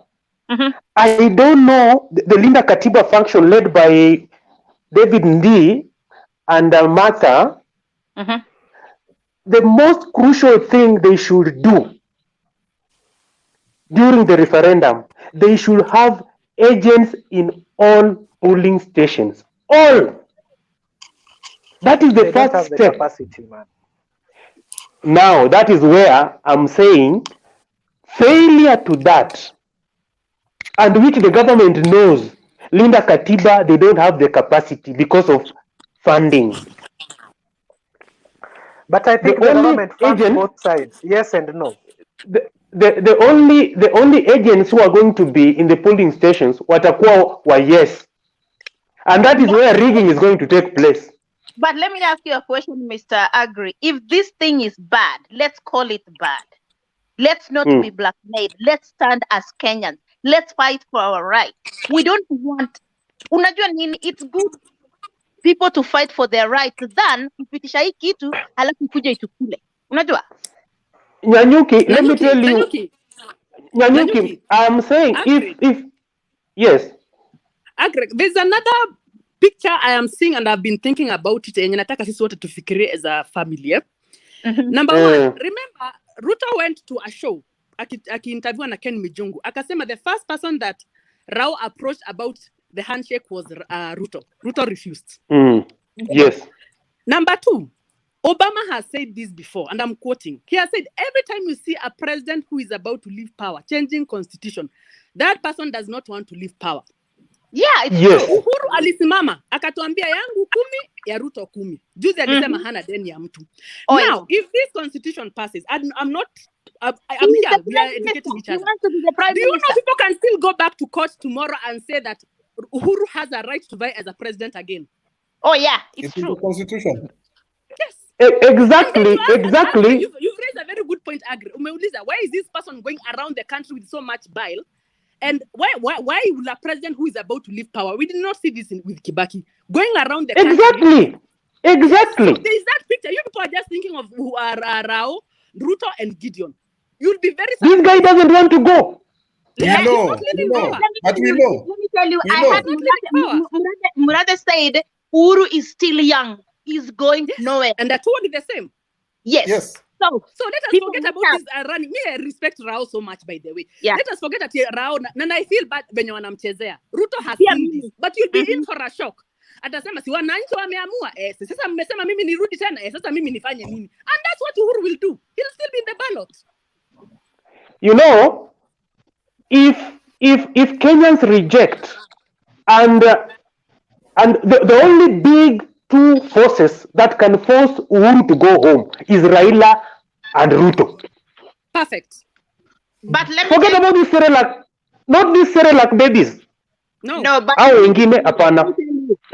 saw somebody posting Gideon Moi gonna be the president, and then the prime minister is Uhuru, and then vice prime minister is Musalia and Matiang'i. So that is 2022. They're gonna stand it like that, and Uhuru gonna be the prime minister. And you know, I don't think there will be even an election in 2022. If BBI passes, what is going to happen is that Uhuru is going to do what he's doing to Jubilee right now. He's going to put interim people in power without any vote. And then eventually, as you are seeing, he's assembling all the parties. He's going to turn Kenya into a one-party system. I think that is the whole agenda of the whole thing, the BBI. And anybody who opposes, the people who are saying about Ruto and Raila ganging up together, they will be put in jail. So the only way anything changes is people refusing BBI. Once you let BBI go through, you're done. You'll be another Uganda. I said it. They need to say no to this thing. This is a monster. It's a monster, and it's. I want to know the date. The day they'll say the date of referendum. That day I'll wake up at 3 a.m. to go and vote. If you let it go to the vote, it will be another Matungu. It will go. If it goes to the vote, you are done too, because they will rig it. They will rig the election. But you know the matter is in court. Which court? All the courts are controlled by Uhuru, and if they no, not now. They are not controlled now. You know the bill the courts have with this guy. I'm telling you, I'm looking ahead, and I can see how Uhuru has charted this thing. If it goes to the election, they will win. They will win. I know they will rig. They have the votes. But because they'll rig it in, they'll bring the police, like they did in Matungu, like they did in Kabuchai. Those people didn't win. But why do you think the elections took that long to be decided? Yeah, how can a small election take more than 24 hours to be counted? They rigged. Yeah, and that's what they're going to do to BBI. They will use state machinery. So if it goes to the vote, even if you go to vote, it will not. They will not win. They will win. How will it be stopped now? And if it go to parliament, they will do what they did to. They will go there and they will do what they did to Sonko. They will count the votes, whether the people who have the majority are the no, it will still go through. You know, even right now, going to parliament is just formality. Parliament will not stop it. According to the law, it will just proceed to referendum. Alafu sisi wana ODM. Mbona mtu wache Court ndio inaweza stop hii kitu. Na wewe Clinton. Mbona sisi wana ODM mnatuacha tunaenda Matungu bana, tunakupiga siasa ile mbaya. Pesa zetu zinaliwa. Because you have chosen to keep hitting your head on the wall. Alafu And kuanzia you're expecting a different outcome. And you cannot get a different outcome. The outcome is the same. Your leader keeps getting his chapati taken from his mouth, but you keep choosing him expecting different results. Sorry, it won't happen. Hata sisi hatumsupport juu tunampenda. Tunamsupport juu ni mtu wetu. No, Clinton, listen to me careful. Nikisaliwa Uhuru alikuwa kwa hiyo president, alikuwa kwa hizo nini, up to date ana fight for it. He has never gotten it. And he is not even helping the people from Nyanza. And you guys, you keep on saying baba ni mwenye analeta mboga nyumbani. Amen. Tunaamini siku moja ataipata. No. Anapata mboga, anakula peke yake na familia yake, anawasahau Clinton. Age is catching up. Mnatufanya vibaya. Mngetuambia Matungu tuachie. I don't know why unasema mnatufanya vibaya. Everybody should choose the person who is going to benefit them, your family, your children, you know, those are the things that you should worry about. Na kitu kimoja Ruto amefanya, hata kama maybe ataenda through, he is breaking the barrier of bringing hustler versus the dynasty. Hiyo itasaidia sana kutoa watu kutoka tribalism. And that is the biggest thing that he can do for Kenya, and that is why he's a very big threat. But let me tell you, this coming Monday, nilienda kulala candidate wa ODM akiwa anaongoza Matungu. Kuamka naona Mudavadi ana celebrate. Kwani amerudi ODM? Sasa nashindwa, kwa nini unasema candidate wa ODM? What was he offering you? Alikuwa anaongoza. I have an interest in politics. What is he offering? Yeah, policy zake zinakusaidia ama tu unachagua chama? Baby girl, you have to decide whether you are interested in politics mpaka una follow ideologies za mtu. Kama mimi hapa Matungu nilikuwa na watu wa ODM. Nikaenda kulala nikismile ODM inaongoza. Kuamka Mudavadi anacheka hapa kwa internet. That is your undoing. You should not follow somebody because of the party. You should follow the party that has the best policy for you. That is going to help you. That is going to help your children. Yes, Kewe, uko na swali kwangu. Kuna pesa ilitolewa na treasury iende kwa chama cha NASA. And political parties fund. It ended up in ODM. What happened? What happened is ODM has the majority share in that coalition. Sasa unataka tupewe hata pesa na maseneta wawili ama seneta moja na kula yote. But I think you should divide it. ODM one thing you have to support. Kuna sheria inafuatwa. Hawakuja kuomba hiyo pesa. Walikuja eti wanataka. In 2017 Weta na Mudavadi wangenyenyekea waseme kuna pesa imetolewa, tunaomba tukae chini tuangalie venye tutagawana pesa. Wao walikuja eti wanataka. Lakini wacha nikwambie Clinton, baba anapenda kukula share yote peke yake. Sema tu. Hata Winnie alisema hata akimpeleka kazini ampatia Gido. Hata Winnie mwenyewe amlipi. Clinton, nimependa vile unaongea, lakini let's call a spade. Wacha kutetea baba sana. Baba amenyanyasa watu wengi. Hata kinaweka wanatuzoea. Bedroom ya Kibira. Na sasa pale deep state ilitusaidia. Kuingia bedroom ya mtu pale Matungu. Na wewe ulichukua bedroom yako ya Kibira. Hapa Matungu tulichukua. Mimi nililala nikiona tumechukua. Kuamka asubuhi ni Mudavadi anacheka kwa internet. Matungu wangechukua. Clinton, I wish ungechange your thinking. Instead of just supporting ODM as a party because it is a party, we will support and demand from them performance. Wakikataa kuperform, unatafuta mtu mwingine ule atakupatia performance. Clinton alidefect kitambo. Unatafuta mwenye Madam, let me tell you something about our lowland politics. Tuko na counties 4, Siaya, au ni automatic yes. Kuna Kisumu pia ni yes. Alafu kuna hii ingine inaitwa Homa Bay. Hapo pia tulipewa gavana anasema yes, lakini Migori ni independent. Homa Bay? Homa Bay ni yes. Migori pale wako na gavana. Sisi wengine tuko na magavana wafuasi wa Raila. Lakini Migori bado ni gavana. Lakini wacha nikwambie nini, wewe sio mtu wa ODM. Hapana, I subscribe to ODM, but sera za Ruto zinanipendeza na Ruto ni my presidential candidate. You understand? But mbunge nitachagua ODM. Siwezi pewa UDA, lakini pale kwa Ruto, asubuhi na mapema. So bana, acheni kuchukia Raila eti wakiungana na Ruto Wakikuyu mtatoroka. Kama Ruto yes, excuse Clinton, nimeshangaa kuwa hao watu wote wako hapa hakuna mtu ana support Raila hata mmoja. Kwani mlifanya nini? Hapana, si tumeaje tu mtu akaona sera zake. Raila alianza vizuri. He started off right, but he's ended up like Museveni. Unfortunately, he has become greedy.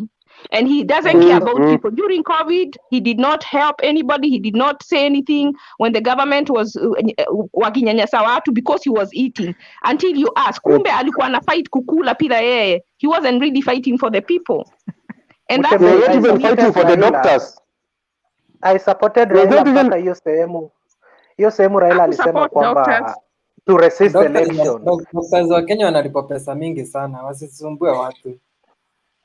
After Raila alisema to resist election, I was the first person to buy an Airtel line. Niko nayo mpaka saa hii. Nikamunga mkono, nikashtukia ameingia hii kitu inaitwa handshake. Yeah, mimi, and that was the last time I supported him. And you know, sasa hapo kwa handshake, pia nikatulia nikijua enyewe tumeingia. Lakini Raila kaanza kuongea vibaya. Nurses mtulie, sisi serikali tukisema hatuna pesa ni hivyo. Anajiita serikali, nurses watulie. Nikasema enyewe uko ndani, that's good. Akaanza kuongea tena na tena. Yeye ndio wakisema. Raila has not done. Aliingia serikali. He has not even tried to look for Musado's killer. Why? Even up to today, with all the power he has had, hajawahi jaribu kuinsist wanini to prosecute and to find Musado's killer. There's something in his so why would you continue to support him? That guy is... But Raila maybe wananini watu waliua Msando ndio wanaleta hii BBI. We can't do this. Iwezi leta majambazi. Nimekwambia we support Raila kwa sababu ni mtu wetu. State ni mzuri. State ni mbaya. We support him kwa sababu ni mtu wetu. Tusipomsupport. Sisi Wajaluo ndio constituency yenye Raila anaanzia. Wakiereka BBI na vile ametetea hii BBI. Do you know what Mudavadi said the other day? BBI will hurt a little bit. Sasa wakaulizwa kama ina hurt sahi, watu wana hurt sahi, it will hurt a little bit more because wataongeza taxes. Na huyo mtu wenyu ndio amekuja akuuza hiyo BBI. He is not worried about you. Why are you worried about him? Why are you looking out for him and he's not looking out for you? That is what we call the definition of being a fool or stupid. Wacha Faith aongee. Clinton respect the president. Clinton respect the president. Let the president respect the people who chose him. Yeye ni mfanyikazi ya wananchi. Kwa hivyo he should first respect the people. Faith amemute. Na kwa sababu Faith amemute. Unmute Faith. Unmute your mic Faith. Hiyo time yake nitatumia kujibu Kewel. Kewel, I respect the president. Lakini sasa rais aheshimu naibu wake na mimi nimeegemea upande wa naibu wake. Wananchi awache kutuletea bidhaa. Faith is on. Faith ongea. Mimi nasema kama kuna mtu mwenye ingekuwa anasaidika mkubwa sana kwa handshake ni Miguna. Migunda ya handshake. Miguna ndiye angekuwa katikati ya kupita vitu zingine zote. Miguna ndiye angekuwa hapo kwa hiyo handshake. Lakini unaona Miguna hizi kuja kwa vile Miguna akikuja na kesi inaamka fresh. Sasa ndio unaona wanazuia Miguna asikuje na kitu yoyote Raila hawezi ongea kwa serikali, kwa sababu Miguna akiingia Kenya story yake ya kumzuia nje inaanza sasa. Sasa ndio unaona Raila amebaki kunyamaza na ametulia. Ukikuja story ya BBI, Raila wameshindwa, watagawa aje hiyo BBI? Kama ni Mudavadi anataka president, kama ni Raila anataka president, Gideon Moi anataka president, Kalonzo anataka president, prime minister Raila hawezi kuwa prime minister.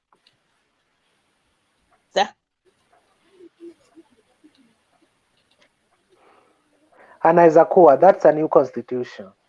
It's just like when they turn the old constitution to the new one. Mudavadi he can become. Niko kwa quorum hata mimi nataka. Hiyo net ya Faith bana. Clinton. Yeah. Wacha nikuambie. Yes. Ile maneno Raila atapata hapa mbele ni kali sana. For one, prime minister na hizi kuwa prime minister. Ukisema history ya kujiapisha Gideon tena atarudi kwa kijiji kuomba UMP. Welcome to my humble abode. Hii mambo ya BBI started with yes. Inaweza sema moja ama mbili. Endelea.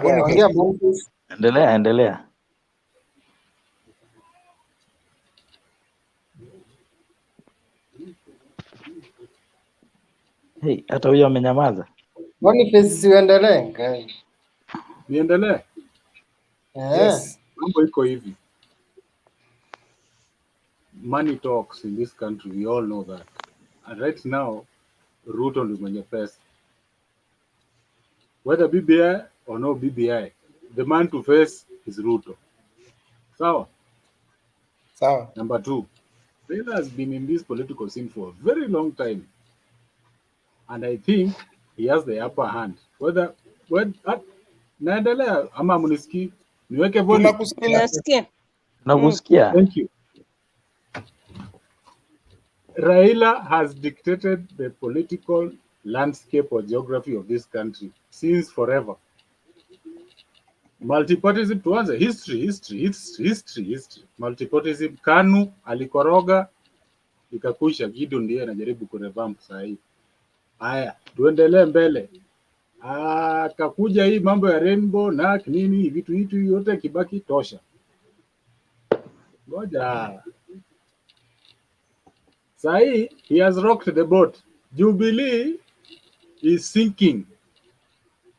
People forget. Jubilee is sinking right now. Haya, ngoja.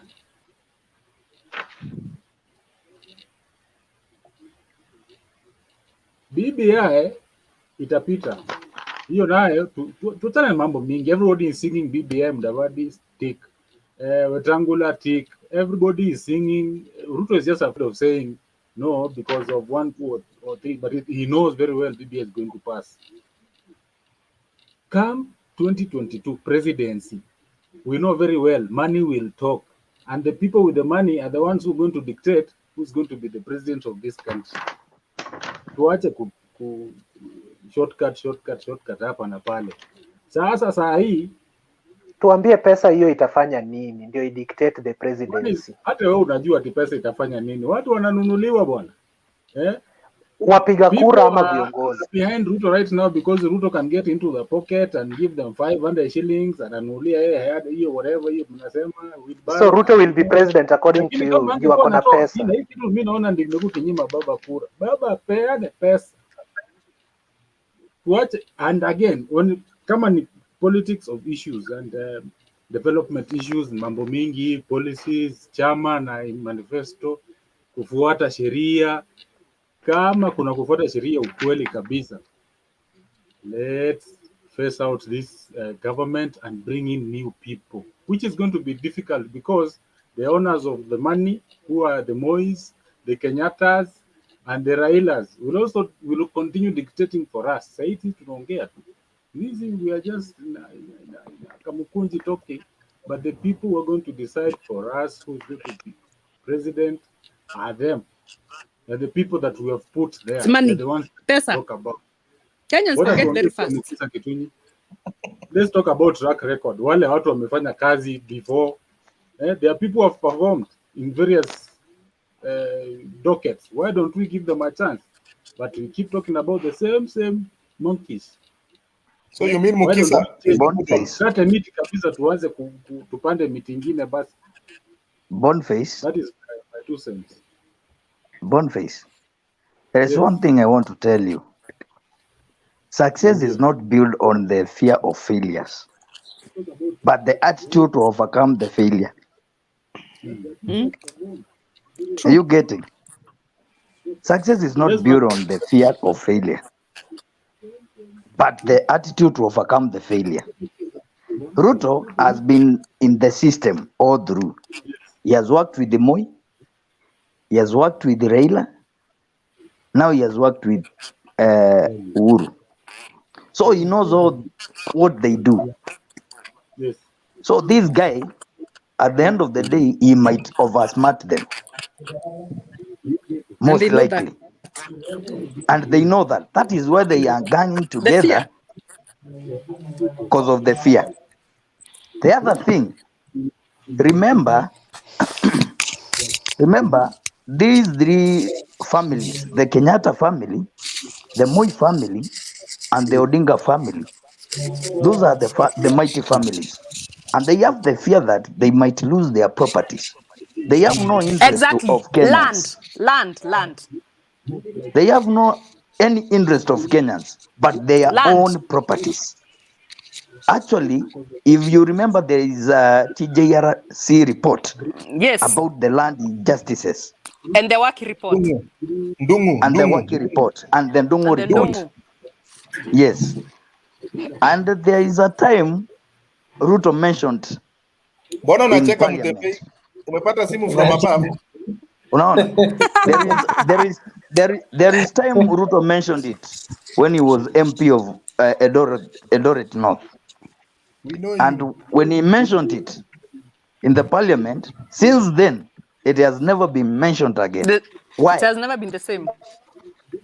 It has never been the same. So they are fearing if Ruto ends up to be the president, he might implement these reports. Exactly. I want to disagree with you, Francis. Why? It's true. Actually, that is the main thing. No, I want to disagree with you, Francis. I'm not going to. And I want to support what the Boniface have said here. This is evident. Let me start by say like in politics. We need to talk what Asira. Danrai, si ungoje time yako tafadhali Danrai. Polite is just polite interaction. He knows very well that this is not going to happen. Danrai, mute yourself and wait for your time. Amefanya hivyo, sawa. Endelea Boniface.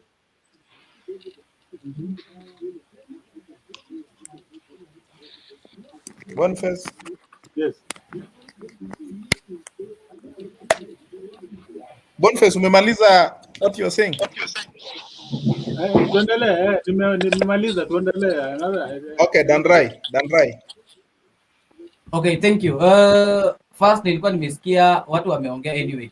But siasa tunasemanga like siasa itaki hasira.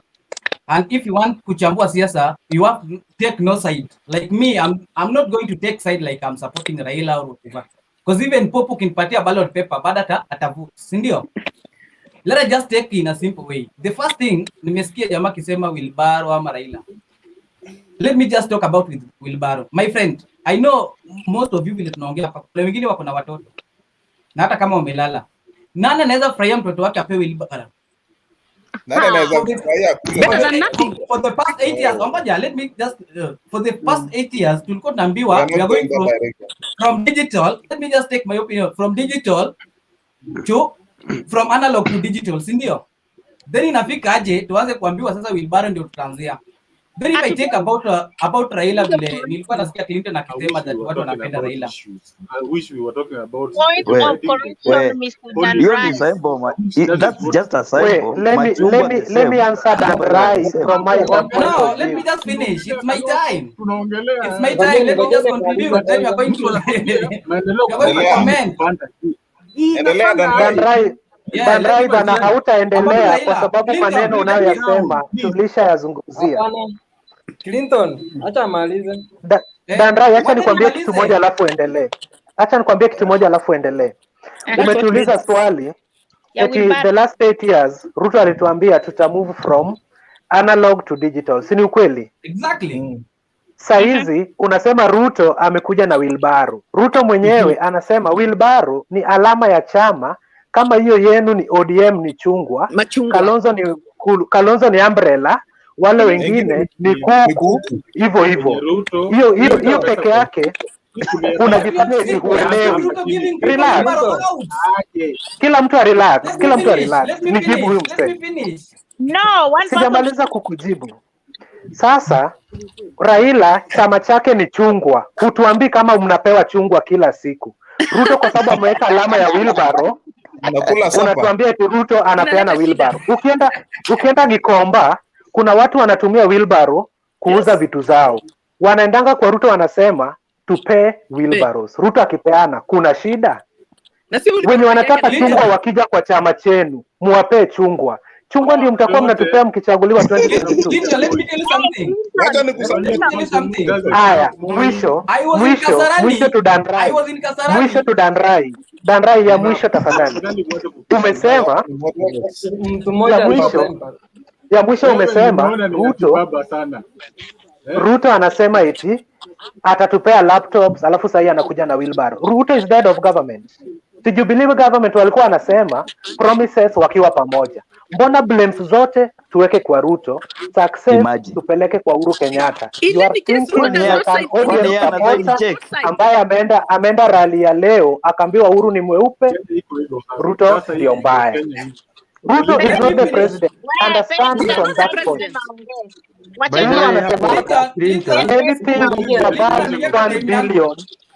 Anything above 1 billion inakuwa signed at State House. Ruto anakaa State House. Government,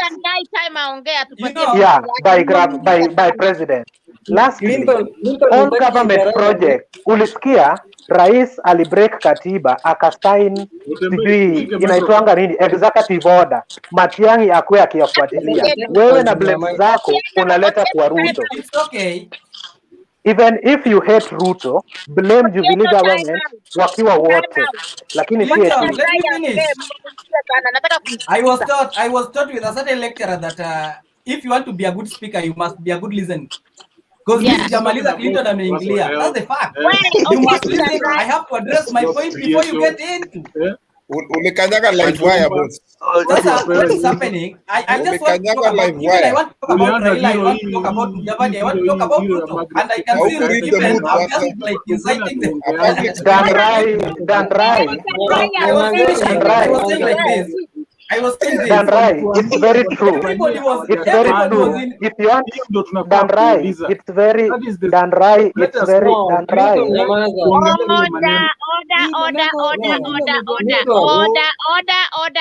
Wacheni Dan Rai aongee. Mnamwingilia vibaya.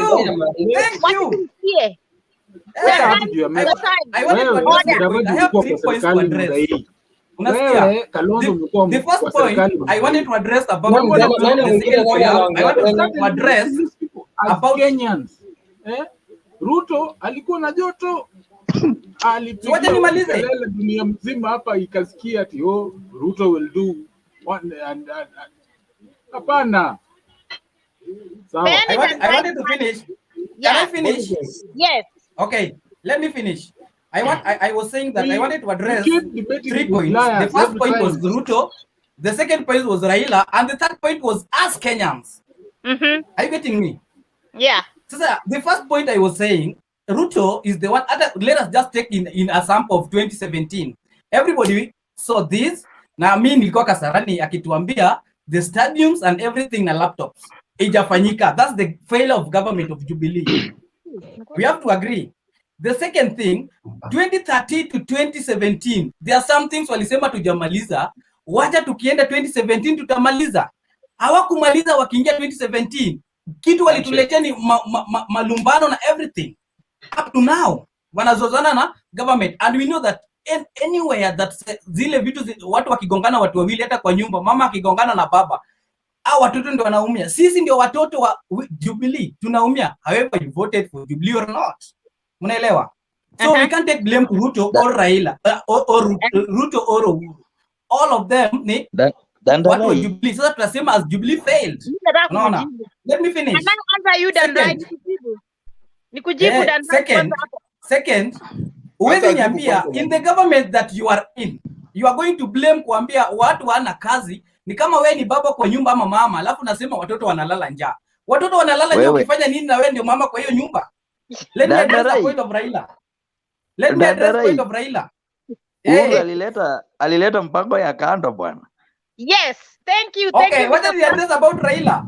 Raila, nimesikia Clinton akisema sasa mwenye nyumba kaenda nje. Clinton amesema ati wanapenda tu Raila because of Kabila. Let me tell you something. There are some people who append Raila because of Kabila. There are some people see Raila like this, the person that have the same ideology to Konayo. And also tulisema democracy. We just define democracy. You are going to vote someone that you like. Me, I'm going to vote someone that I prefer. And thus we call that's the democracy, because the ideology. Sometimes your ideology doesn't favor me. Are you getting me? Lakini Raila ni kigeugeu. And that's what tunasema, Raila vile anacheza siasa zake, yeye anacheza akifeel, because we have to agree all of us, please members, that hakuna Mkenya hata hakuna leader, niseme politician in this country, hata kama ni chief, lazima aserve interest yake kwanza. Miss nasemanga politics is about interest. And you have to agree. Politically correct. Si ndio? Sasa watu unaona hata Raila sasa zile anakuja kuserve interest yake ya kwanza. Ruto akikuja, Ruto ana serve interest yake ya kwanza. Ukisikia Raila akipromote BBI and whatever, yeye ana promote at least tukuwe na executive prime minister. Ukisikia Ruto akipinga, Ruto anapinga tu place ya executive hizo prime minister. Mbona siwahi pinga hiyo 35? Means they have to serve their interest first and you have to agree. And that's the politics. Politics haitaki hasira. Na wewe una agree na Wakenya kama unakataa. Nikimaliza kupatia Wakenya. You know just someone. I'm coming from Siaya. I personally vibe for MCA. Vile niwaongelesha. Do you know there's someone from Siaya? Ukimwambia like Mkikuyu ni mtu mzuri. Mkikuyu is my boss. Atakwambia hapana, tuliambiwa Mkikuyu ni mbaya. Do you know? Because that says that ignorance tunakuanga nayo kama Wakenya, like hii kabila ni mbaya. Na kuna mtu Murang'a ama Nyeri akisikia mtu Mjaluo anaona hapana, hawa ndio wanataka kuchukua serikali kwetu. We should not vote these people in. And that's why you have to agree. Dan Rai, wacha nikwambie kitu. Kwanza ile yenye ulisema ati alipromise the laptops and all those nini, you know, before the Jubilee company walikuwa na good agenda, walikuwa wamekubaliana na walikuwa na vitu walikuwa wameongea they were supposed to deliver to mwananchi. But when the handshake came, it changed everything. When Raila stepped in the house of Jubilee, alikuja na narrative, akabadilisha narrative yake, akaleta vitu nini narrative zake, ikakuwa mixed up. Unajua like okay, Ruto ako hapa hakubaliwi. Aya, vile handshake ililetwa Ruto hakukuwa involved. But Uhuru anasema Ruto alikuwa aware of it, but I think Ruto wasn't aware of the handshake. So this is what I'm telling you. After your handshake, wakaanza kutema Ruto nje. Pole pole. Haya, anybody mwenye anakuwa anaenda na Ruto, wanaanza kuwatoa Kinanga Kidiki, Kinakangata, Kinanga nani wakatolewa kwa Senate. So that is where everything failed. And these ODM people, they came to Jubilee to join. Wakikuja hapo ndani, they did come to fanya the maendeleo that this Jubilee walikuwa nayo. They came to destroy. That is why you see right now, back up to now, ndio hii BBI, ndio hiyo KEMSA scandal, ndio hii COVID ikakuja, aya ndio hii saizi watu wanapigwa na tear gas. Why? Because ODM, they were in there, but they hawako wanasema anything. So don't blame Ruto. I've not blamed Ruto. Sorry for interruption. Let me finish. I've not blamed Ruto. let me finish. Don't blame Ruto. Blame Uhuru. Blame Odinga.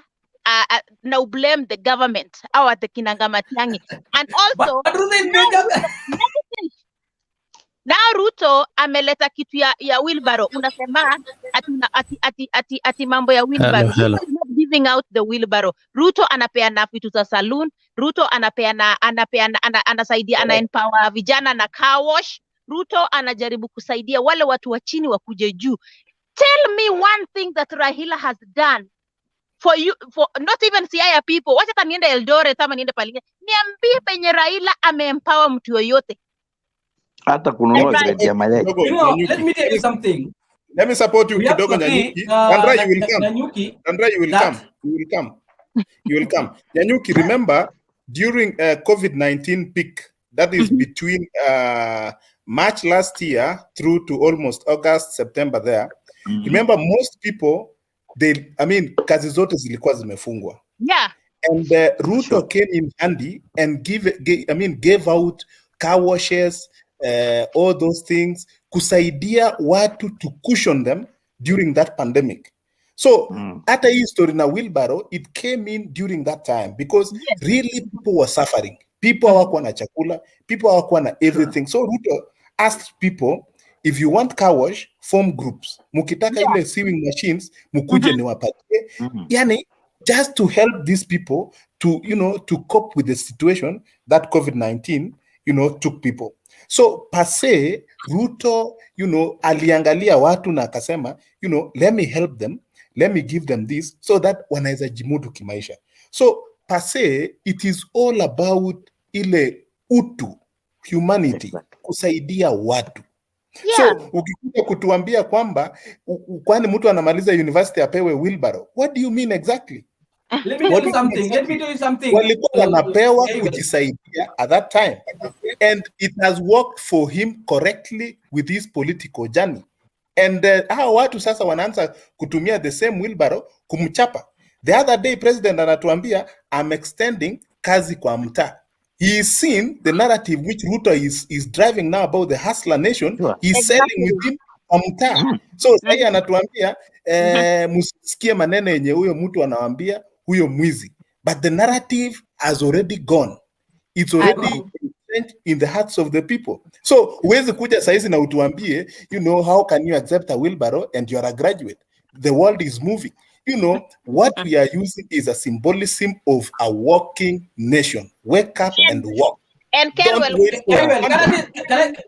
me answer you, Nyuki. Let me answer you, Nyuki.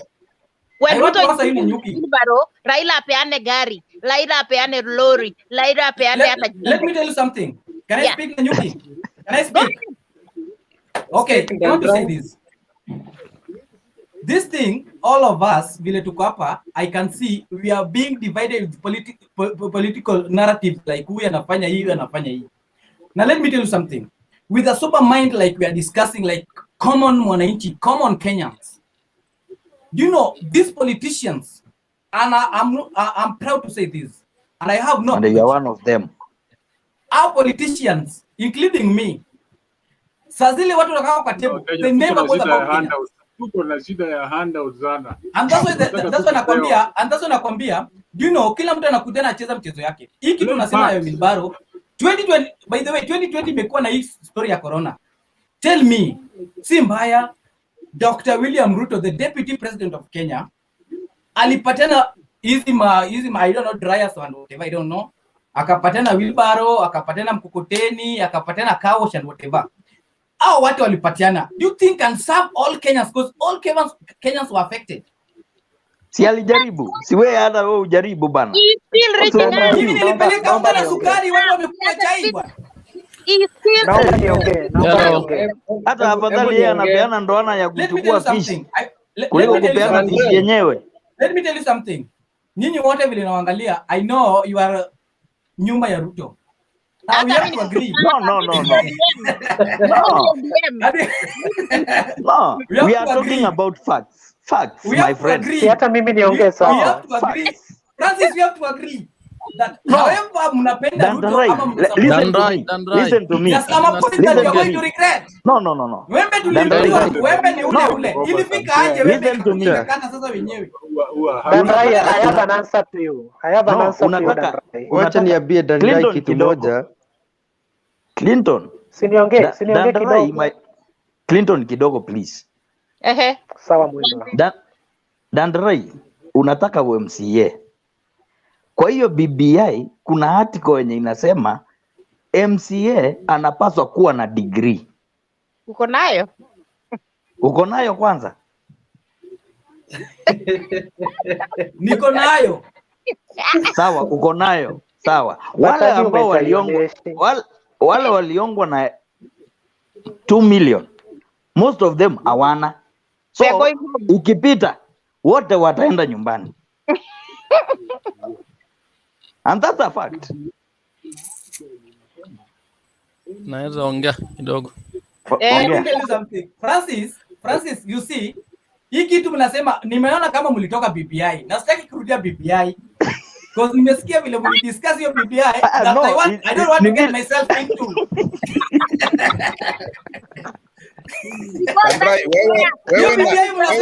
Let me tell you something. Our MCA waliomba car grant before BBI. You have to agree. Yes. But it was wrong time. It was wrong time. It was wrong time. Development Wrong timing. But why is it only this time that they are giving this? Why is it going to the next time?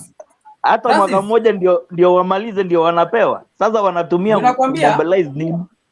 Ndio nakwambia saizi kama umewekwa MC ama ukwe nominated MC huwezi kataa. Utasema hiyo kagra nitolewe. Lakini already nimetumia mshahara yangu nikapata gari. Alafu hiyo BBI itakuja kukuja baadaye. Francis and Nyanyuki, can I anticipate change? Good change. Let's talk about let's try and be positive. Tujaribu kuwa positive tafadhali. BBI tuongelee juu ya BBI na vitu iko huko ndani positively. Hata kama unachukia vitu iko ndani ya BBI, tafadhali tell us the reason. Vitu uppercut, we haven't seen it.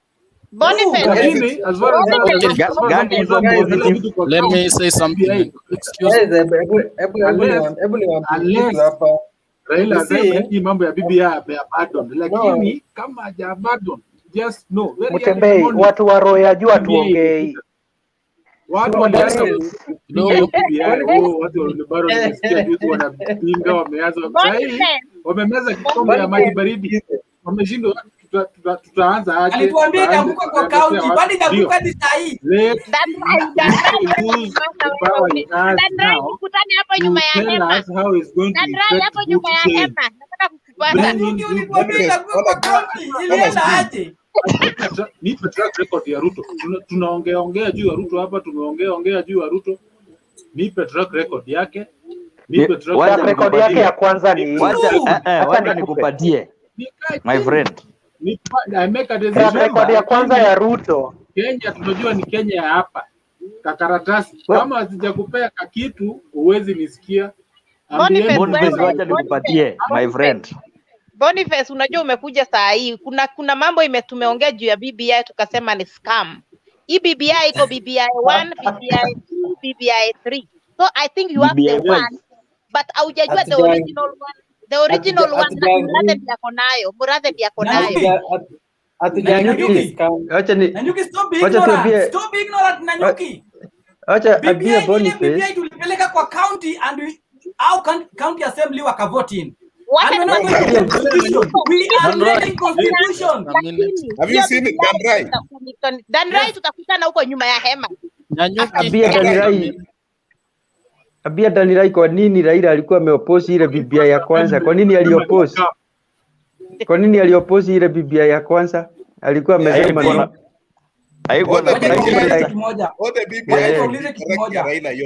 Mbona agree with you, Cyrus. Mbona court haikusimamisha the process of BBI, but ilisimamisha IBC quelled BBI, not held the referendum. mbona haikusimamisha hiyo procedure? Tulikuwa tumepita hapo. There is a hidden agenda behind BBI, that No, you are hypocrite. Open your eyes. Dandarai tusha dambure ila kitambo. Wewe una habari. Unajua hii BBI ni Big Brother Initiative. Big Brother Initiative. Hakuna kitu kingine. Kama the counties have not received 15%, yet you are telling us about 35%. Where are you going to get this? Na wako kotini wakidemand 15. Francis, unajua Kajama anaenda kwa koti. Let me give you a hint.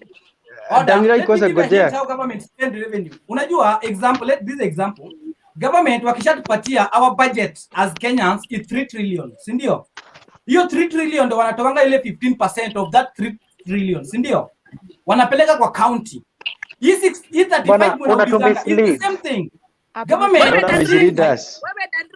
Kweli unahitaji wewe. Hiyo kitu unasema si ukweli. Not what our I have a constitution.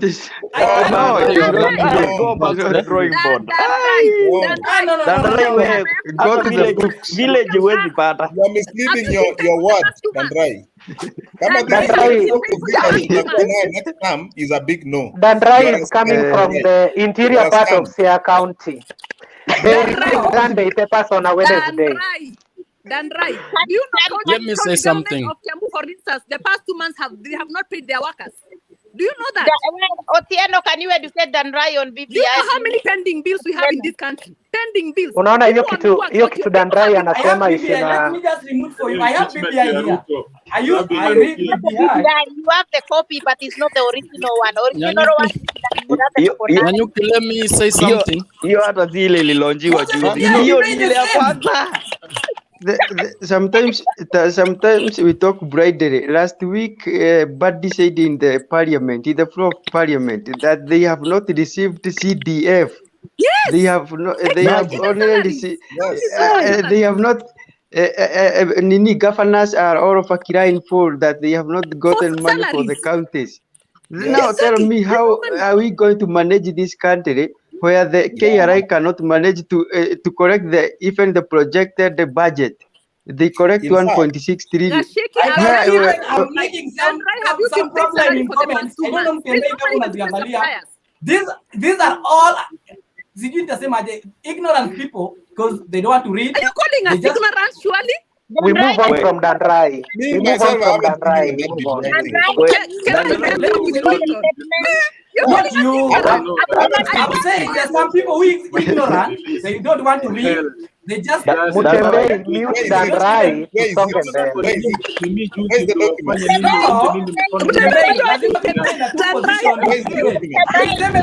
We have to support everything, all of us. Being centralized or being controlled by the central government. Okay, let me say something. Daniel should stop for emotions. At 1 a.m. on a Monday morning. Hello? Dandrai,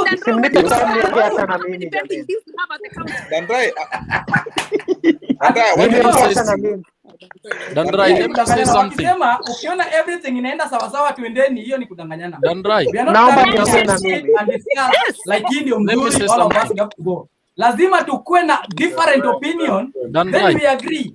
Because all of you are supporting UDA, and all of you. Naomba niongee na mimi tafadhali. Adam Mudavadi like me, ama Raila like me, or Uhuru. Hii ODM pia hii abwashi ya ile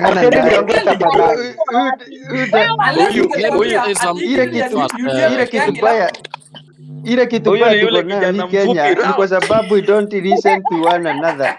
Daniel don't want to listen the truth. Because yeye anataka tu kupiga kelele. And Dandrai you should not, by the way, you cannot say that we are ignorant, whereas we have not seen the document itself to read for us. Kwa sababu sitaki kudanganya. The fact is, I was trying to make it spicy. Okay, what I'm asking lazima we agree. Mimi opinion yangu is totally different na wewe. Mutembei, we need to do something next week. Now, I'm asking, I'm asking why Dandirai is baba amesoma, hiyo ni yake sasa. Baba amesoma, asking Dandirai is ametoseka. why is 2 million In fact, from where Dandrai comes, granted in this term? Why is only the 2 million granted in this term? Why is it not spilling to the next subsequent term from 2022, 2027, like that as we go forward? Why is it only this term? And why is it timely before we pass this year? When the MPs are getting 2 million, what about the common mwananchi mwenye ako na vote mingi anapata nini? Dandrai ni ipi? I can see Nanyuki is a bit intellectual, but vile ana reason hata nashindwa. Niko na utaka. Unajua what happened? Very simple. Unajua hii 2 million tunasema that wamepatiana MCA sahi. We have to agree BBI lazima ipite all of us. Lazima. I'm not an MCA. I'm not an MCA. Lazima. Oh, you are an aspirant. Okay. Tukianza kuangalia like sisi tumepata nini. Then we have to question the government that rule Kenya from 2013 to 2017. Hamkutufanyia vitu mulitupangia, vitu mulituambia as manifesto. Kwani ulivote? As 2017 ili we vote you in. Na mkufanya hiyo. Why question in You resisted elections in 2017. Yeah, but you resisted. Who resisted elections? Wewe wacha nikuulize. Mask zilikuja kutoka China. Wewe ulipata hata moja ya free? Did you even get a free mask? I don't want free mask. No, we're just talking. Tusikate my feelings hapa. My friend, hiyo pesa walikuwa wanapatiana my Mutembei, can you mute the guy, man? Yes, where they can contact that virus ama watengenezewe mashine like what Kagame did in Rwanda. I'm very sorry. Maybe I don't go on your thoughts. Clinton vile ulikuwa unafikia nitakuja hapa niseme ni ukweli. Mimi nimesikia discussions na nimeona hii discussion Mtembei, by the way. Hakuna haja tutakaa hapa tuseme because hii ni platform nzuri, at least we share the idea. Si namna hiyo Kaiwen. Yes, acha nikujibu because you don't support us. Is not acha nikujibu. We agree to disagree. Let me answer you, Dandrai. Dandrai enda polepole. Dandrai, acha niongee sasa. Ama tumusukishe kama bibi. Acha niongee sasa Dandrai. Hebu niongee Dandrai, kidogo. umesema kwamba you come from Siaya and everybody must support BBI, which is very true according to the area you come from. You know, there is a teacher who told us in class 5, and it was a joke, that Siaya is very undeveloped area whereby you can even receive Sunday papers on a Wednesday. na pole kwa kusema hivyo. Pili, ukianza kusema mambo na BBI mara unataka kuwa MCA, then you take us to the budget that Kenyans have on a daily basis, on a yearly basis. Alafu venye unafanya mahesabu zako, you just want BBI ipitishwe, lakini kitu kiko ndani hutaki kujua. Unaweza ukajua lakini hutaki kujua. Unaweza ukafikiria we peke yako to make an independent decision, but unataka ufikirie, but unarudi nyuma, unaogopa tena kufikiria, lakini unasema baba ashasoma. You understand? So take your time. You are a youth like us. Kina Raila watakuwepo leo, kesho na kesho kutwa watoke. Mimi na wewe bado tuko na life after BBI and before BBI. So mimi nikipinga BBI, I have my own reasons. Wewe I'm saying you making this discussion to be a bit cheap, pale tuliweka hapo juu ilikuwa sawa. This discussion should not be a bit cheap, you know, think. This discussion is cheap, my friend. No. Ni maoni yangu. We have to pinga BBI. Sasa mimi nipinge BBI kwa sababu hiyo kitu executive. Ama mimi nipinge BBI because wameongea. There are so many things in the BBI more than the Prime Minister and those other political positions. What's the problem with that? Kuna mtu alikuuliza hapo kama 15% governors wako kotini, hakuna 15%. Saizi unaambiwa kuna 35. Itatoka wapi? Maswali kama hayo hutaki kuyajibu. Ukiulizwa hayo maswali unaonewa. Do you know the reason to why? Hapana, acha nikwambie kitu moja. Ile kitu wanataka mambo ya BBI ni kwa sababu wanaambiwa wakipitisha BBI wataweza kufai tena. Hapana, wataweza kufai tena kama magavana, na ndio maana unaona wenye wanasema watasimama president, magavana wanatumiwa DCI. So hata hii kitu ya that 5% sio yenye ati inafanya wapigie hii BBI nini campaign, wanataka wapate Cyrus. fresh nini term. Manage to run. Cyrus, Yes. ya Dandarai si eti juu ya hiyo. Juu ni Voko anajua atakuja namba 2, 3. Anaegemea kwa nomination juu ya BBI. So ana haja na sana ni hiyo nomination juu ni Voko. Let me tell you something. I don't want to speak for me. I don't want to make decision for me. Nimesikia Clinton ameongea hapa. And you have to apologize for people of Siaya. Because if you want learned people, they came from Siaya. You have to apologize. I said it was a joke from before. I said it was a joke from before. I think you jamaa hajui mambo nini jokes na nini hajui. Nilisema our teacher told us and I know it was a joke when we were in class 5. I cannot apologize on that. No, it was on a lighter because I have never confirmed whether you received Sunday papers on a Wednesday. What do I apologize for? It's a big topic we have to discuss in a larger book. Unajua BBI kama BBI haijafika hiyo Siaya yenu haijafika na wewe tayari sha make decision BBI lazima ipite. Let us start here. We are going to amend constitution. We are not going to form a new constitution. We are just going to amend it. Hata hiyo ya 2010 ilikuwa na dosari kidogo. Ndio naita wale wote mlipinga 2010. Kwa sababu baba ameshukishwa utasema namna gani? Baba ameshukishwa utasema namna gani? No, we have not to talk about baba and whatever. Hiyo tutakuwa tumeweka hii discussion chini sana. No. Hapana, ameshukishwa kwa BBI. Umeona marriage ya Uhuru na baba imekatika. Have you seen that? Are you aware? Those are perceptions. No. Let me tell you something. Alafu unaona kitu hapa discuss. Sisi Wajaluo tulikuwa tunampinga Ruto kwa sababu Raila alituambia tumpinge kwa sababu hata 2010 alipinga constitution ya 2010 ikapita. Hii pia tunaambiwa Ruto atapinga na itapita. Yes, alipinga 2010. Who is the deputy president mwenye enjoy fruits za 2010? Hata hii Raila atapitisha BBI. Ruto will be the president to implement. Anaona constitution kuna dosari. Hii constitution ni mbaya. Atoke vile Raila alitoka 2005 akapinga that constitution. Was Raila deputy president? Was Raila deputy president? Ni mbaya. Atoke peupe in boldness. Aseme hii katiba mnataka kuongeza kidogo ni mbaya. Wale kama itasonga mbele. Hiyo ndio tunataka.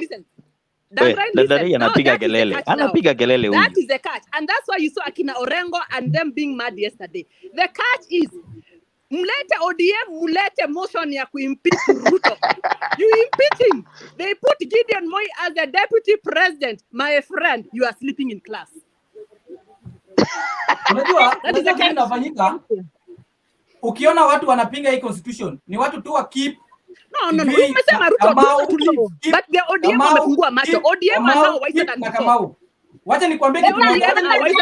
They have known the game. Wacha tuingilie hapo kabisa. Unaleta mchezo. Si tulikuwa na peaceful discussion. ODM wamefungua macho, wameona ile game inachezwa. Nimefanya nini? Take the motion, impeach him. They won't. They are clever now. Nimefanya nini mimi? Dandrai hata kwanza hapo kwa Impeach Dandarai.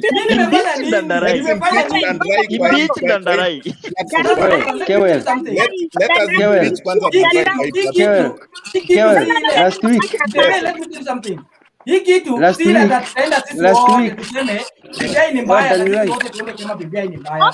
It's not fair. Dandrai, respect the president.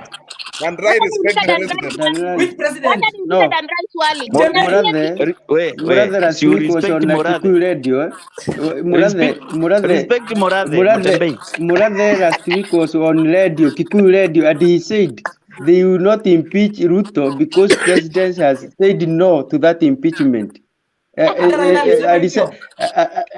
Murathe alisema hivyo kwa Kikuyu radio, akasema president amesema tusitoe Ruto hapo. Kwa nini president alisema hivyo? Alijua ODM wamefungua macho, wanajua. They know. The moment you remove this guy, you impeach him, you put Gideon as the deputy president. The next thing, Uhuru hands over the power to him, or he became the prime minister. Na ndio maana naambia Rai awe anafuata siasa za hii Kenya kila siku, ajue kila kitu ambayo inaendelea Kenya. Anajua hata vile nini Otiende Omoro jana vyenye alisema. Kwa nini Otiende Omoro Orengo waongee kwa machuku bila kujua ni nini inaendelea? Between handshake and whatever, I don't want to talk about. And let me tell you something. Unajua, and that's what we are talking about. And you don't want to talk about. Impeaching deputy president is not easy. Na hiyo hata tukijaribu kumpeach deputy president is not good. They have the numbers. Hapana, tusimtoe. Mbona Raila alisema tusitoe? It is very easy. Tusipeleke ile kitu, tusipitishe ile kitu hasa. Now, they have the kwa sababu wanajua they are fighting a losing battle. Exactly. They are too late to fight Ruto. They have tried from 2018. They have tried to call Ruto thief. They have tried to say he had killed so and so. They have said he has done all these evil. They have seen they are not succeeding in fighting him. Right now, it is too late for them.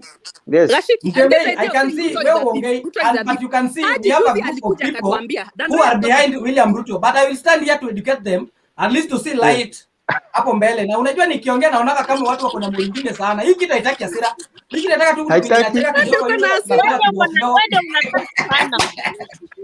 kidogo. Sasa wacha nikwambie, unaona? Impeaching deputy president is not easy. Ngoja Danirai. Mwizi.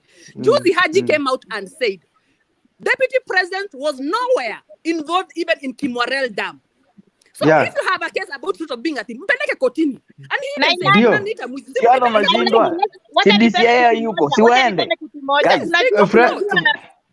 Francis, juzi this guy is not involved in Kimwarel Dam. It is there.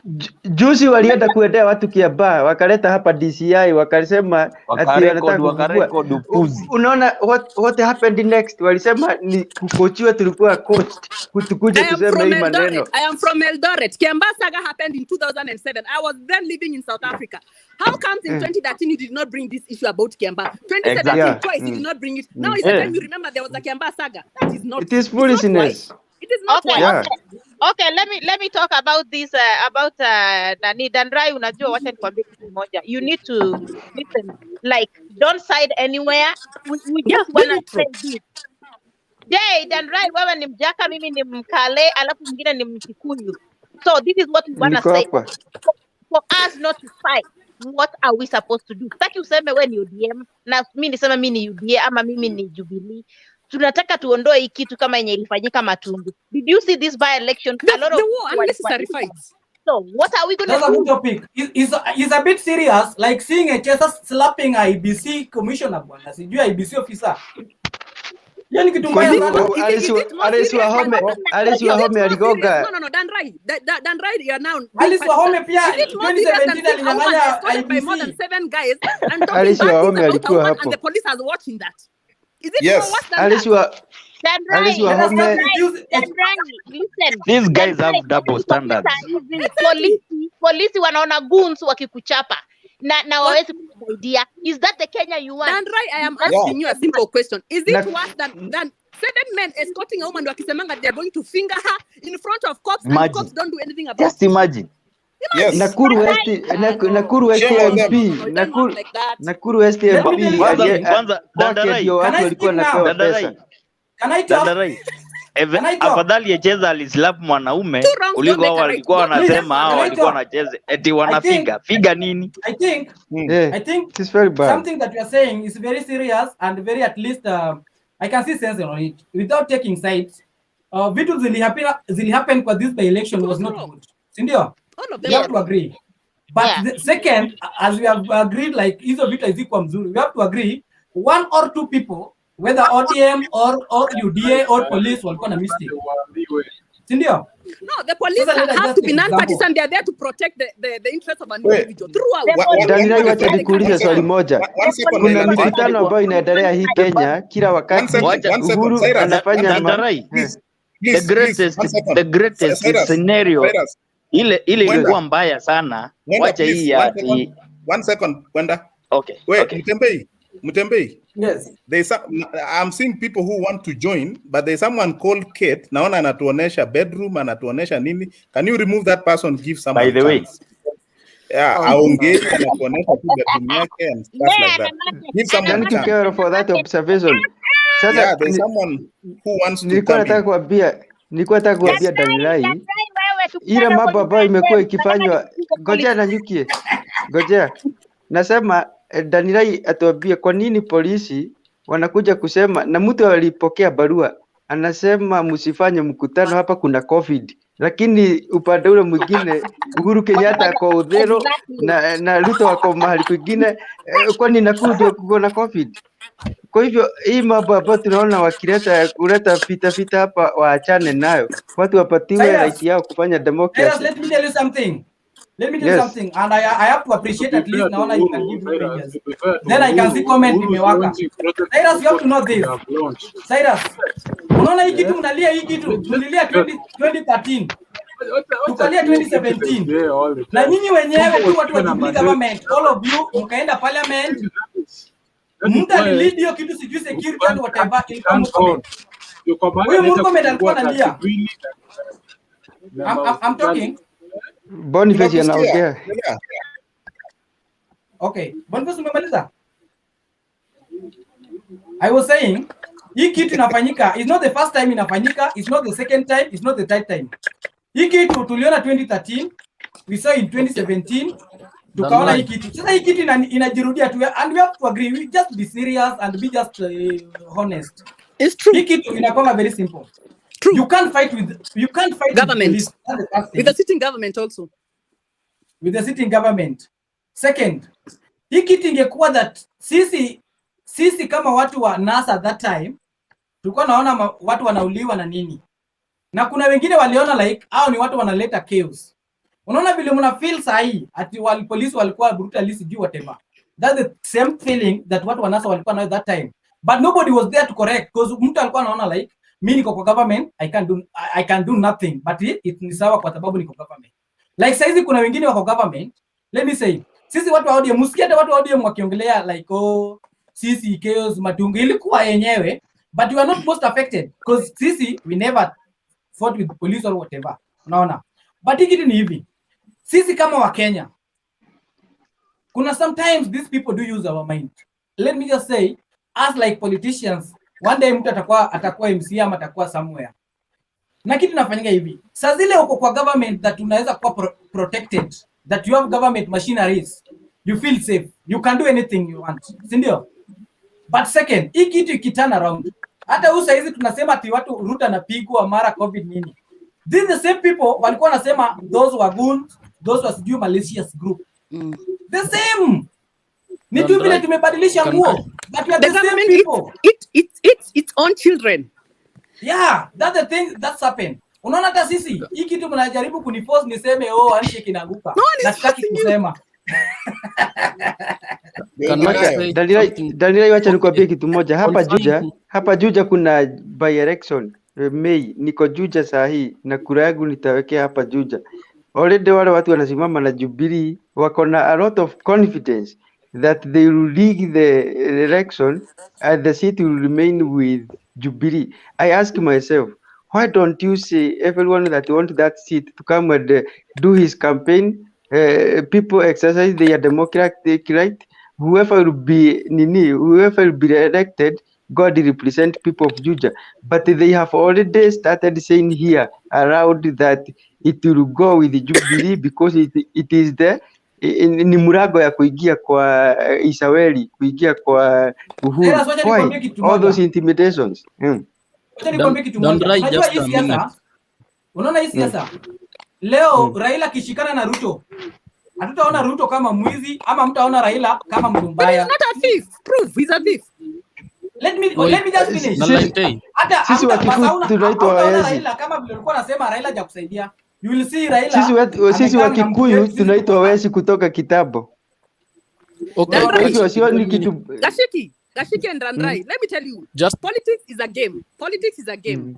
And politics is what we think and see here, but there's so much deeper. How come someone like King now? No, Randrai, I'm talking. Someone like King in a Joho. Do you see the game that is being played at Coast? Those people I can answer you, Nailante. Yes, Kewel, please do. Okay.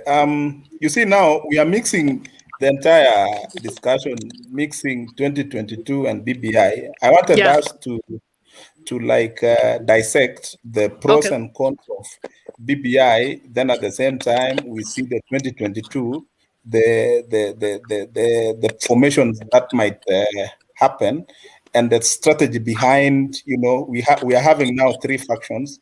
We have the Baba faction, we have the Ruto, and we have the State House, so to speak, endorsements. Dynasty. So now, the State House is becoming so strategic that they want to use the same BBI to gain the 2022 traction.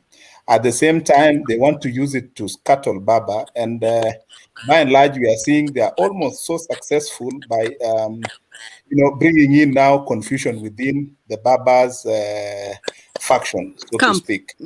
Now, you see, in Coast, we know Joho is becoming somehow madoadoa because of some things, some overdeal that he struck with Uhuru.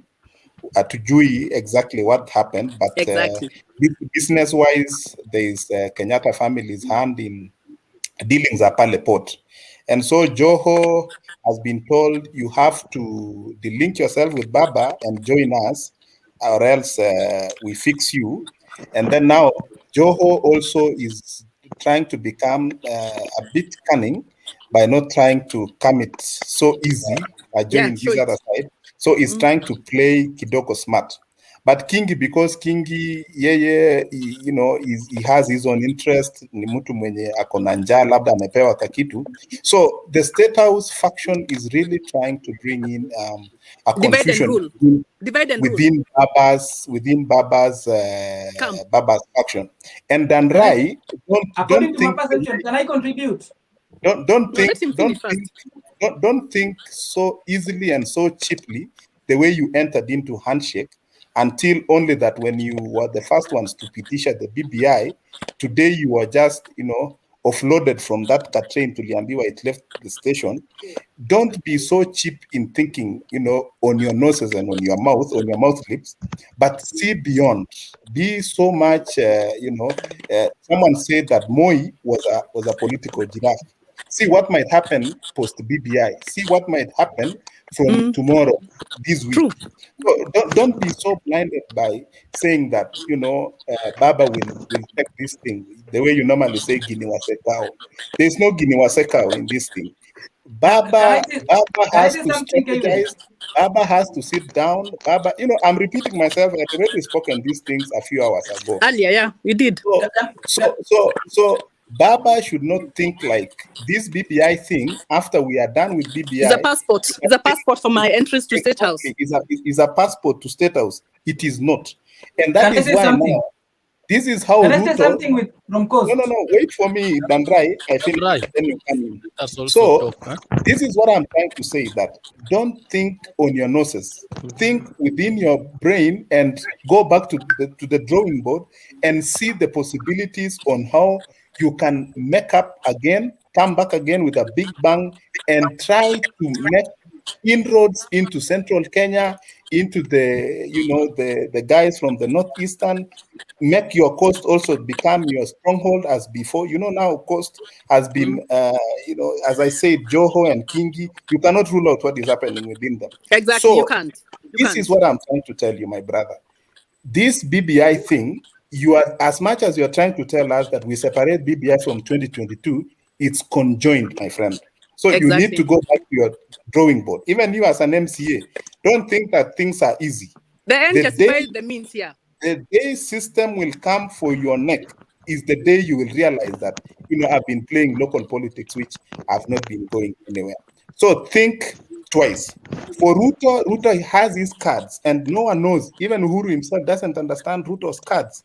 Even mean, even Rachel herself doesn't even understand Ruto's cards. So Baba, the way he's been offloaded, he should not take it lightly. He should strategize and come back with a strong force. And actually, Kewel, that's why I actually said the more we talk ill about this guy, the more he's gaining momentum. So avoid even now insulting him, because now people have opened their eyes, they can see. The more you talk, you belittle someone, people can see, you know, and people are sitting back and they're like, okay, we can see the game being played here, you know. So the more you are talking ill about this guy, even I told you, I'm repeating again, he said, the more we are talking bad about this guy, the more every day he's gaining momentum. You know what is happening in Coast ni kitu moja that you have to agree. Do you know there are some governors that they have finished their term, those 2 terms, ndio the same 10 years, and these governors, kama if they are not going to fight for a certain position, they are going just to die in politically acts, unaona. Sasa wao pia they have to fight for something. And if you see Mombasa, these people is like contradicting themselves. Utapata Kingi, because anaona like Joho, someone can pick, Uhuru can pick Joho, Ruto can pick Joho, Raila can still continue with Joho, at least Joho akue somewhere, you see? As yeye ndio spokesperson ya Coast, unaona. But the moment atakuja hapa juu as a spokesperson ya Coast, unajua wale watu kama, niseme watu kama Kingi, watu kama ule governor wa Kwale and whatever, wataisha politically, unaona. So King is trying to say, hata juzi amesema aje, that hiyo table mtakuwa mnapanga, hata sisi we are going to be on that table. Sasa wanamaanisha kukuja kwa hiyo table ni kitu simple. You have to form a political party. Let us say you have to have a car ama gari that itakupeleka kwa hiyo table. Hiyo ndio wanajaribu kusema like sisi sasa zile tutakuwa na gari yetu kama watu wa Coast. Mimi Joho nikiwa ndani, King nikiwa ndani, nani akiwa ndani. It will be very easy at least tukienda kubagain. Na hii kitu wakikuja kubagain, si hata watakuja kwa Raila peke yake because they support Raila. Wanaenda kuona like who serve us first, who you serve with what. Unaona? Sasa Kingi is not that hawapendi ODM, but wao wanataka wenyewe that lazima tukue somewhere. Kwa sisi tunamaliza term yetu. Unasikia, let us just example on that like weekly for Parana, Kakamega Governor County. Alisema aje, lazima nikuwe president. Si ati anataka kuwa president, hata yeye anajua mwenyewe that he can't be president, but yeye pia anataka bargaining power.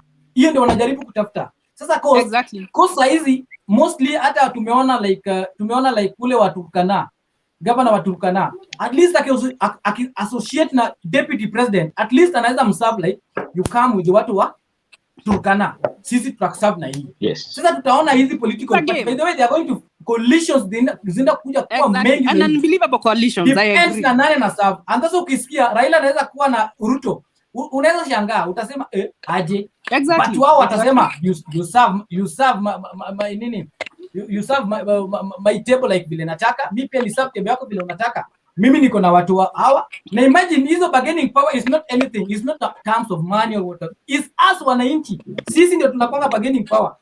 Mimi na control Nyanza, mimi na control Bali. Tukileta pamoja hii, tutafute Joho analeta watu wa Mombasa, tumpatie governor. Tutafute Turkana na Nok atatupatia hii. Tutafute sijui nani, then they form coalition. That's what's true. And doesn't kwambia watu wanatujezea tu mainje. I know I've been in politics and I know. The moment watu wanakuwa wanadiscuss hata huko MCA.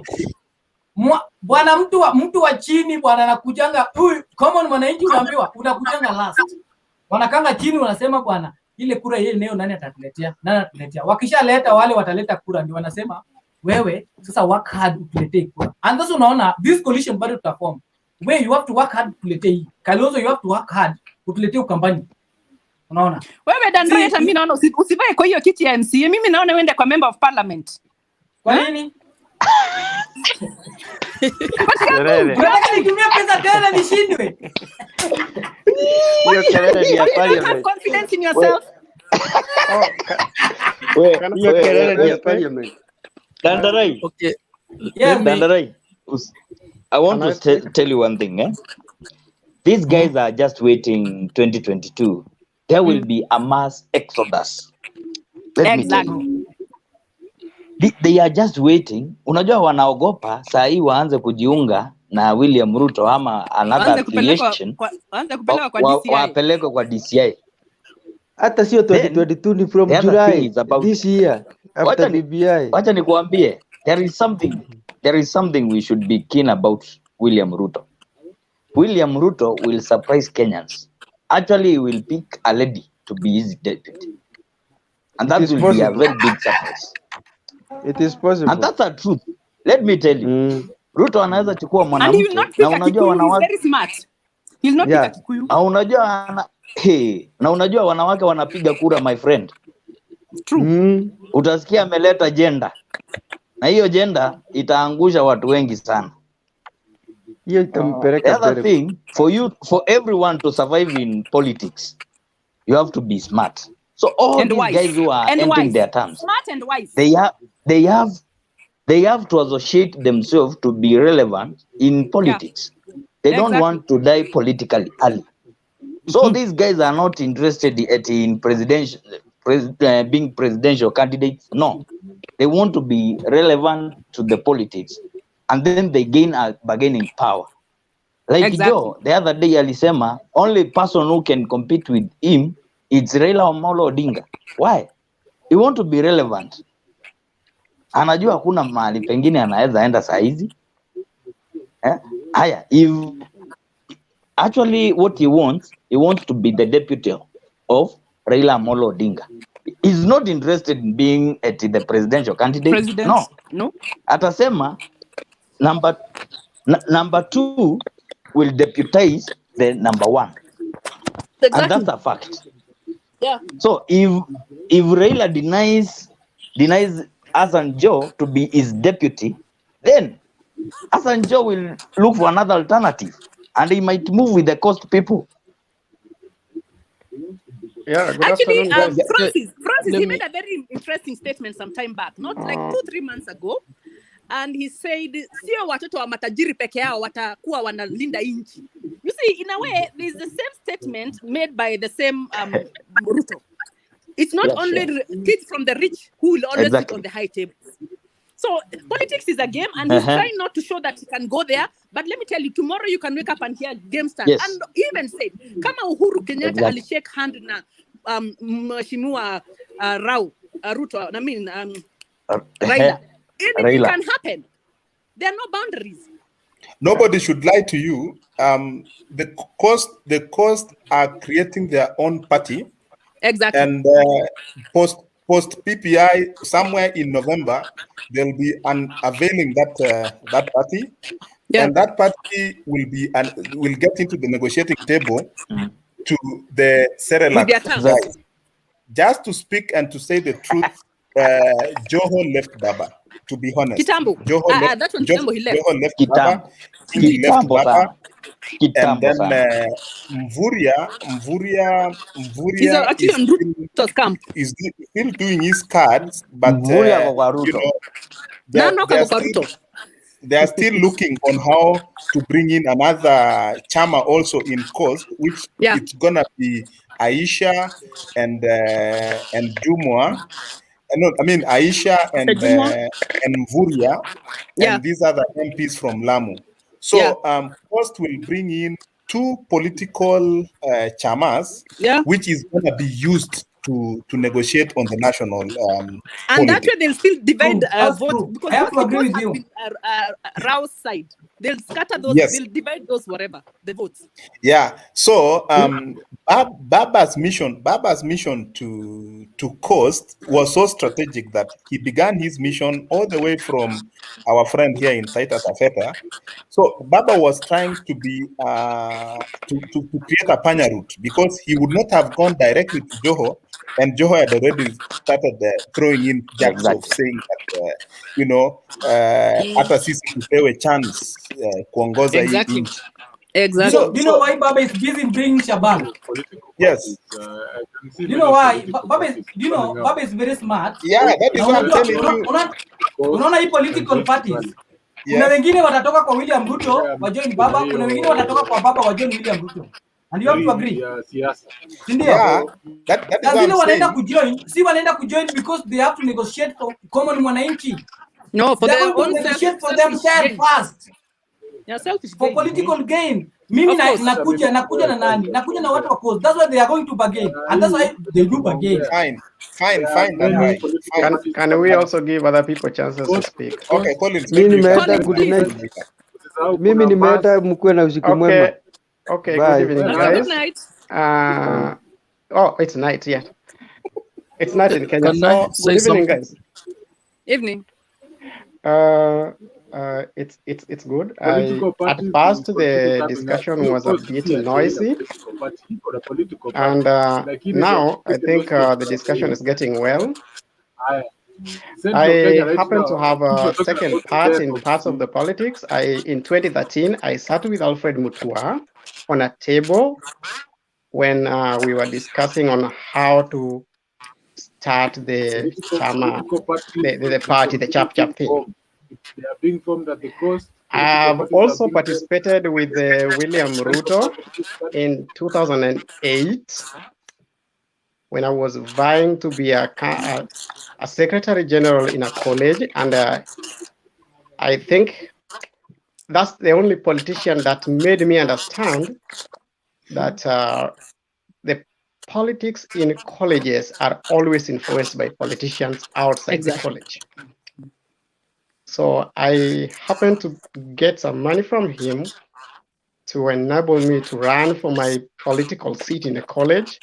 And I think we met at America Hotel. That was in 2008. So one of the things that I want to tell you guys is this. I also happened to be one of the candidates. I was a candidate in the 2013 election in Kenya. And still people talk of negotiated democracy.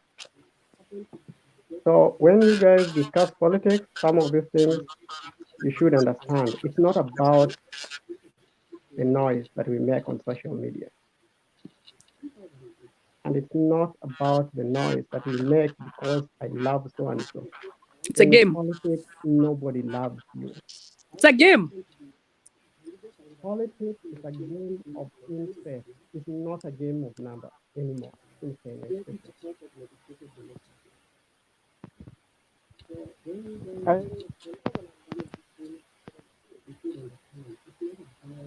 Collins, umepotea.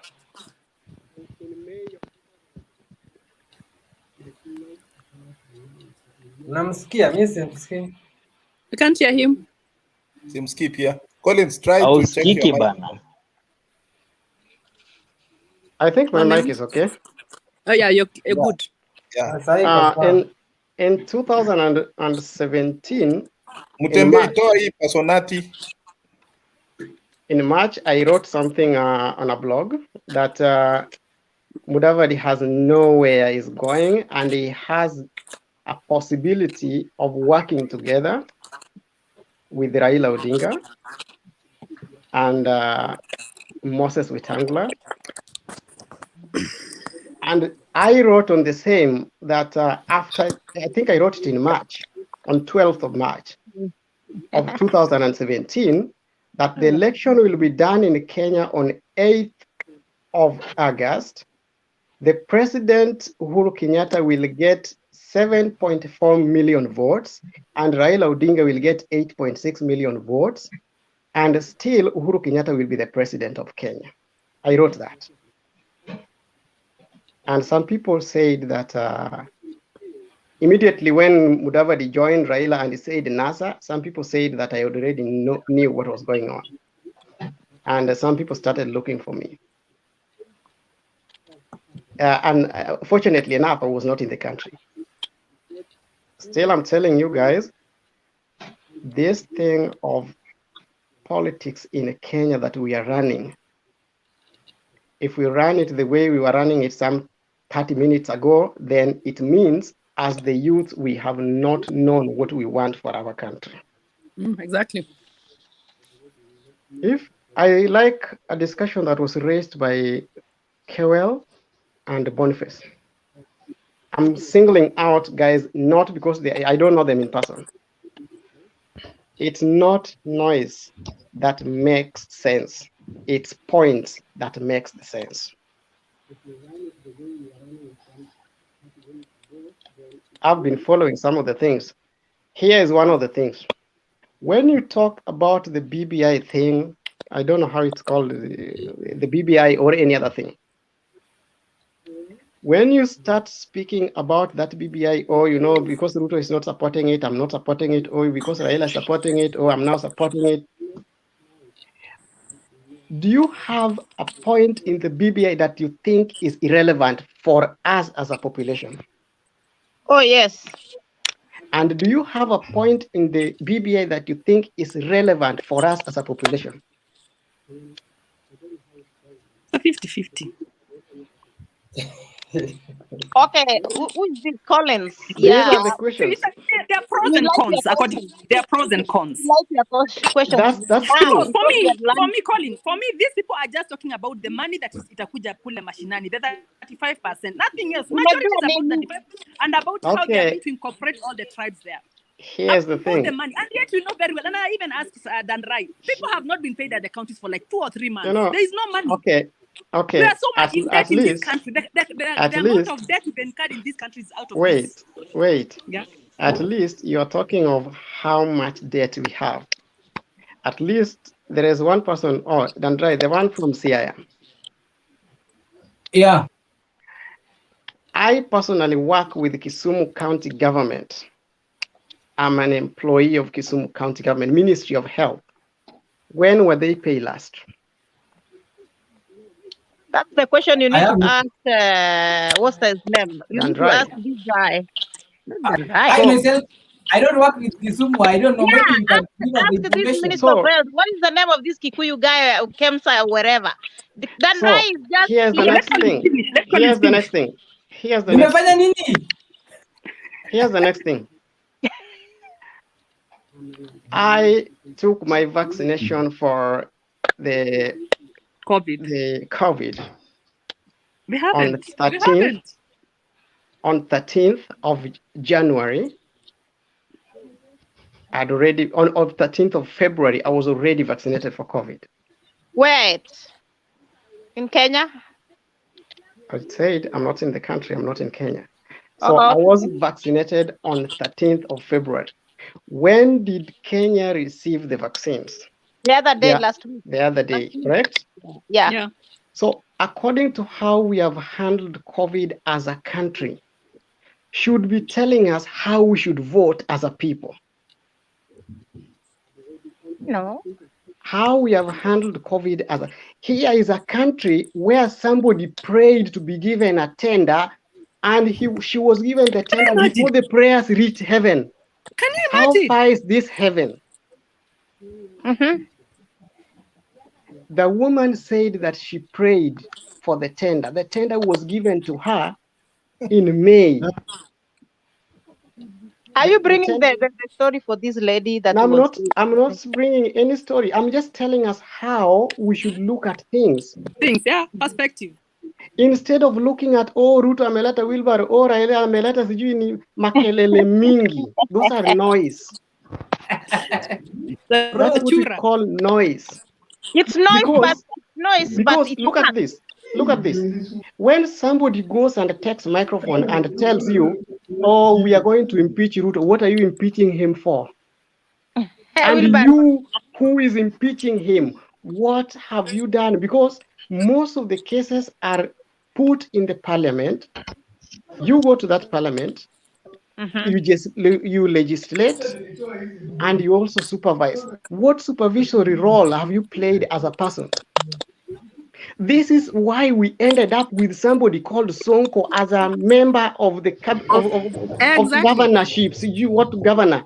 And I looked at him and I said, if this is what education means, that we can go buy some papers and be elected, then we are wrong still.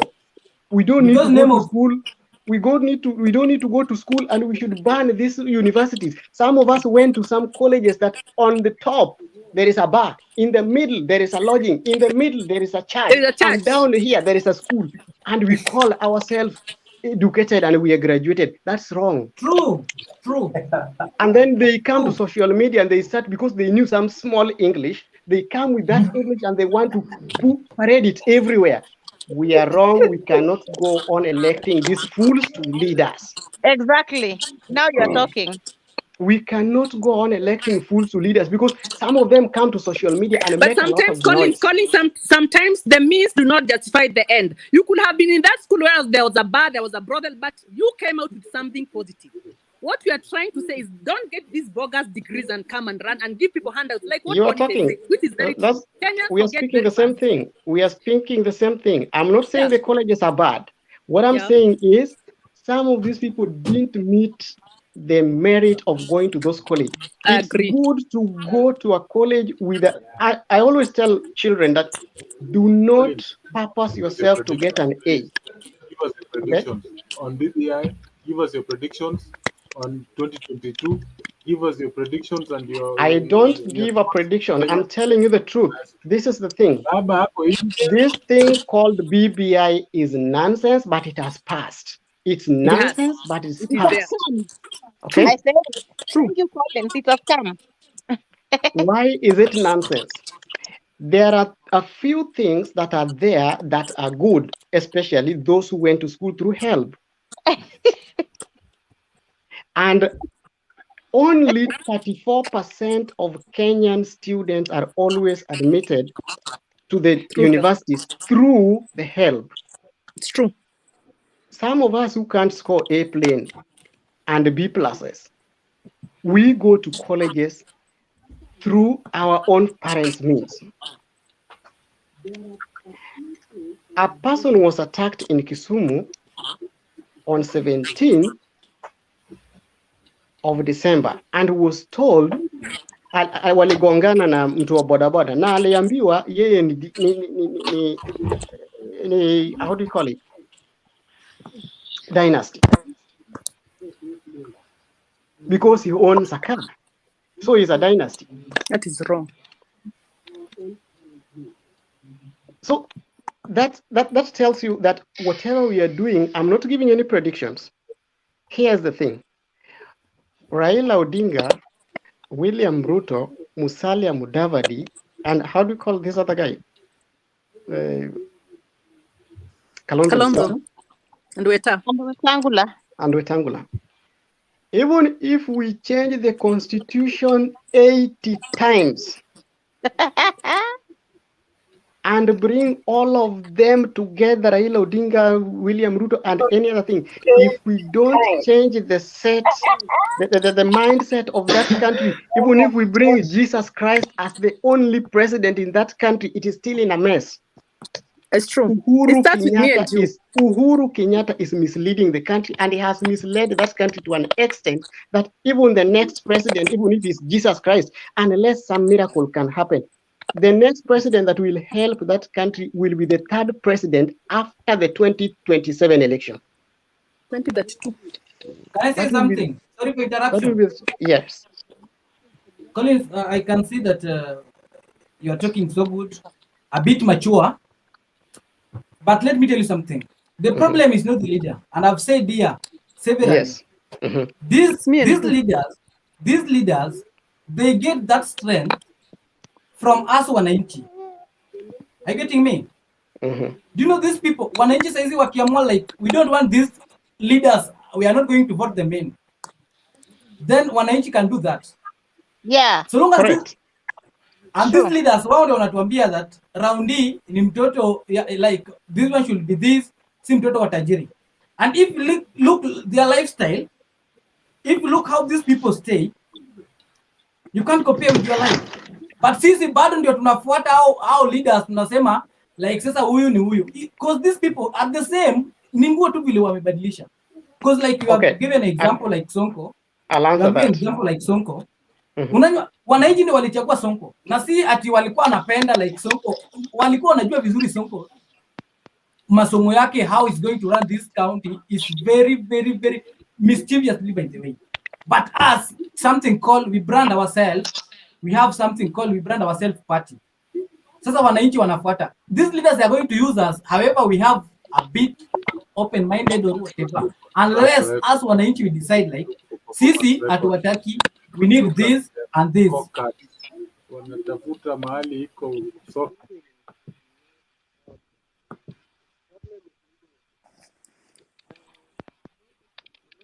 I'm not getting you. I don't know if someone is Where getting is the volume. speaking? Tengeneza mic. Usikiki bando. How about now? Sawa sawa. So you are hearing me?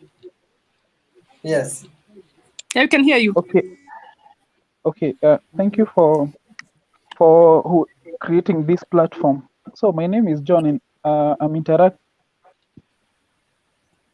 You muted your mic, mic. Put it on. It's Mutembei who mutes. It's not him. Ni mimi. It's Mutembei. It's Mutembei. Yeah. He's the controller. I think.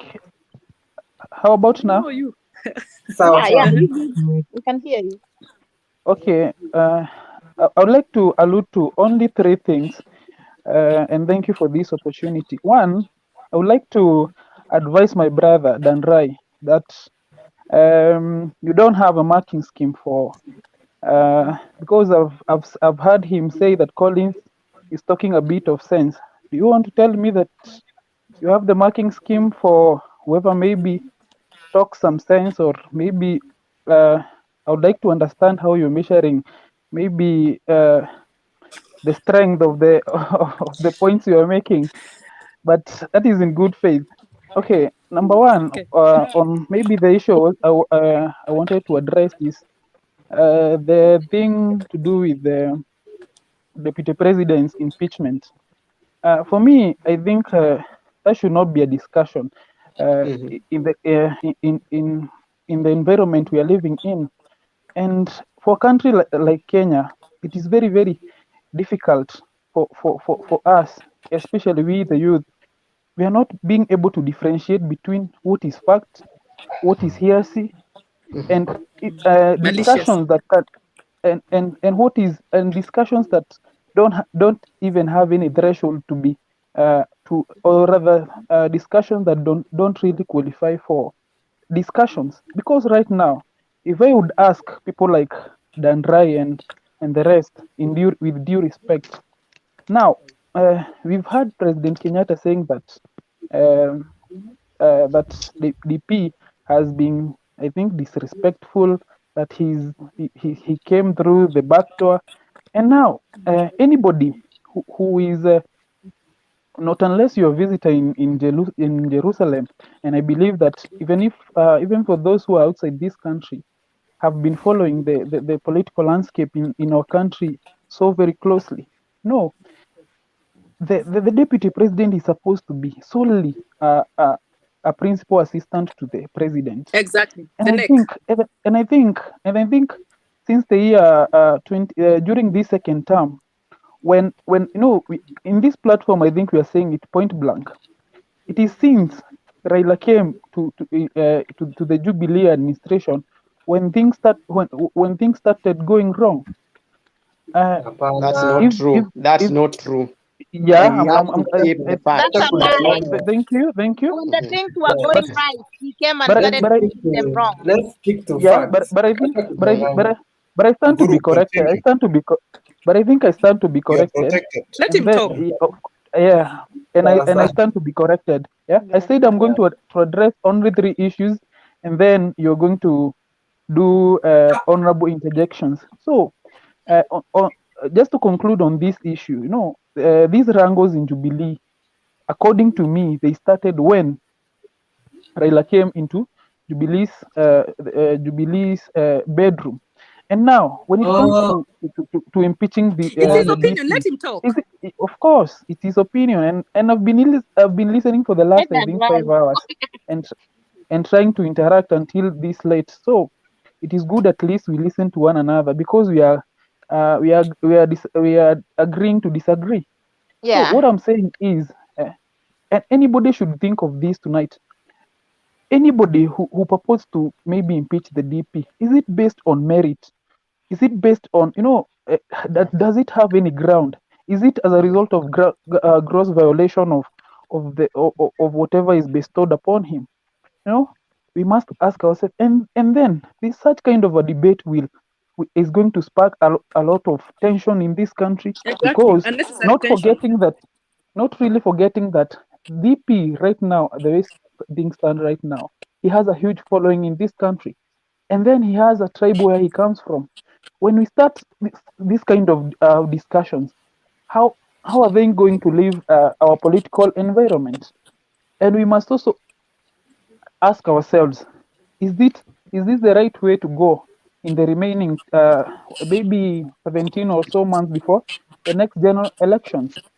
So that is food for thought. Is that discussion to impeach the deputy president in this Necessary. country and the way it is right now, is it necessary? Is it based on any merit? Is it based on hearsay? Is it something? Does it have any basis? Then, if it has basis, then well and good. But if it is just these ordinary battles, that will be going to the extreme. This motion will be pushing the DP supporters to the elastic limit, and then they are going to react. And when they react, these elections in Kenya, or the mood that is generated by elections in Kenya is wanting. And anybody who has been there and experienced the political tensions can really attest that if we go this direction, then we might be really headed the wrong direction. Number two, I would like to address the dynasty versus the hustler narrative. And myself, I've been watching closely the political landscape, and what I can say about the dynasty hustler narrative is that when I look into maybe the proponents of the hustler narrative, it is the deputy president and his troops.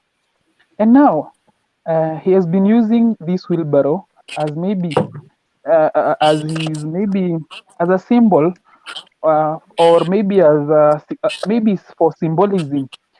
But anybody who wants to change the debate have been terming it as a dynasty versus a hustler battle, or rather, they've been referring it into a class war.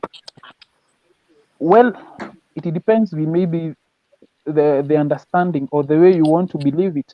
But for me, I think this hustler narrative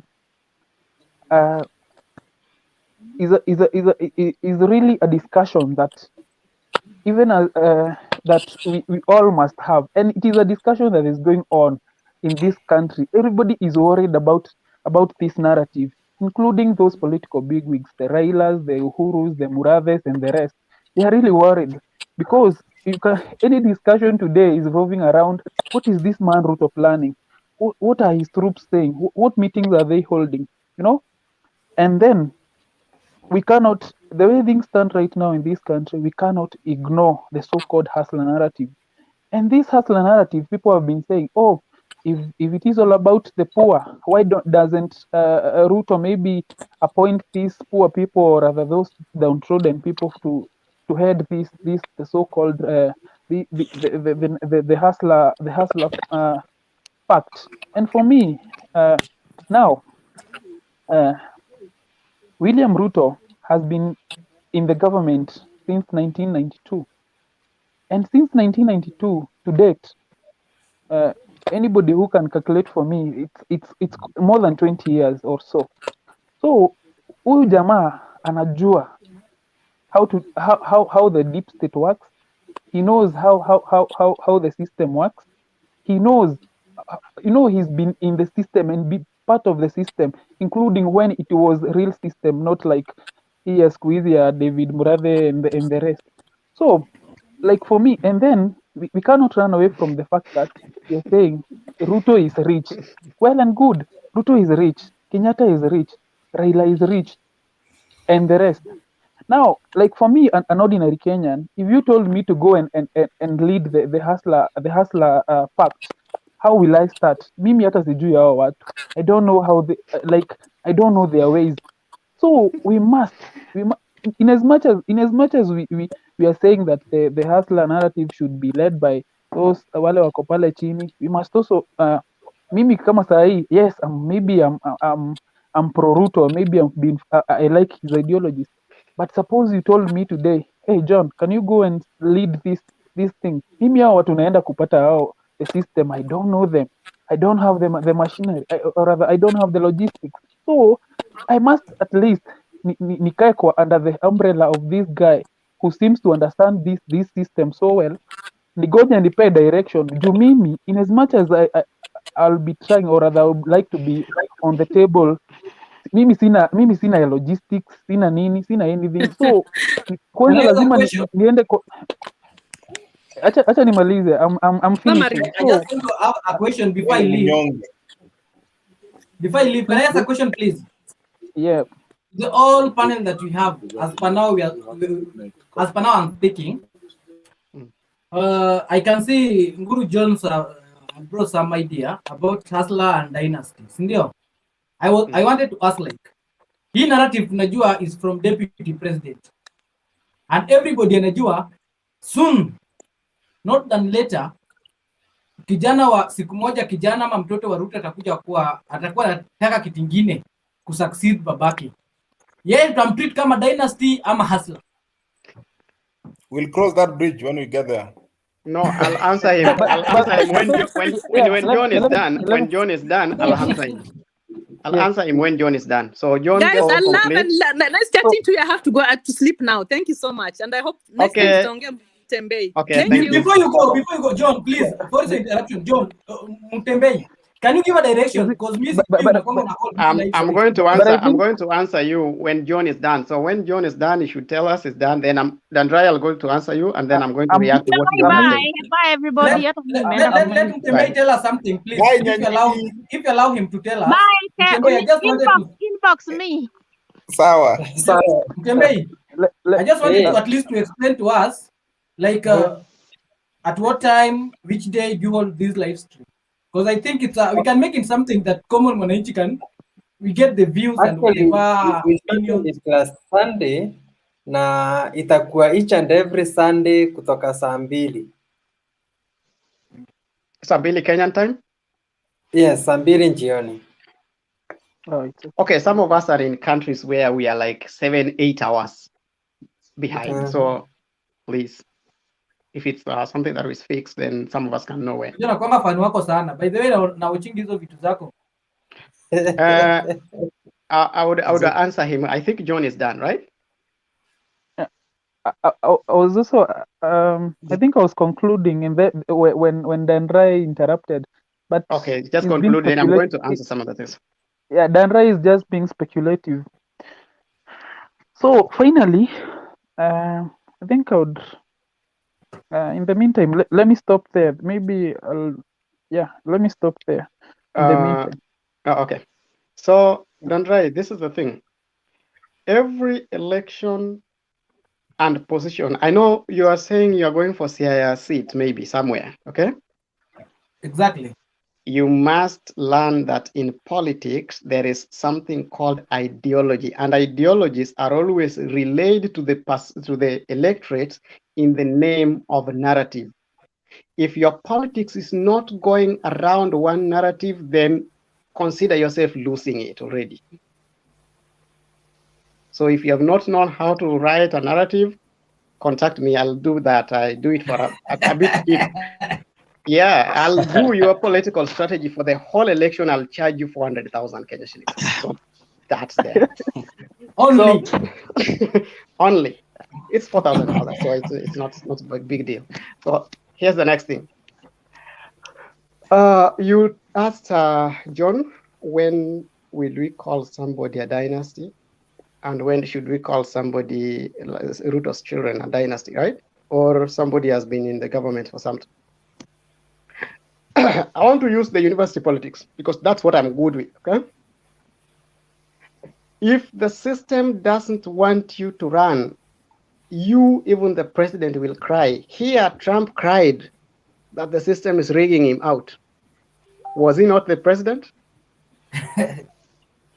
Trump cried here in November, in October, that there are people who are hell-bent to make sure that he doesn't get the presidency. Did he get it? And I'm not speculative because he did not know that there is always something called a narrative because he's not a seasonal politician. He's somebody who just came from the business and then led. whatever is killing Kenya is we run with the narratives and we combine it with the clans. We take the narrative, we combine it with psychophancy.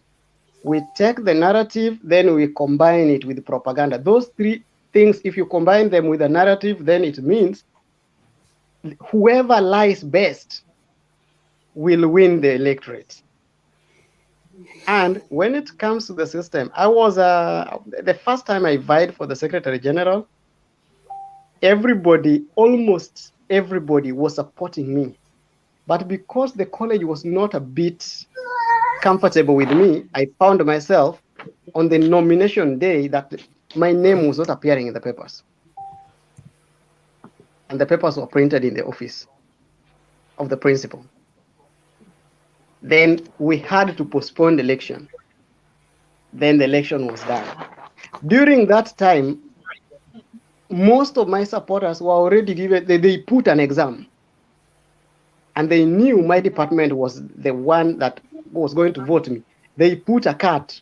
You understand when you education system yetu in Iran, that there is a cut that we are given 3 days tuko na cut kesho, na hiyo ndio siku ya election. So you find yourself that the day of election there is a cut in your side. Watu wanafanya cut, and okay, I'm a medic, so you understand the way the colleges, the medical field works.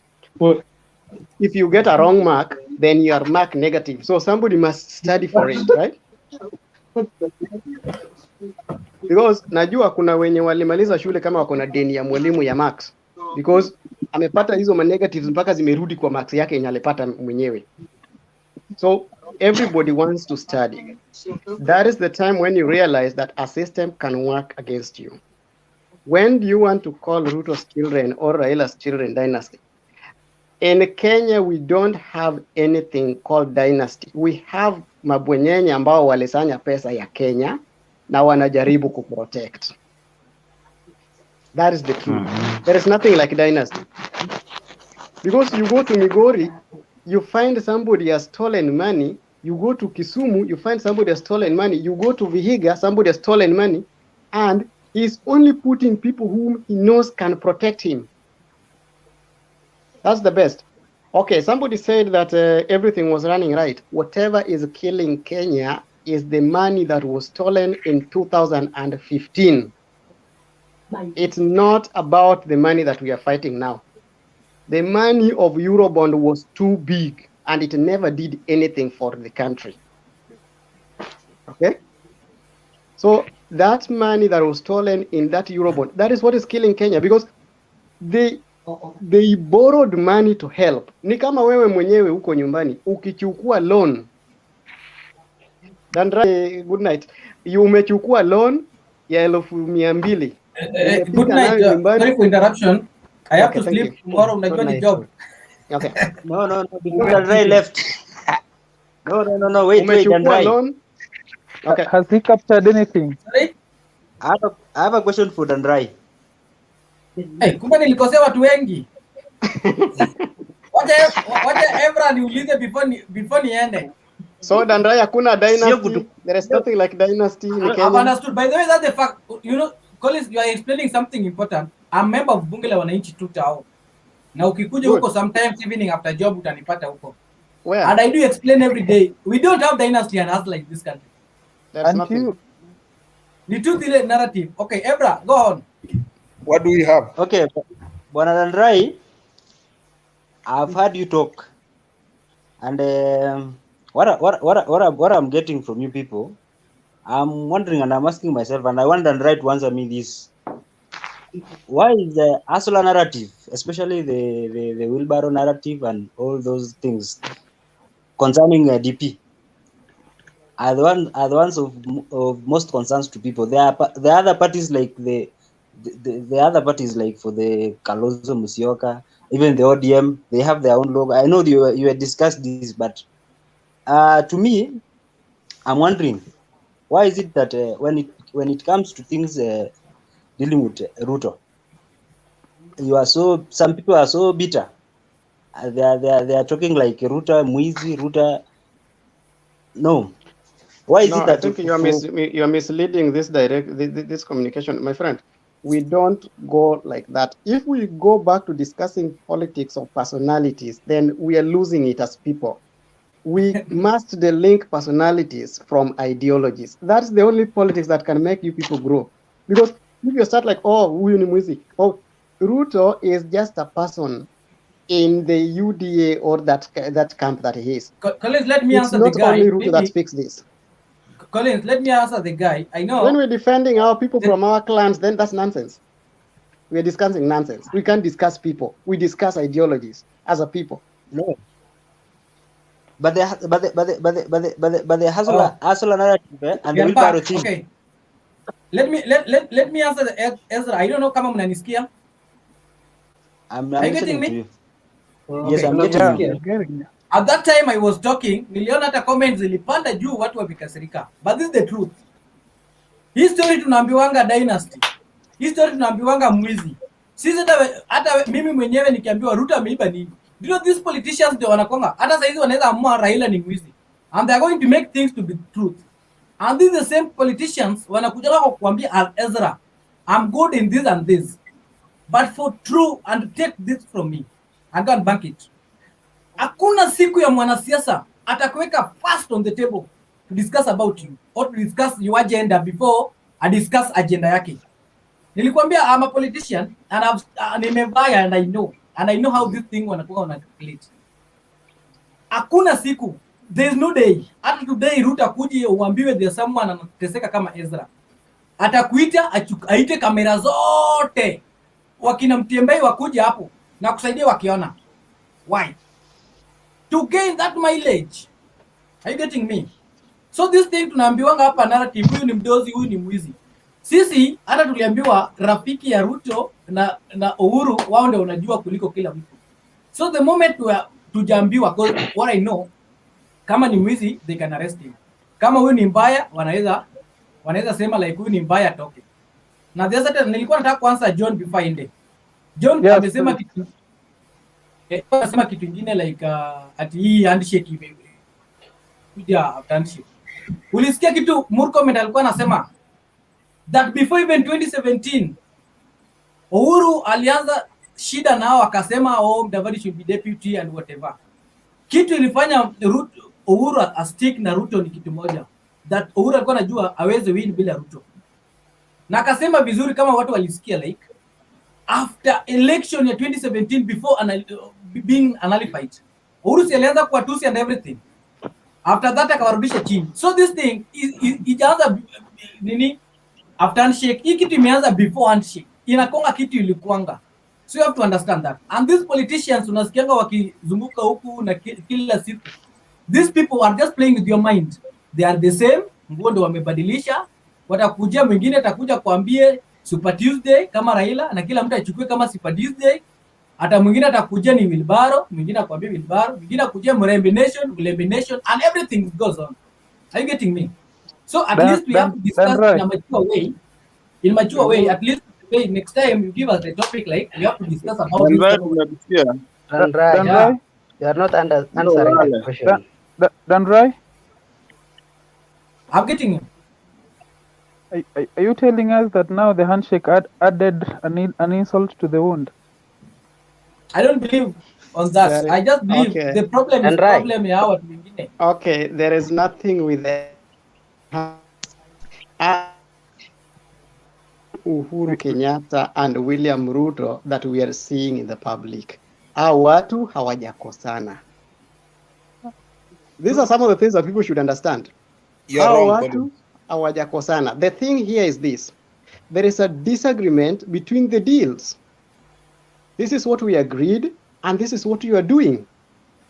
So, si ati wamekosana in personality. Watu wamekosana yani they have ideological difference. I want somebody to listen to kijana wa pastor. I call him kijana wa pastor, Murkomen. There is something that guy always say. If you were very keen, don't listen to people who are coming to take microphone kwa matanga. And in fact, hao watu wenye wanapiga makelele kwa matanga, they are always empty in the head. I'm not sorry for that. Collins, hiyo kitu ilisha. Yeah. Kitu ilisha. Sorry to Okay. say. Yeah. If you check on these things, so if you are talking of sijui handshake, there is nothing, and there was nothing so special about handshake. The politicians always want us to believe that they have some supernatural powers to convince. Kewell spoke something towards the end of your contribution. If everybody understood that, then you will know where we should be going. And in fact, I think unafaa kuongea mara mingi sana kwa hii nini. I'm not giving you open nini, but I'm just telling you, everybody should always take notes when you're speaking, because you speak what we should understand, not what we are doing. Because saa zingine huwa tunaongea kama watu. If we do this politics of personality, yani wacha niseme kwa lugha yetu ya kinyumbani, siasa ya mtu yetu is the worst. Siasa ya mtu wetu is the worst, where a Luo believes that whatever Raila says is right, even if it is wrong in red pen. Exactly. Okay? But now, a Kalenjin believes Ruto is right, mpaka hata akisema No. kitu mnaona is wrong. Okay? And a person thinks that akienda Central Kenya aseme Raila ni mbaya, anaelektiwa hata kama hana akili. Unaona? So these kinds of things. Yeah. Okay. Yeah. And now, yes. Eliud?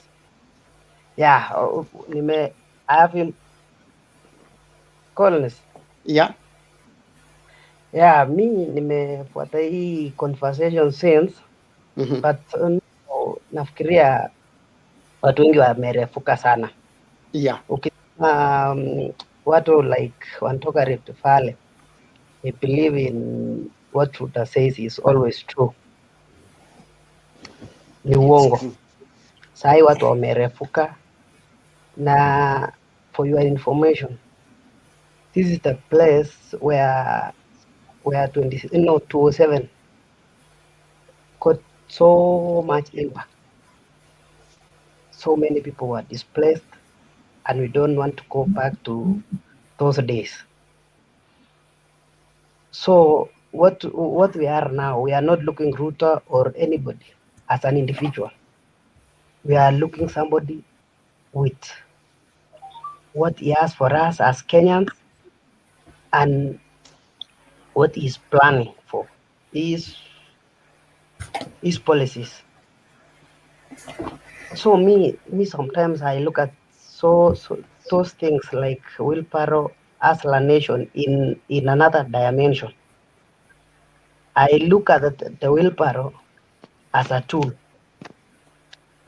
as a symbol. Juu hiyo wheelbarrow yake inamaanisha huyo mtu mwenye anaamka asubuhi anaenda kutafuta, si ndio? It doesn't mean it's just a dynasty or some other people there. I heard how they took it like. So we want to round in Nataka Kenyans youth. We have we think outside the box. We share ideas. We share ideas like how Collins you have come here. We look at the person. He's ideological. Let's not talk about Ruto. Let's not talk about Raila. Yes. And so many other people. So let's talk. Have how to ndo hii Kenya iendelee. Yeah. So That's Can I contribute? that's right. Allow me to say. Okay. Can The only lady is you here. allow me to say Yes. something? Yes. The and only then- lady in the house, The only gender lady in the house, balance. right? Mutambai ame run I've away. been listening to this debate for a while, and I love. Can you hear me? Yeah. Can you guys hear me? Yes, we can Okay, hear. so Yes. I've got one. I listened. Yeah, I've listened to you guys for the last I don't know how long, And as somebody who is in the diaspora, I look at Kenya politics and I want to cry because we have the potential to be so far as a country. Our country, for one, is blessed. We have so much resources, but we lack ideological leaders. We need to dissociate ideology from the person. We need to stop looking at Ruto, Raila, Uhuru. We need to look at what is this person offering to our country.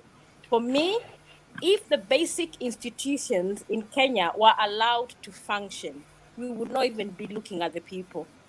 Because in diaspora, whether Boris Johnson, Theresa May is a leader, our institutions function.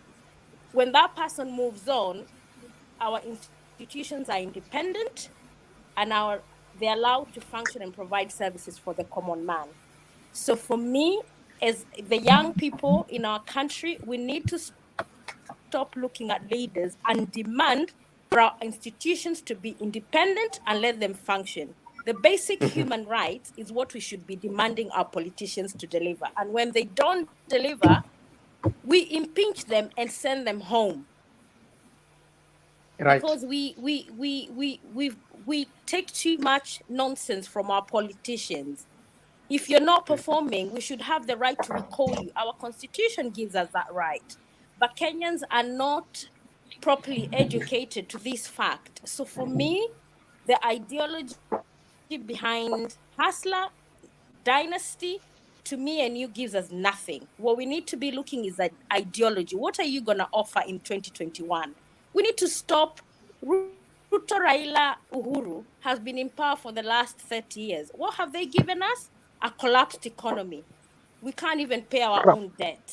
Come on, guys. Let's stop talking about individuals. Let's look at, and to me, if I was given a chance, I would give Mother Karua a chance to lead our country. And I'm sorry, it's not because she's a woman, but I think her ideology in 2021 matches what we need going forward. And I know our country probably not ready for a woman, but if you listen to that lady, she's got something to offer to our country. Thank you, guys. Thank you. That's Yeah, okay. Now Collins. these guys can understand. Collins. Now these our guys can understand, right? Okay. Collins, Yeah. can I speak, please? Yeah, I Yes, want Francis. to say something. There is this Nancy, narrative don't go of the anywhere. system. Please stay there. There is this narrative of system, but I want to tell you, Collins, you have been in politics. There is system behind the system. Correct. And that's a fact.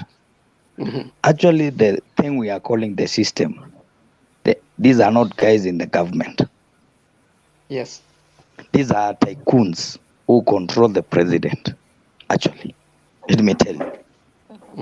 So these guys want to protect their businesses and they want their ideas and their business also to be protected. So even the case of Songo is about touching the heart of those tycoons in Nairobi. That's why Songo had to go. He was not listening to their ideas and what they wanted. He wanted to do the right thing. But those guys don't do the right thing. They always use the shortcuts. So there is a system behind the system. And that this system is not in the government. That system is the tycoons, the businessmen who own the Kenya.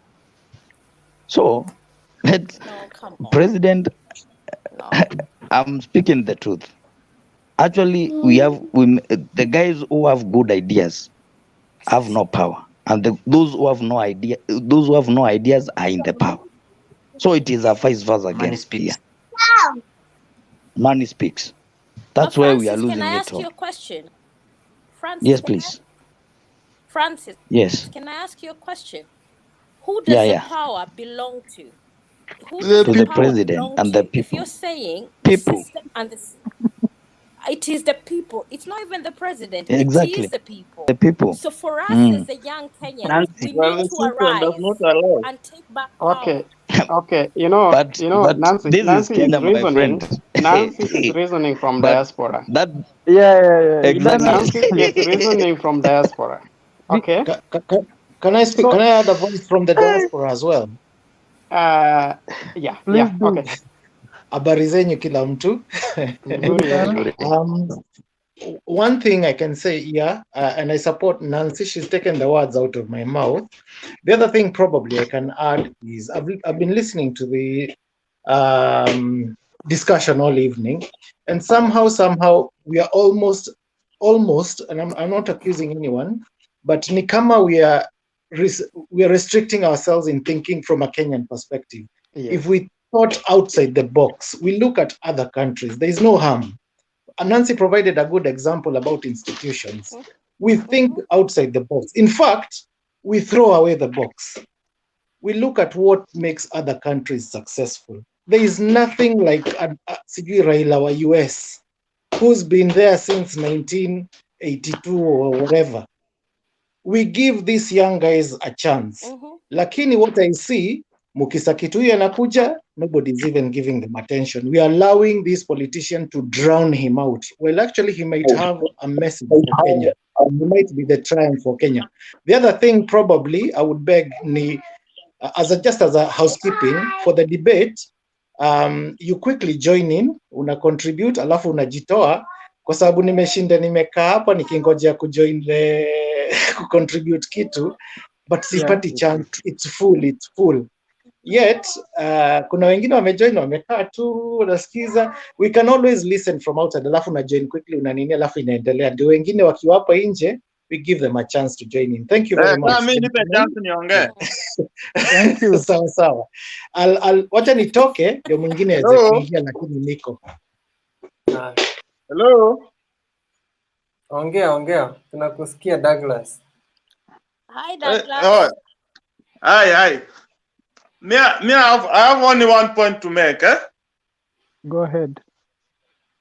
The problem is our country, as NASA said, is we don't respect the independence of those bodies which are there by the constitution. For example, our police are not independent. The judiciary is not independent. That's where all this problem comes from, because when, for example, the president is too much powerful for the police to stay independent. Like even the police.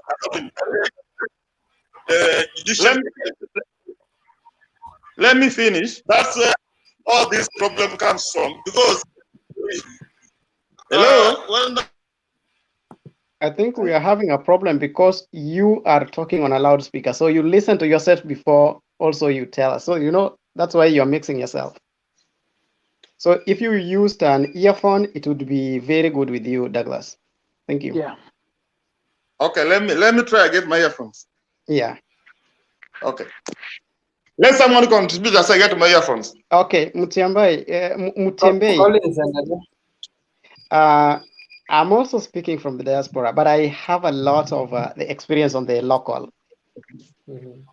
That's the differences. So when Nancy spoke, okay, we walk through these countries, and then when sometimes you compare, sometimes back there is a lady who came, Yatola.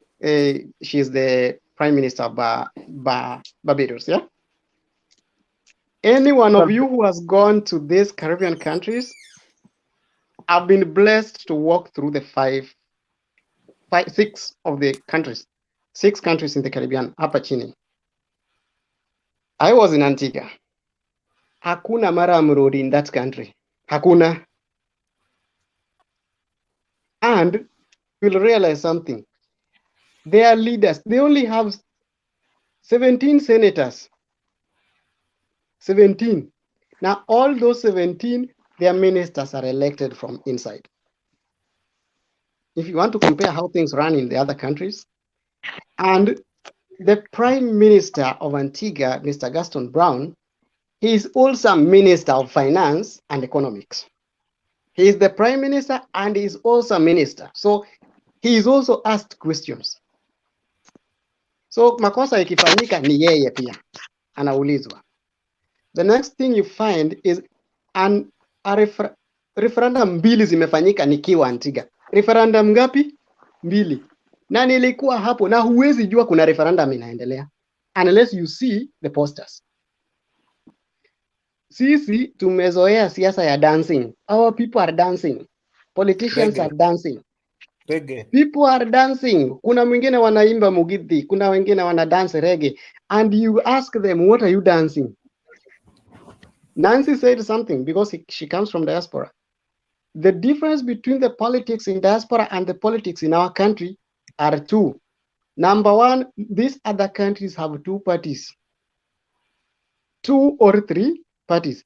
Kwetu kuna party ingine yenye ukishindwa pale utakuja kuchukua ticket na the other side. Mtu anakuja kwa wananchi already akona ticket ya another party. I remember I was contesting and I knew sikuwa naweza pewa party ticket ya ODM because Ababu Namwamba, I'm not sorry to say his name because we sat with him on the table. Ababu Namwamba was to give me the party ticket when he was the Secretary General of the party. And then venye tuliona akianza kuchengwa na kina Utino Kajwang, I went to Mutua. So by the time we were speaking of getting the position on the nomination at ODM, already nilishaongea na Mutua na ngojea. Okay? So that nikinyimwa pale niko huku the other side. That's what happens. That's what happens because you go, we have over 300 parties in Kenya. Some of them don't even have an MP, but wakisikia unaongea unataka kusimama, they send cartels. So somebody said in every part there is a cartel. So you go to other countries, you'll realize the system is functioning irrespective of whoever is in power. If we can have a system that functions, we will not care who the governor is. We will not care who the president is. Mimi, hapa, my senator is Cory Booker. I live in New Jersey. So my senator here is Cory Booker. Mimi mwenyewe sijaiona mahali Cory Booker na campaign. Never. Lakini ukienda kwa mall, utampata sometimes, unaambia, this is the senator. Kwetu, our politicians are small gods. Yes, they are demigods. They are small gods. On during the during the COVID, nilikuwa kwa supermarket. Anybody who has gone to that country, I was in the supermarket. Na mbele yangu, I didn't know the Prime Minister of Antigua. And that's the Prime Minister. Kumbe, mtu mwenye amesimama nyuma yangu ndiye Prime Minister. Kwa supermarket, anapanga laini kama mimi. So whatever made me to give him the line was, mimi nilikuwa na whole trolley. I was a student. So nilikuwa nimebeba whole trolley. Yeye alikuwa amebeba something, kitu kingine hivi, just one, na soda ya Sprite. So ndio nikamwambia, please sir, you can go ahead, you have a bigger, I have a bigger luggage, a bigger nini for myself. Then watu wakaniangalia wakaniambia, are you from Africa? It's only Africa where people know that mkubwa anapewa chance. I didn't know he's the Prime Minister. Then akishamaliza akaniambia, yes, that's a good show. My name is Gaston Brown, but because nimeshamsikia kwa news ati Gaston Brown, basi kwa nimemwona who the Prime Minister is. I'm the Prime Minister. We must sanitize the politics by reducing the powers of our leaders. This worshipping of leaders is kidogo Collins. Yeah. Kidogo as you ilikuwa nimalizie. I just want to make Collins kidogo acheke. You remember also in when Huduma number was being given out. Yeah. Ruto alipanga line kama wale raia wengine. You remember also in this university called Strathmore when he went there for the daughter's graduation. Yeah, alikuwa amesimama nje. Alipewa kiti kama raia. Nilimuona akitembea nje. Hapa ukipewa such privilege ni news, my friend. Yeah, because our media, because we have made the media to understand that a leader is a small god. Mpaka ndio unaona a leader anaingia kwa bar, hata MCA mwenyewe anaingia mpaka anapewa microphone kwa pulpit, anakaa mbele kama mhubiri. An MCA, you also know huyu MCA juzi alikuwa tu na nyinyi hapa, alikuwa nacheza na nyinyi na sasa venye amekuwa kiongozi, and then we monetize. Nancy said something. We are monetizing our politics. I did a research and I'm supposed to present my papers for the research. The politics in Kenya, if you don't have anything above 25 million Kenya shillings, forget about going for an MP seat. You must have 25 million Kenya shillings for you to contest in Kenya. Ukitaka kuwa MP na una milioni 25 wachana nayo. Colin, can I ask you a question? Yeah. But Yes, Colin, Nancy? I hear what you're saying. But if at all we're gonna realize a better Kenya tomorrow, let me give you an example. Like when I go to Kenya, I go to lands. They tell me if I don't bribe, I'm not gonna get my titles, right? But as somebody who's lived in the United Kingdom for more than 20 years, do you know I've never given a coin of my money to bribe anybody? True. Kenya will change because it has to start with me and you and the other person. Correct. And today I have all my titles and I have never given anybody a coin. Because what I've done, I'll queue until those people get and you tired refuse. of me. So we need to stop. Yes, we have to. The mind change of a Kenyan is what will change Kenya. Nothing else. Huku nje tunasema haraka ya And if we Wakenya. allow the Wakenya wako na leaders to haraka. keep tunafaa tukue na haraka sasa.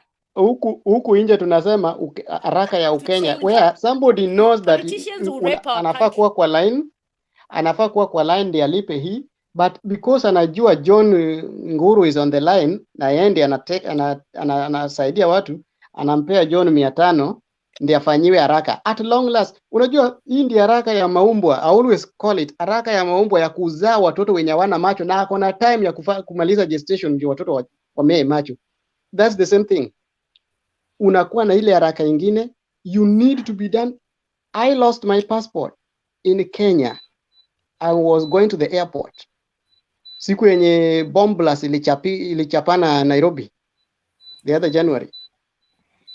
I was at the West, inaitwaje, the two do seat something like that. Do sit. I lost my passport there. I was traveling in ndege ya kesho. So when I went, nikaambiwa my passport nitapata in 1 month. And I had to call, nikapiga simu, ndio nitumiwe barua ya kuonyesha that I'm supposed to be out of the country by that time. Venye nilipeleka, and then somebody told me, he's still waiting for his 500. Aliniambia nimpe chai ya 500, lakini bado anangojea mpaka leo, bado anangojeaga hiyo chai. Sikumpea. Because he told me to give him money. There is an emergency system that you can get your passport under emergency. It's a bit expensive, but it's in the law that you can get the passport within some short time because under emergency. So I knew the law and I applied for the passport on Tuesday. I got my passport on Thursday. But you still realize that somebody who knows that law anakuambia utoe kitu kidogo ndio akutole passport by Thursday. And because Kenyans tunapenda hiyo haraka na hatujui kama hatuna hakika na systems zetu, we are not so sure of the system. Utapata mtu anaondoa hiyo kamia tano. On the other side umelipa almost 12,000. Because ile haraka yenye tuko nayo ya pesa. And then some of us who don't know the value of money are making politics to be expensive. There are some of us who don't know the value of money. Because amefanya deal, akapewa kickback ya 10%, which is something like almost 20 to 10 million, anataka kuharibu.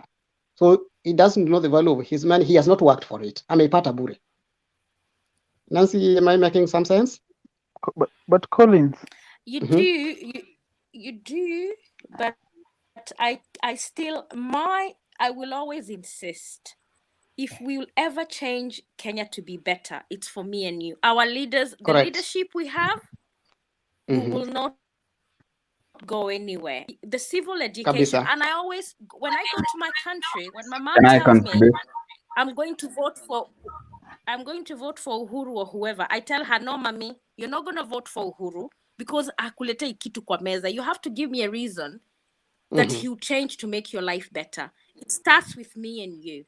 And for me, because even our leaders lack integrity, we need to give that civic education to our own people to change our country, because we have a beautiful country.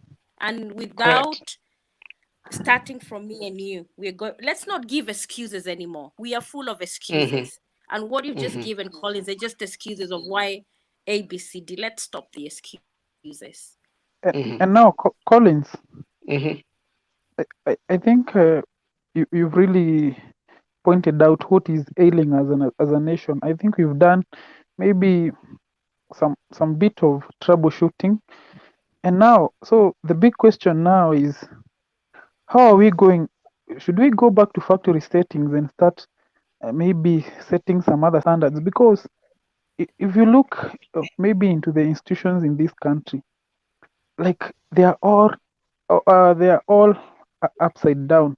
Like you don't even know where to start, from the road when you are driving to even to school, everywhere. Like you must give some tips, you must give some kickbacks. So now that we've done all the troubleshooting, and now here we are. So could you maybe kindly, or maybe any other person, tell us now, we've really identified the problems, we've diagnosed ourselves and seen that we are the young people right now, we are the one who are supposed to come up with the solutions right now. So where are we going to start from? Because like everything is just is ruined, everything is distracted, everything doesn't look the way it's supposed to be in this country. So what do we need? Do we need like to start from the primary school kids if it matters integrity, or where are we going to start from? Because now even hata unapata tuseme, hata unapata mtoto hata wa class 8 ama primary ama hata mtoto wa form 1, maybe for those who know how to drive, anaenda kwa barabara comfortably, maybe tuseme amechukua gari ya mzazi, lakini anajua, mi naonanga dada akiweka 100 hapa hivi ndani, akiitishwa license yeye hupeana hii 100, na huyo ni mtoto tuseme wa form 1 ama hata wa class 8 mwenye anajua kudrive. So like kwanza hii story ya kitu kidogo in this country is the greatest menace. So like in half of so many, we have like a baggage of problems, and we've really troubleshooted them tonight. So which is the way forward? Okay, that's a good question. I'll pick from what Nancy said. That's a bit hilarious. Nancy, can you tell these people what our police are doing on the road? Hiyo kitu imenishinda. Wewe uko UK. I lived in Nottingham for some time, okay? And there is ukikutana na polisi kwa barabara ni wale wa patrol base, ndio? And hata hapa Marekani ukikutana na polisi kwa barabara unapewa ticket, unasonga.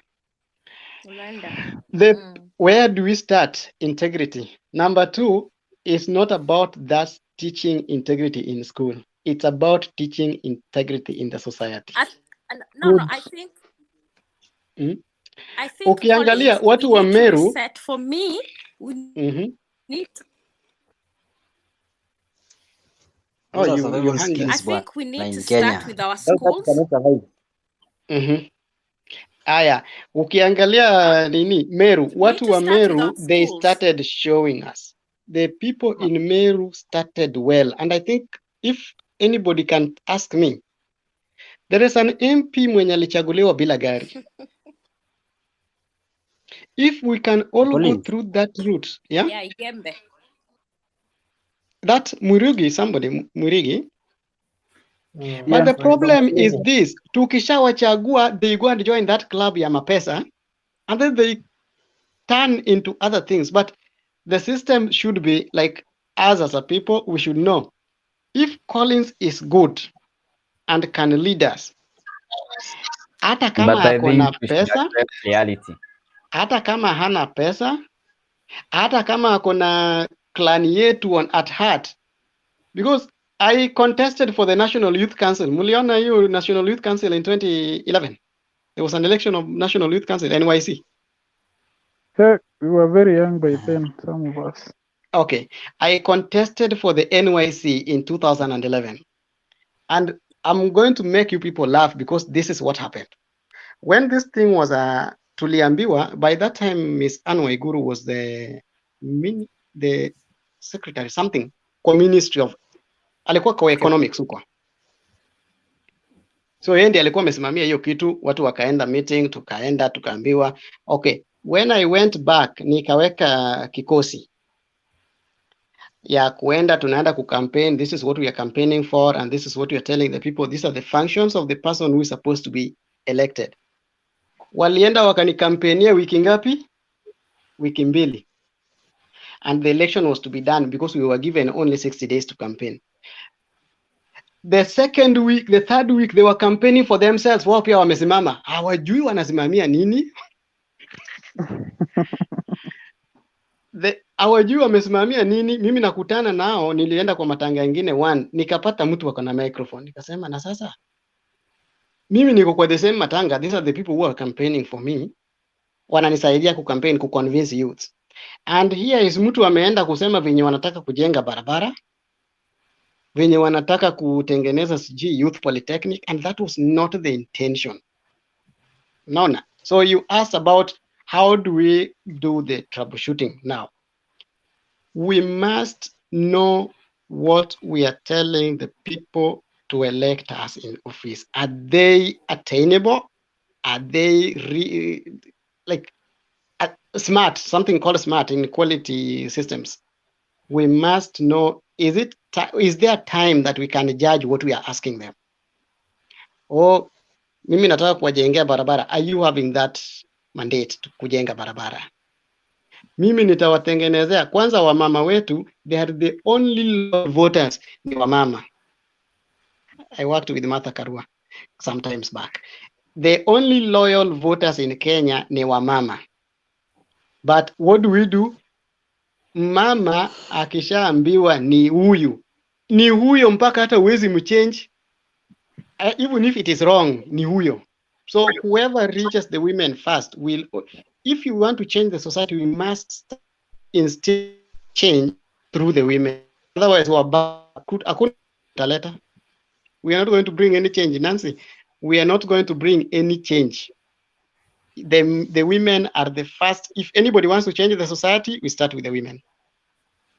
Bwana Collins. The change that you are talking about, I think here in Kenya, it is very difficult to have that change. Let's take, for example, the BBI. Let's take, for example, the BBI that is in the trend right now. I second you. I really second you for that point. Nancy, just allow me to make my remark. Collins. Let's take, for example, for instance, this BBI that is in ground. You know, somebody like Raila knows that if the BBI passes, kiti yake iko ndani. The Gideon and all those guys that are supporting BBI, they are supporting BBI basically because they know there is something, BBI ikipita, we are going to gain something on it. So what if Ruto becomes the president? Kiti yake bado iko ndani? No, that's the reason why now Ruto is not supporting it, or is not opposing it, So that's why these people are so bitter with him. So my remark about that change, I don't think if it is possible in Kenya. As Bwana Mutembe, allow me to make this remark, so that I can give chance for another person. To Dirango. The BBI, let me comment. It's been real, Asanteni sana. See you next weekend, same time. You don't miss. I won't miss. I won't miss. I think. Okay, allow me to say this.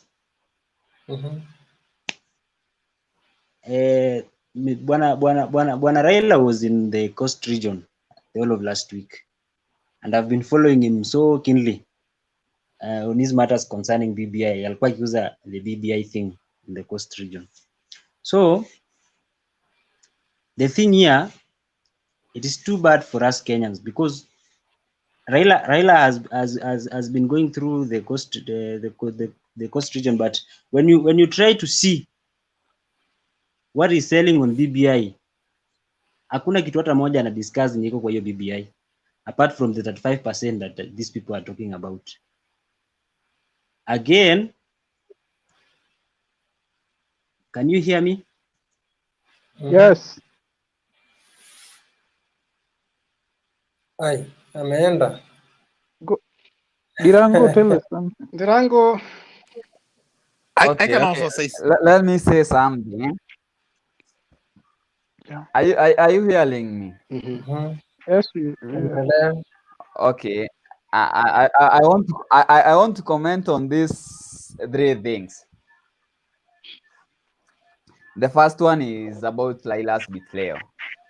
We all know Raila and Uhuru started this handshake, and they started it separately. Not even their Raila's counterparts knew about this thing.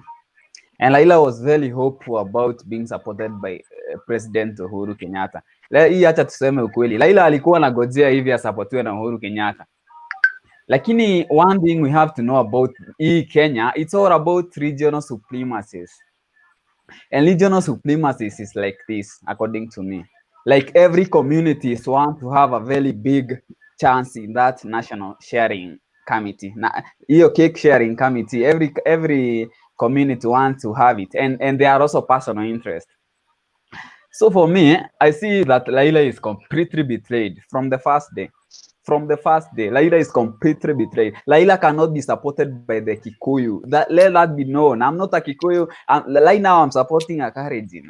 I'm a Kikuyu. But Raila cannot be supported by Uhuru Muigai Kenyatta. Let that be known. Raila was, Raila was being sandwiched. It's like Raila wanted to sandwich to Uhuru Kenyatta to have the 2022 direct to State House. First day, hata ukiangalia hii BBI, it's clap. It have so many uncertainties. You are saying that you want 35% to the county assemblies. Right now they are being given 15, and that 15 kuna missing ya.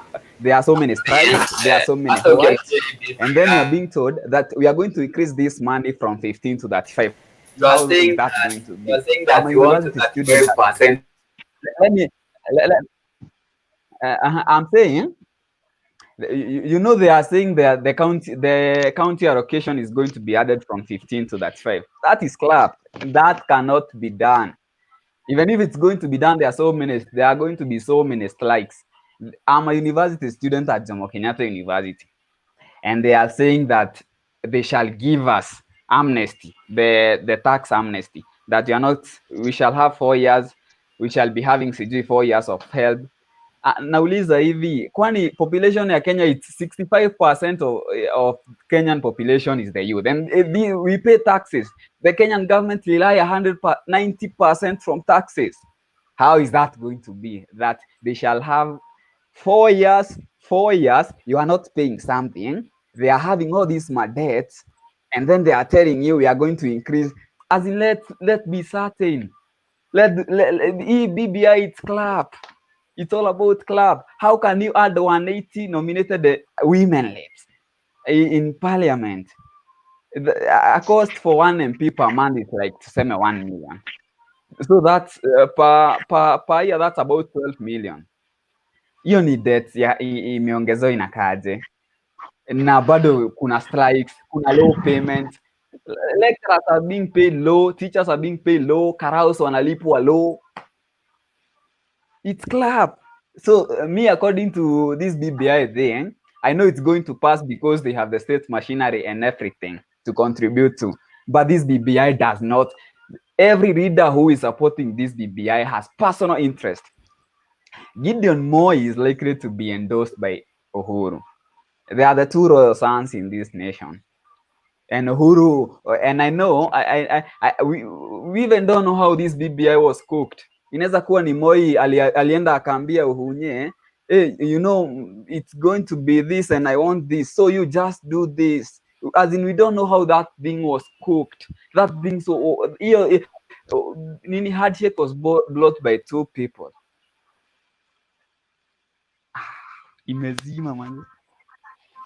Yeah. Dirango, are you done? I'm very disappointed to hear somebody who in university thinking like Dirango, thinking through tribal lines and saying and mentioning his tribe and saying he's not a tribe but he's supporting another tribe. I am disappointed. If these are the universities the students are attending and they are still cannot think outside the box, we have a problem in Kenya. I am talking as a diaspora.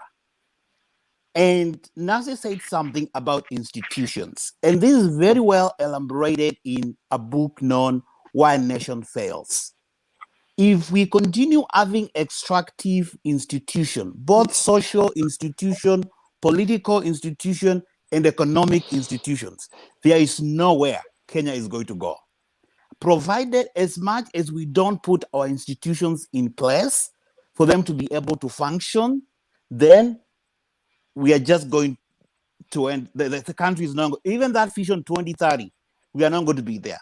The second thing, I don't know, and I'm talking from a diaspora perspective, I don't know who bewitched Kenyans. Kenyans talks very well before election, but that during election day, they still fought on their tribal lines. You hear people in, just campaigning and say whatever, but when it comes to the voting day, when they go in that box, they tick their own person. Whether that person has been in politics for 30 years, whether that politician is not having any ideologies, they will just vote for that person because that person has a name which their last name sounds like their politician on the ballot box. The other thing I also want to mention is about Nairobi, for example, and I'm talking this because I've been following politics, as Colin have said. People see us in diaspora, but we know what's happening in our country because we have interest in that country, because that's why our people are. Because if the economy of that country thrives very well, we have people who depends on us from here. And so if the country has stability, then also it gives us a motive to come and invest in the country. But who will come from diaspora to come and invest in those institutions, like those economic institutions, where if you have to get a Kanzu license, you have to part with $200. That is $20K for you to be given like a license to start a small entrepreneur.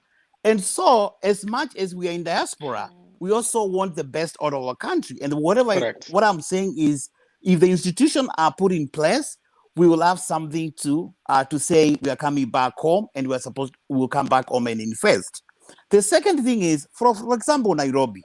And let us be honest, those who were following the debate, the gubernatorial debate between Kenneth and Minguna and Songo. It was very clear, and Kidero. It was very clear, Minguna. And I'm not trying to say I am not from Miguna region, but I could tell Miguna had ideologies. Correct. Miguna had sense what he was saying, but what happened? Nairobians did not elect Minguna. Minguna himself even want Nairobians. This guy you are electing, be careful with this guy. This guy as criminal, whatever, and all that. So even if now whatever is happening to Songo right now, Nairobian had already been highlighted before even all this mess. And Nairobi had an opportunity to put somebody like Minguna into the leadership who could have transformed Nairobi. Look how Nairobi is looking right now. Look how the Kenyans had an opportunity to elect a leader based not on their tribal lines, based on their ideologies, but because we look at the last names of the politicians, we know where they are coming from, we went for somebody else. We left Minguna, who is right now in exile. Somebody who could be... Yes. No, Nancy can't be quiet on this. Fellow, you cannot make that point. Yeah, you can't make that point in certainty. You know why I say that? I do not think that election in Kenya, when election night happens in Kenya as we speak today, have you read the Kriegler report and also the other report about how to make our electoral process fair? I think as the people say, I don't like saying deep state because I don't believe in it, but I think in Kenya votes are stolen to favor the person they want. And I think sometimes the people of Kenya express their will and our will is overturned at the ballot. Because if truly elections were true and a reflection of what people voted, they would have opened the servers and gave us the proper analysis of the vote. So I don't even believe Sonko was elected by the people of Nairobi because I won't believe Kenyans are more clever and have common sense beyond Sonko's way of seeing. Sonko was somebody's mpango and he was put there for a reason. So I don't really think that's why you hear Uhuru saying, sitaachia Kenya mwizi, because anajua vile wanafanya at the end of the ballot. Na si yeye alituambia tumchagulie suti. That's why electoral process. Alituambia tumchagulie suti. That's why you see populist like Sonko. No ideology na ulichagua hiyo suti without knowing the fabric.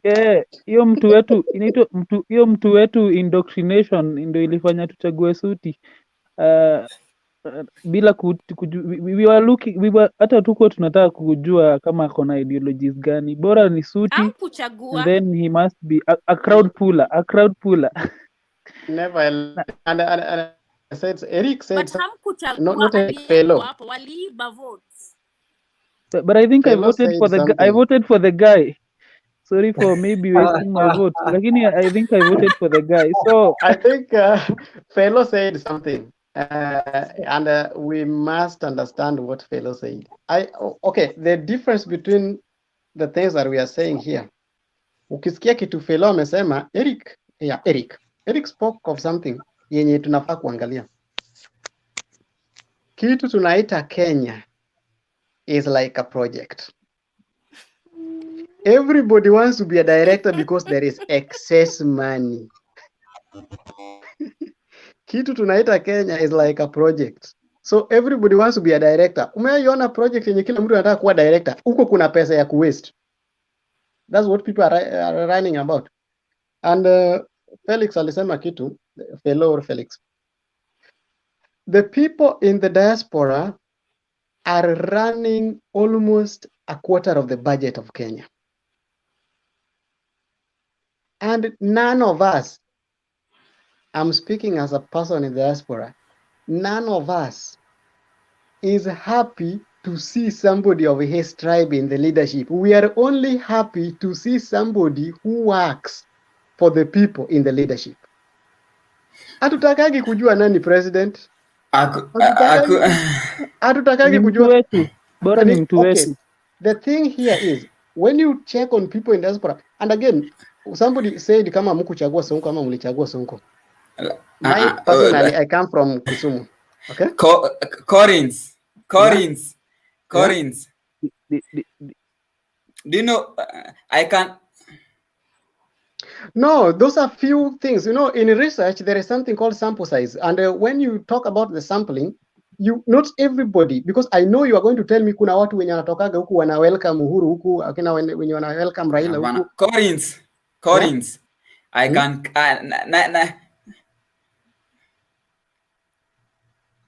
Okay, unakatika. But still, kitu understand Ndirangu is this. The problem is our university graduates. I'm not against them.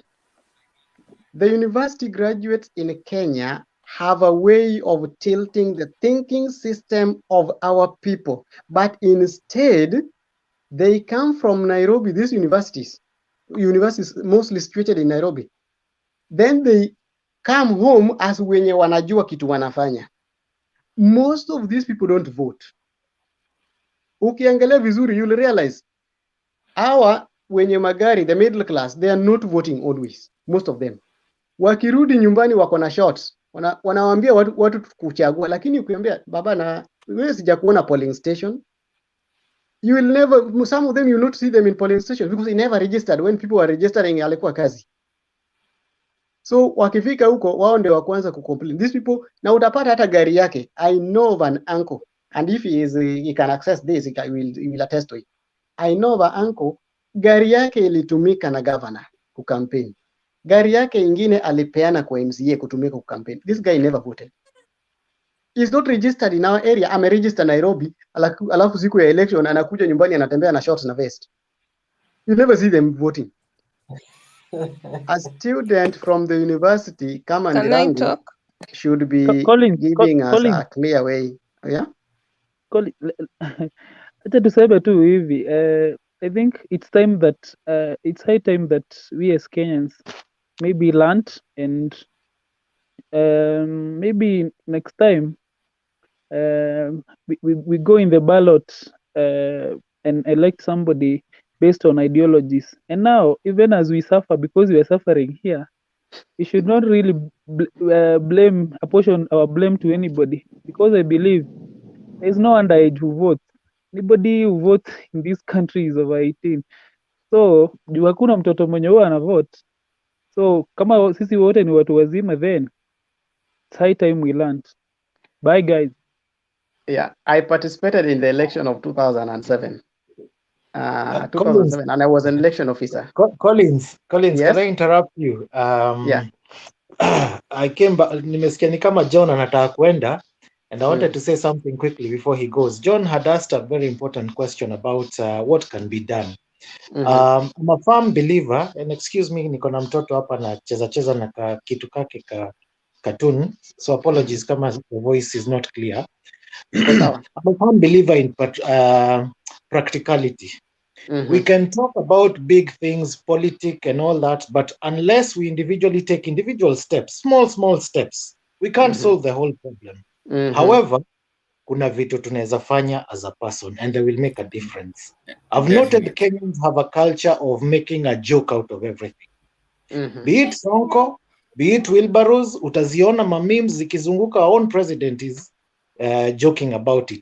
Have you ever had any other president apart from Obama in a very fleeting manner? And in that extension, Obama is a leader from Kenya anyway. So we should actually desist from this making a joke out of everything. Because out of those jokes, the seriousness of the issue is lost. So personally, we take it upon ourselves, we will not forward those jokes. Personally, I've made a point out of it.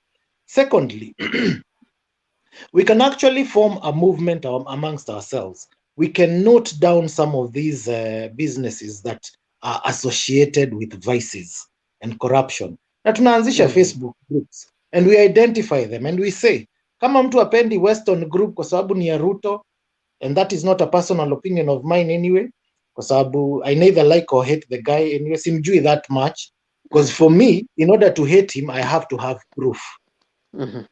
But we can actually now start slowly by slowly amongst ourselves making a movement and saying, you know what, kale ka business juu kanaraniwa na mtu anakuwaga corrupt kwa sababu anajuana na OCS ama kitu kama hiyo, ama ni business ya OCS and it is founded on corruption money, hatutaenda hiyo club.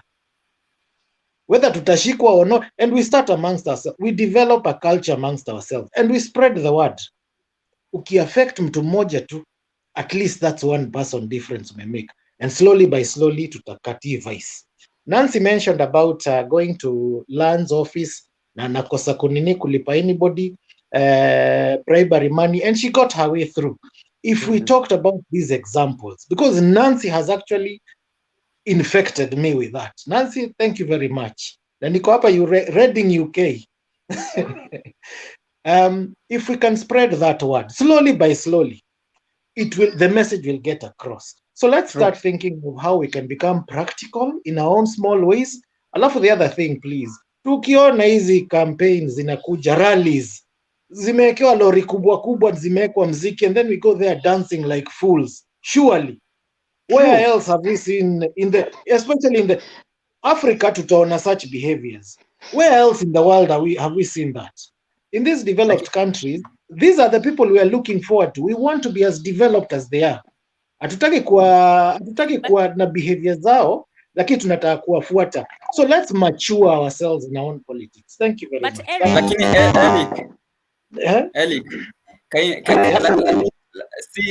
Lakini see, it's good to accept that we are in this current stage. Unajua, we can't compare ourselves with those developed countries you are talking about. It's a those people are so civilized.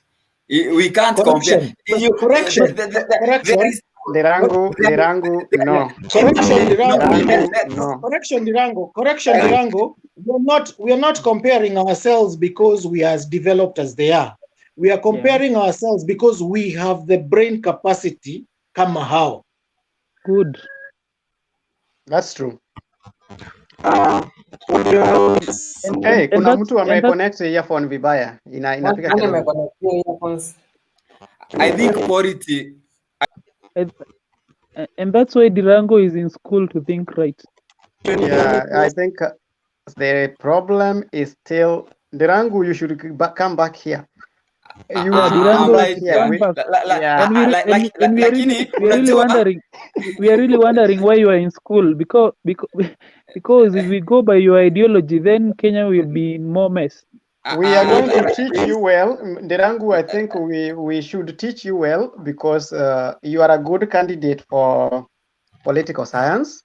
You should be taken through the political science school so that you understand that there is nothing like impossible.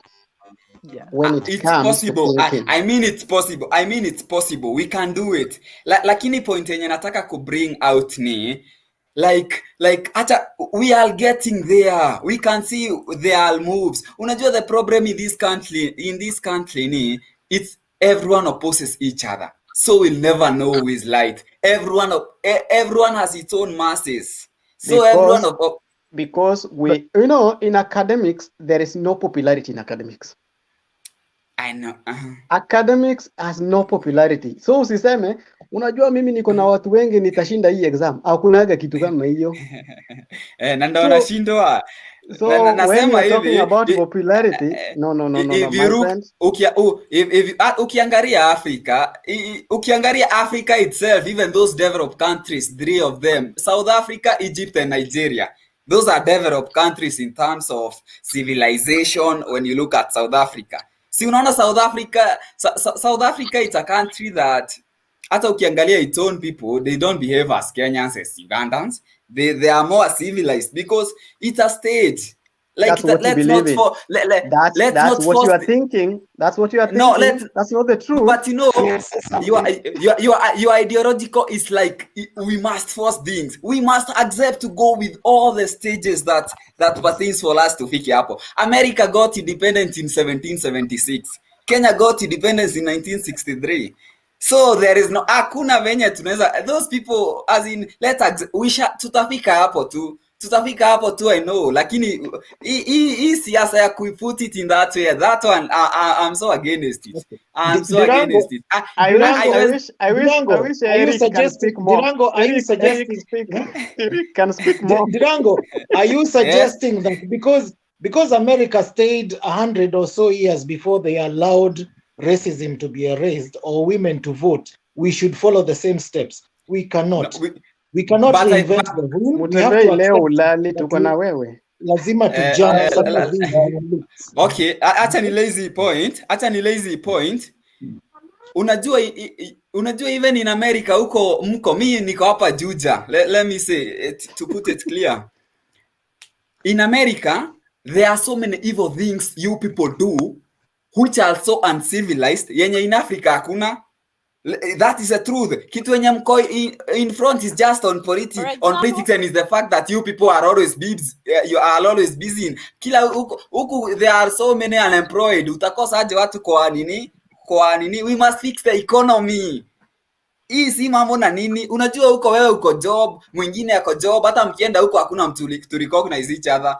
Hapa Kenya mimi, let me tell you, I'm a student. Last year there was a burial here for our MP. It was in our university. It was conducted there. There are so many people because they have nothing to do. So watakosa aje kukuja hapa kwa huyu mse. The problem is our economy. It's not about everything. It's all about economy. Let's accept that one. The problem is not. The problem is you've stated that kulikuwa na burial. There were a lot of people because they had nothing to do. If somebody actually took the time to realize that there is an opportunity, there is a big function coming up, there is foot traffic coming across. If one of you was actually had entrepreneurial skills, na aseme actually there is an opportunity here. I can make some dough out of selling everybody lunch.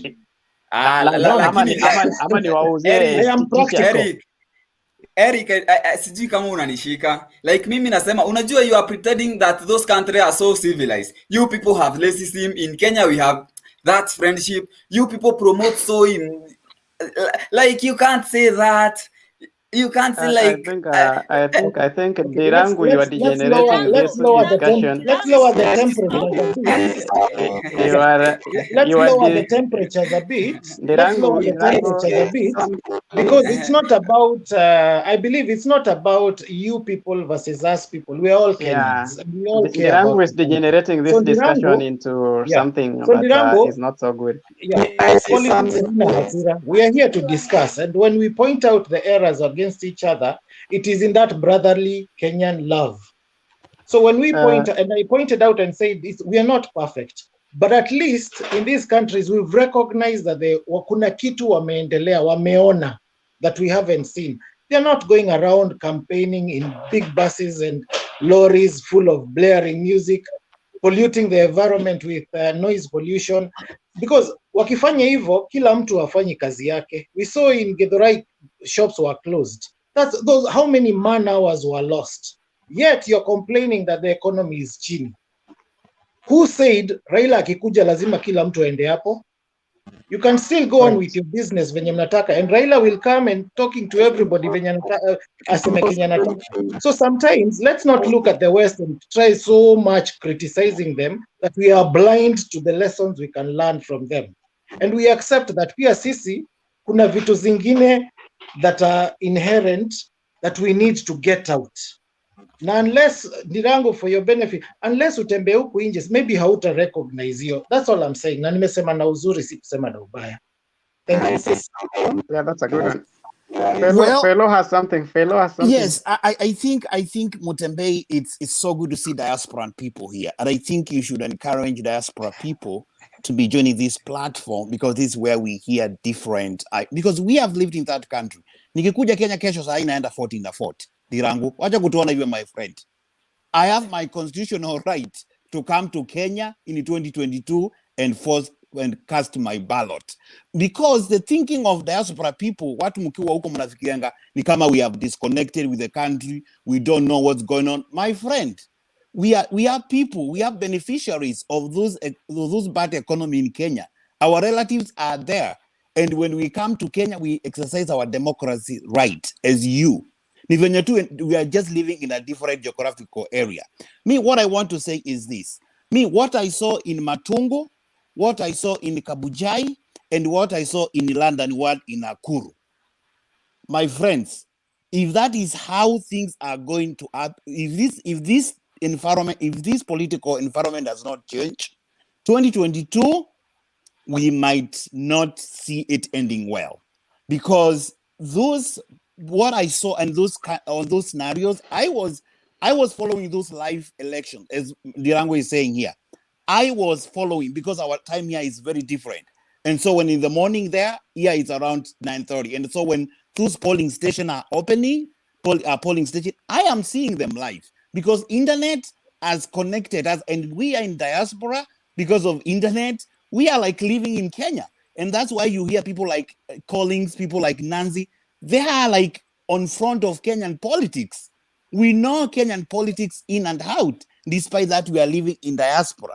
But me, what I want to say before I leave, because now it's getting a little bit late, is that diaspora people, we need to come together and strategize and see how we can at least have our voice. Because I know there's a strong voice. Because I know these politicians knows us very well, that we have seen how things work differently. Except, for example, Colin says, politicians here, we don't even recognize them as important people.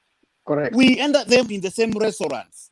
We use the same bathrooms. But in Kenya, a senator is seen like somebody who has come from heaven and I've An landed. MCA. An MCA is working with 5 mobile phones, is working with working with bodyguards, and all those are Kenya resources. Those are all government. Is funded by government. So Ndirango, those are your money, which you see these politicians going around. These are your taxes money, which are being used by these politicians. And for me, for my parting shot is this. Kenyans, we need to change the direction. We are not doing great. I think the by-election was a testing water. I think we were able to see a picture of what might come again to find us on 2022. 2022, yeah. And that's me. Bye, everyone. That's a good one. That's a good one. So, Mr. Ndirangu, from what Fellow has said, there are just a few things that you need to pick. If you have not picked everything, because I think you should pick everything, because whatever we are discussing here, and Eric said it, bringing people from the diaspora into this kind of debates is making us to understand what we should know. When you are in the country, you always think big of other countries. So sometimes mtu atakwambia, I was home before COVID. I was in Kenya before COVID. And then people think like when you wanatoka America, sisi tunafaa kuwa somewhere on the 3rd floor of life, which is not true. In America, still we have people who are on the lower than the 3rd floor, lower than the 2nd floor where you are. But what happens is what Nancy said. I always try to mix everything that somebody has said. Nancy said, if the systems are bad, even if you choose a better leader, the system will still be bad. There are things that we do as a people that always determine who and what becomes of a leader. When we start glorifying this leadership, we start glorifying, and then we make them feel much more important than us. Then that's where we lose it. For example, Ndirangu, you're in a university. Here is a case where your politics in the university is being controlled by people who are outside. Too much. I told you that I was a candidate in the college in 2008, and I received money from a politician, and we went to the meeting for a politician. So if you are not so careful, you will end up with bad leaders, and then those bad leaders are able to come out of the university again, and then they want to become leaders. Another notion that you have, which we want to, I think we should just decontrast it so much, that watu kutoka diaspora kuna venye wako in a class that cannot be found in Kenya. I've lived in 6 countries for the past 6 years. I've walked through 8 states of the United States. And each state, I think the least time I've taken there is 3 months. There is nobody with a special brain than a person who can exist in Kenya for 18 years. Kama umevumilia Kenya miaka 18, my friend, come to these other countries, you can vumilia any other thing. Because you'll find some of the things a bit easier, na wao hawataki kuchukua. I've been in different countries and I've done like 24 exams, different examinations. Examinations zenye tunafanya kwa mashule zetu in Kenya are more difficult than these things that people are seeing here. Definitely. Yep. I'm a biologist. Sisi kwa class 6 already tulishaambiwa the parts of a flower, the parts of the heart. Tulishaambiwa, tunajua the parts of the heart from class 6. Kuja hapa mtu anakutana na heart na tunafanya masters. Hakuwahi iona anywhere. So don't always limit yourself. Mtu alisema we should not think with the box. That's Eric. Huh? Or thinking inside or thinking outside the box. Toana na box, think independently. Wachana na kuthink inside or outside that box. Wachana na hiyo box kabisa, because that box is limiting you. Think without that thing. Wake up. My name is Ndirangu. and I am a student doing law. So what does the law say, and what does the Bible say or the Quran say about this law?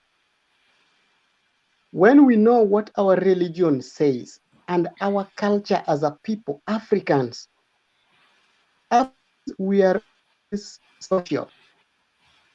An African is the only social being. Aiko anywhere. We are not being forced because the person in diaspora like Collins bado anafaa kutuma pesa kwa rafiki yake, baba yake, mama yake, na bado kazini ya kazini yake. And that's what I was saying. Na usipomtumia ana complain. In America, your family is your sister, brother, mother, and father. Any other nonsense is an excess. If you understand that, then you will know why the people in diaspora behave the way they behave. A brother and a sister and a mother and a father. In America, we don't have like, oh, you know, huyo ni mtoto wa anko yangu alipita anataka kuenda shule. Lakini ukiwa hapa, because we work for some hours, you must have 2 hours dedicated to people at home because hiyo pesa ni yao and they think it's their right. At some point, they think, so if the economy is fixed, you cried about the economy. If the economy is fixed that Ndirangu can sell his tomatoes and potatoes somewhere, I will not be sending him 10 bob for credit kuongea na mimi. You see? We should allow people to continue. The other thing that you people believe in, and I think this is what has killed us. If you get a job that is paying you 500 and you get a business that is paying you 1,000, you will realize that somebody is running for a job. Mtu mwenye anauza mitumba na ako na kibanda anaacha you because anataenda job. This job at the end of the month is going to give you 25,000. Kibanda yako at the end of the month is going to give you 45. Why are we looking for jobs? Instead of running to your kibanda na uendelee. As at now, we have our universities and we have our colleges. All these colleges, if you look at them well during the COVID, or even today, there is no straight university that is doing online classes. Hakuna. Walijaribu na Zoom ikafail because we don't have enough providers. We don't have many people having laptops. Watoto wana attend classes kwa simu wenye tuko sahi. My brother is attending. I told him, why can't you have a laptop? Because I think I can give. Nilimpea laptop akaacha nyumbani. Reason, ataki kuenda nayo shule because hajui kutumia vizuri. So he's using his phone to access the classes. Yeah? He's using his phone to access the classes because hataki kuenda na laptop. The system does not allow us. Hata utapata stima ya Kenya inapotea for 2 days na watu wamenyamaza. When we broke from school, I was supposed to go to Kenya and attend classes online because we are now attending classes online. But ukisikia stima ya Kenya inapotea for 2 days, how will you account for the 2 days in examination? Yeah.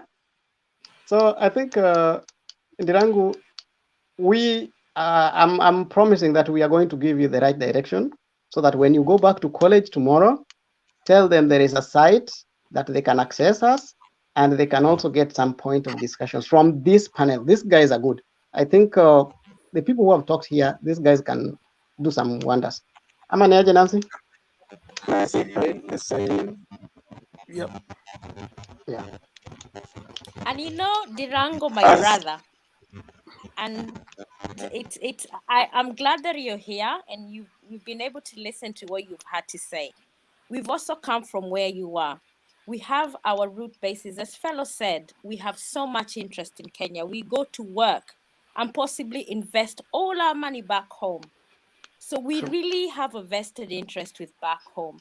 What I want you to do, and I would like you to do, if you've ever had somebody called John Lewis, he was the guy who marched through Selma.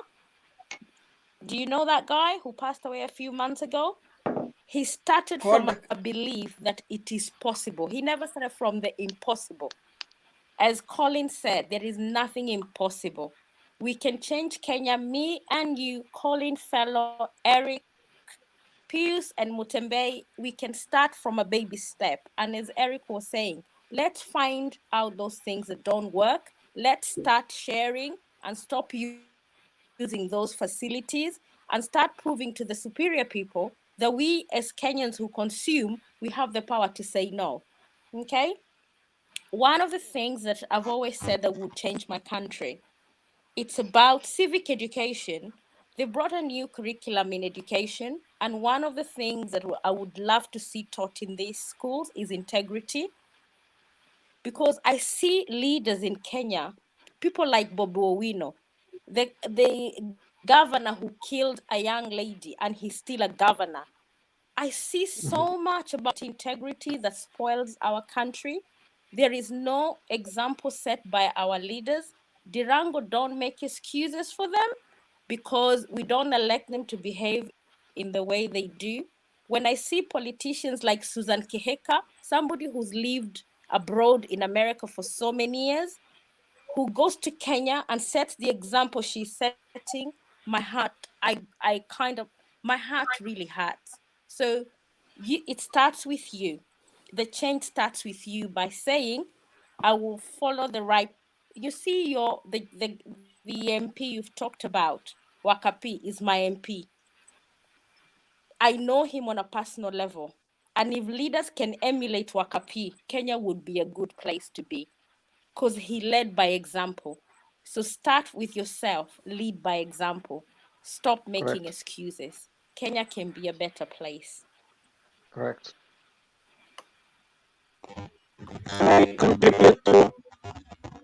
Hatuja kuroast sana. We are not roasting you so much, Ndirangu. I'm taking it positively by that. We are not roasting you. I'm taking Yeah. it so much. I'm taking it There so is much there is positive. Soita somebody. He's so quiet. We want to hear you because maybe you have the gold that we are waiting for. Ni Soita ama ni Oita? You are muted, yeah? Kuna Faith na Pius pia. We would want to hear. Okay. There is also Okay. Faith there. Are you getting me? Yeah. Yeah. You're getting me? Mm-hmm. Okay. Thank you.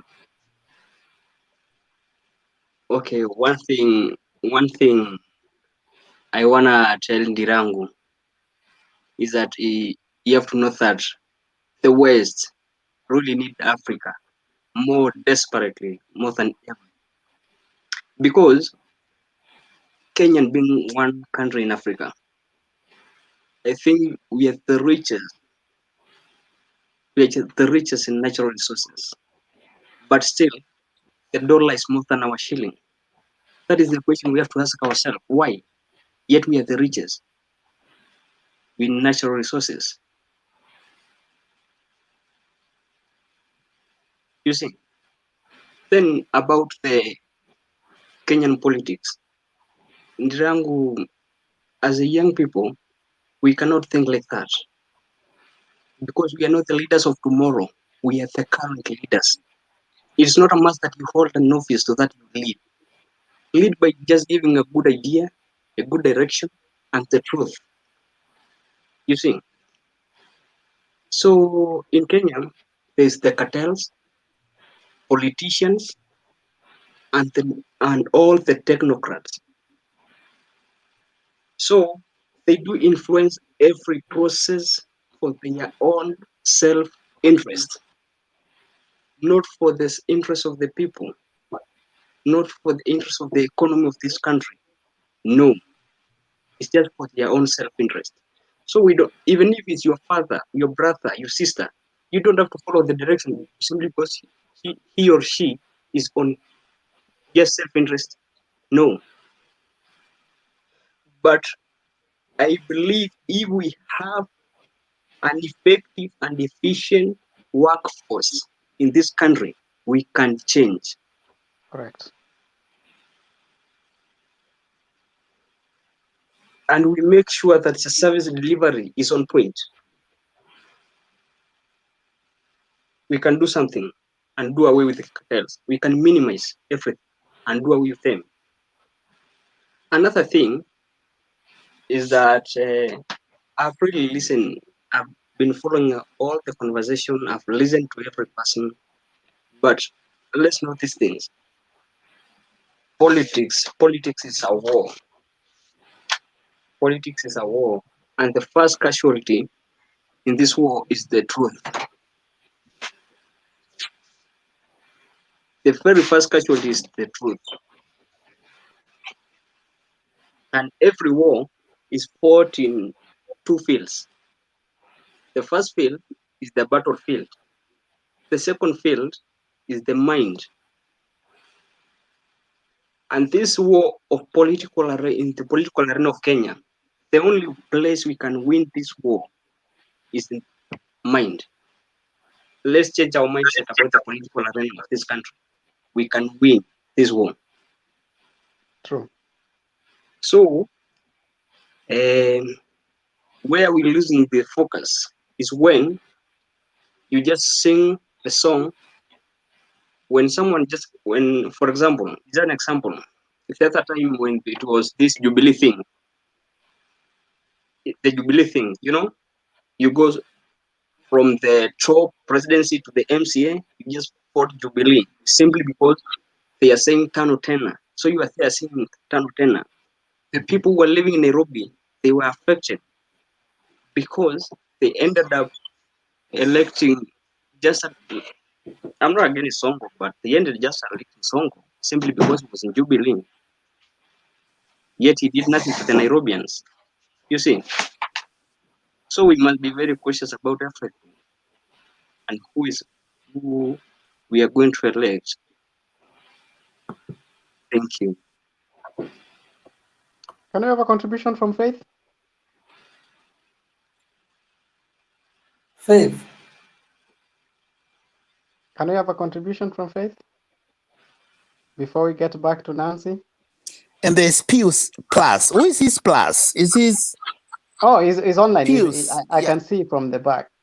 Pius. Pius or Pius? I think it's Pius. Yes. Check your earphone, please.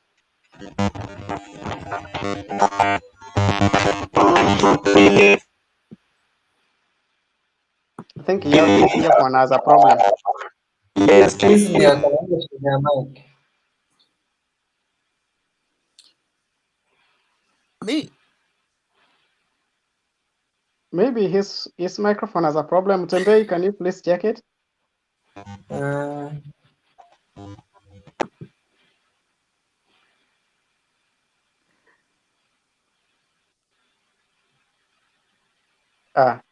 I think there is a problem with him. Mutembei, can we have Faith? Faith sijui kama amelala pia. Okay, if he's not around, then we can go to. I know people in Kenya wako na nini usingizi. So, but Collins, I wanted you mentioned something very important, which I feel I need to support it. And you mentioned about system. And the system you touched about, and this now brought about the institutions. These are like social institutions. And when talking about social institutions, we're talking about schools. And look at Kenya right now. When COVID came into place, if we had our system in place, COVID could not have affected education system the way it has affected. As we talk right now, COVID was here, but what the US did, and wherever where I am in Virginia, the school transited virtually. And my 5 years old, 6 years old, they log in into the Google Classroom, they log in into their Zoom sessions, and they meet teachers there.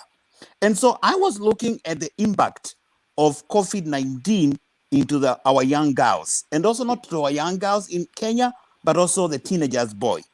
I know a lot of, and I'm talking from my county, I know I have fingers of girls of early pregnancy, of girls who will not be able to go back to continue to school because of COVID-19. There are those who were married, there are those who are pregnant, there are those who will not be able to go back to school. And also, there's also other young boys who they ended up now, getting casual work, getting into workforce, getting like vibaruas and all that. But what I'm trying to say is if a country puts their system, and these are institutions, both political institutions, economic institutions, and social institutions. Voice. They ended up now, I think the country can function, and I've seen it here with COVID. Yes, COVID was here, but when you look how COVID was addressing because of the institutions which are already functioning, the computers were available for all the students, even including pre-K.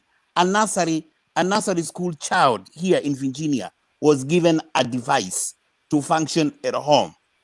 And so for me, I was just looking back and seeing the promises which the country we were promised in 2007 by Ruto of all the laptops. And I was saying, if that ideology could have put into place, this is when now they could have seen the importance of those laptops. Because now what the government could be only thinking is about the Wi-Fi and talking about with Safaricom to see how they can get a cheap internet for the kids to connect back from their homes.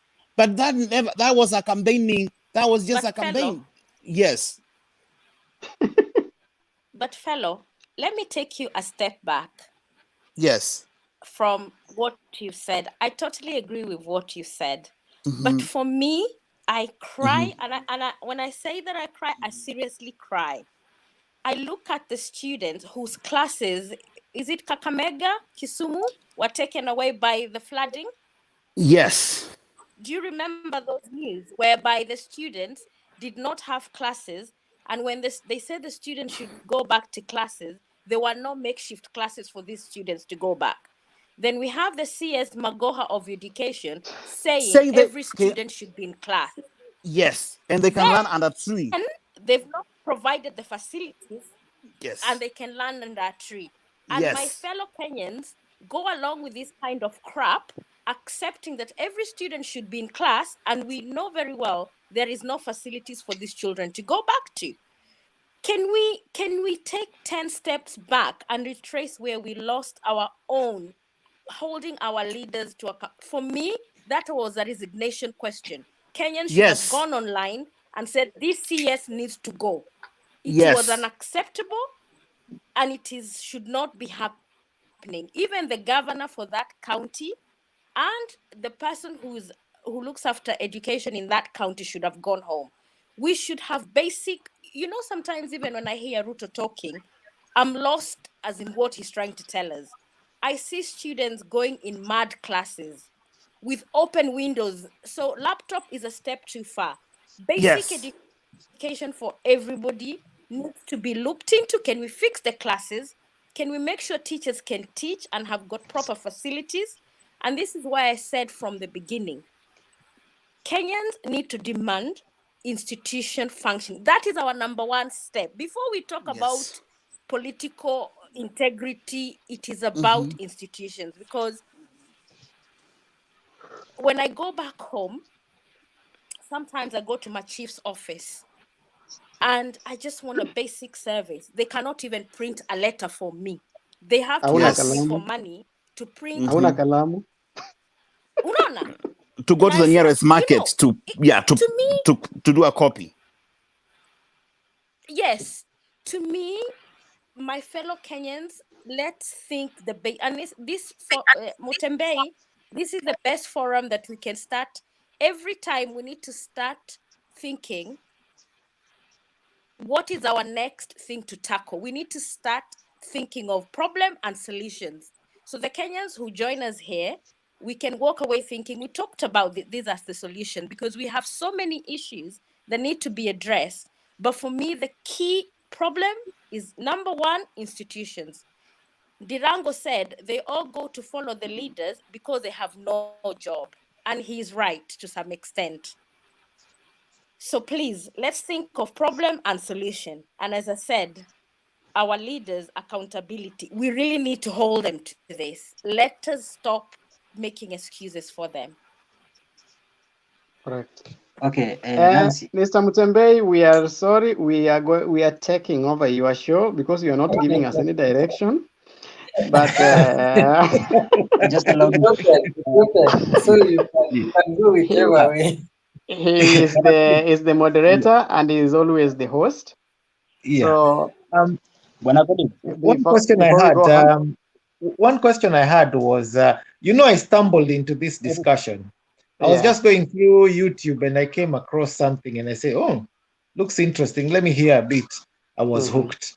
Mr. Mutembe, if you could elaborate how I don't know, next week we'll meet. How does it go? Do you have to register somewhere? Do you subscribe or what? No, each and every Sunday from 8 p.m.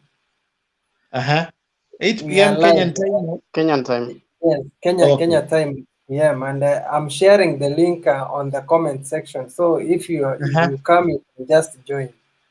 So I just subscribe to that channel and that's it. Yes.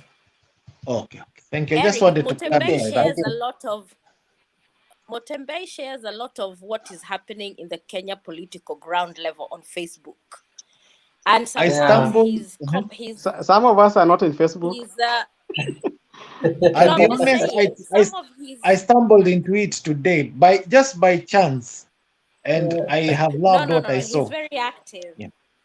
He's Yeah, very he is. active and provides updates almost on a daily basis. So yeah. Oh, I appreciate that. Stay Because on I that, think I was led give you here by an algorithm, because I usually watch the Kenyan news at 9.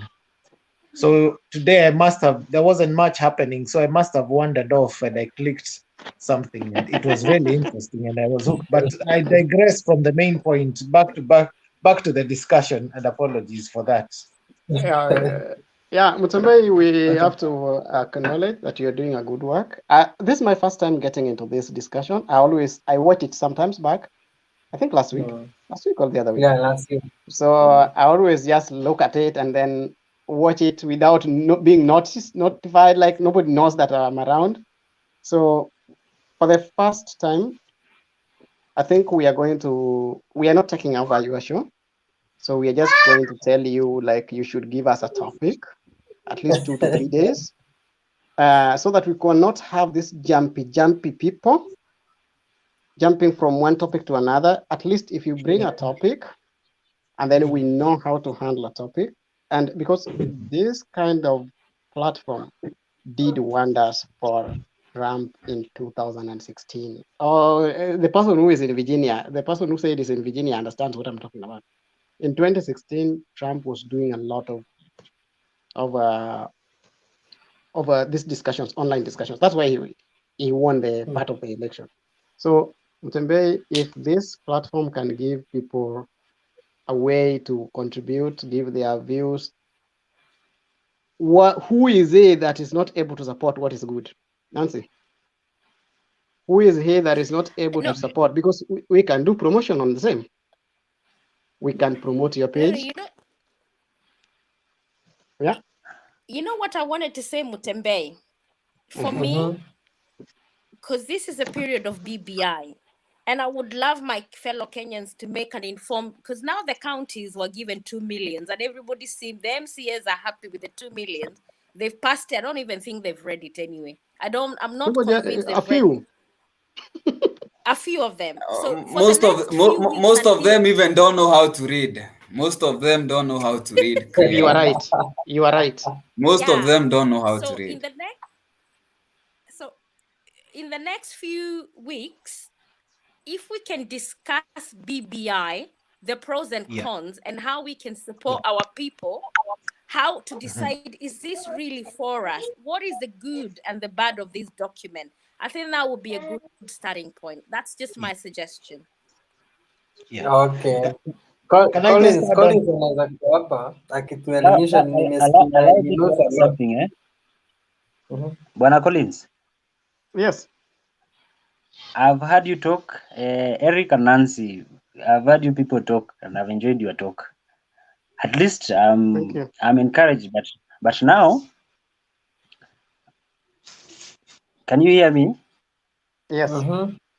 Yes, we can. But now, let be realistic to some point. Here in Kenya, Ndirangu talked, and some point I can support Ndirangu. True.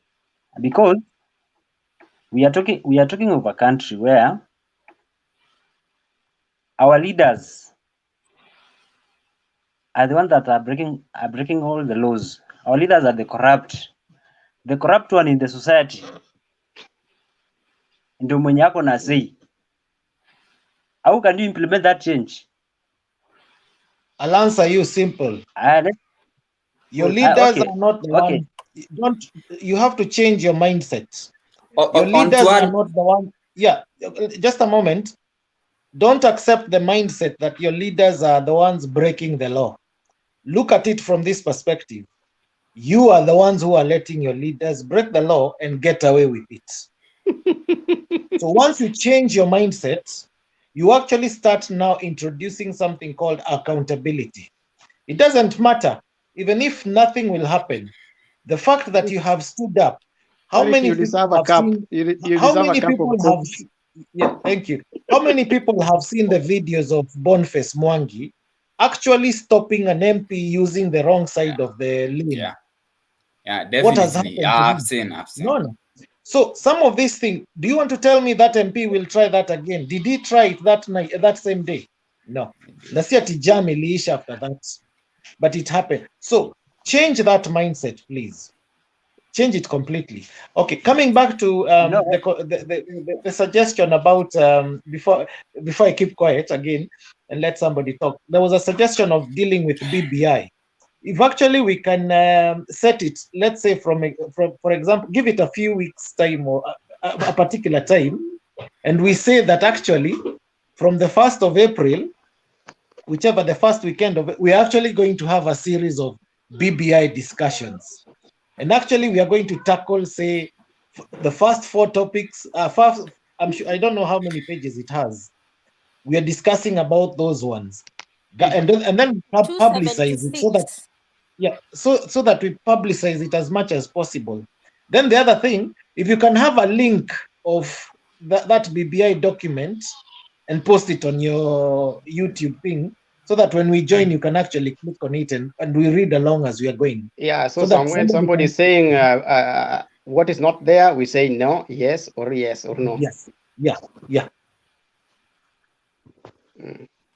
Sawa. Then Collins, utakuwa ukitusomea hiyo constitution. I don't mind if I'm around. I'm not so sure of the next weekend because I have not seen my schedule for the next weekend. I'm not a lawyer, but I know how to read and interpret. Nikusoma tu. I don't think we need a lawyer. Yeah, I know how to read and interpret. So if you give me the chance, if I'm around, yes. Sawa. And if Colin is not Okay. around and happy to Collins, can you kindly assist me on this issue, Collins? Yeah. Okay, I'm adding a point onto. I'm really taking what you are saying, what you guys are saying positively. You are really right. You are absolutely right. You are absolutely right. Like, like Elik have spoken about Boniface Mwangi. Boniface Mwangi is an activist that I really look up to. Lakini the problem in our country, Collins, now kwa sababu hata wewe ulisimama hiyo kiti. Callings for you, like for me as a youth, I'm an aspiring politician, I must say. Lakini unajua ile reality callings, mimi ndo nijulikane kwetu, I must associate myself with someone. See, you know that? See, you know that? Hiyo ni true, I understand you so well. I understand you more than you understand it now. That's why, like, currently, I know it's going to bring an argument. Like, like currently, it's better I speak my mind. I'm really, as in, I'm supporting the deputy president for 2022. Let me speak the truth. That's correct. Yeah. And one thing that I'm supporting the deputy president in our home village, I'm really supporting a youth to become a president, a person who have nothing, a person who have really nothing. And I want to bring it this. It's not like us youths don't have that. Like even Boniface Mwangi usually goes with Mother Karua. As in, it's Kenyan politics. I think sisi kama youth bus place tunakosea ama sijui ni kukosea ama tuko light. If we want to get something, we must associate ourselves like with someone. Like I must associate myself with the Hasra Nation for my views to be heard, for my activist Lord to be heard. Like that's what I'm saying. It's not that Kenyans are so. I don't think it's not that Kenyans are so damp or really. I think it's the fact that they go with the reality. They've stood up with the reality, with the current situation. They are certain with the current. It's not That's the only in problem politics. when you. Even in That's the Kenya, so problem that you when can get we a normalize change, the abnormals. That's the Yes. problem that happens when you normalize the abnormals. There's something called the normalizations of the abnormals. Then you come up with some word called the new normal. An A is an A, and a B is a B. Even if you go to heaven and come back, it's still a B. It will not be called another name. But there are some times when somebody, it depends. If somebody comes home and tells you 1 + 1 is 22, don't object it.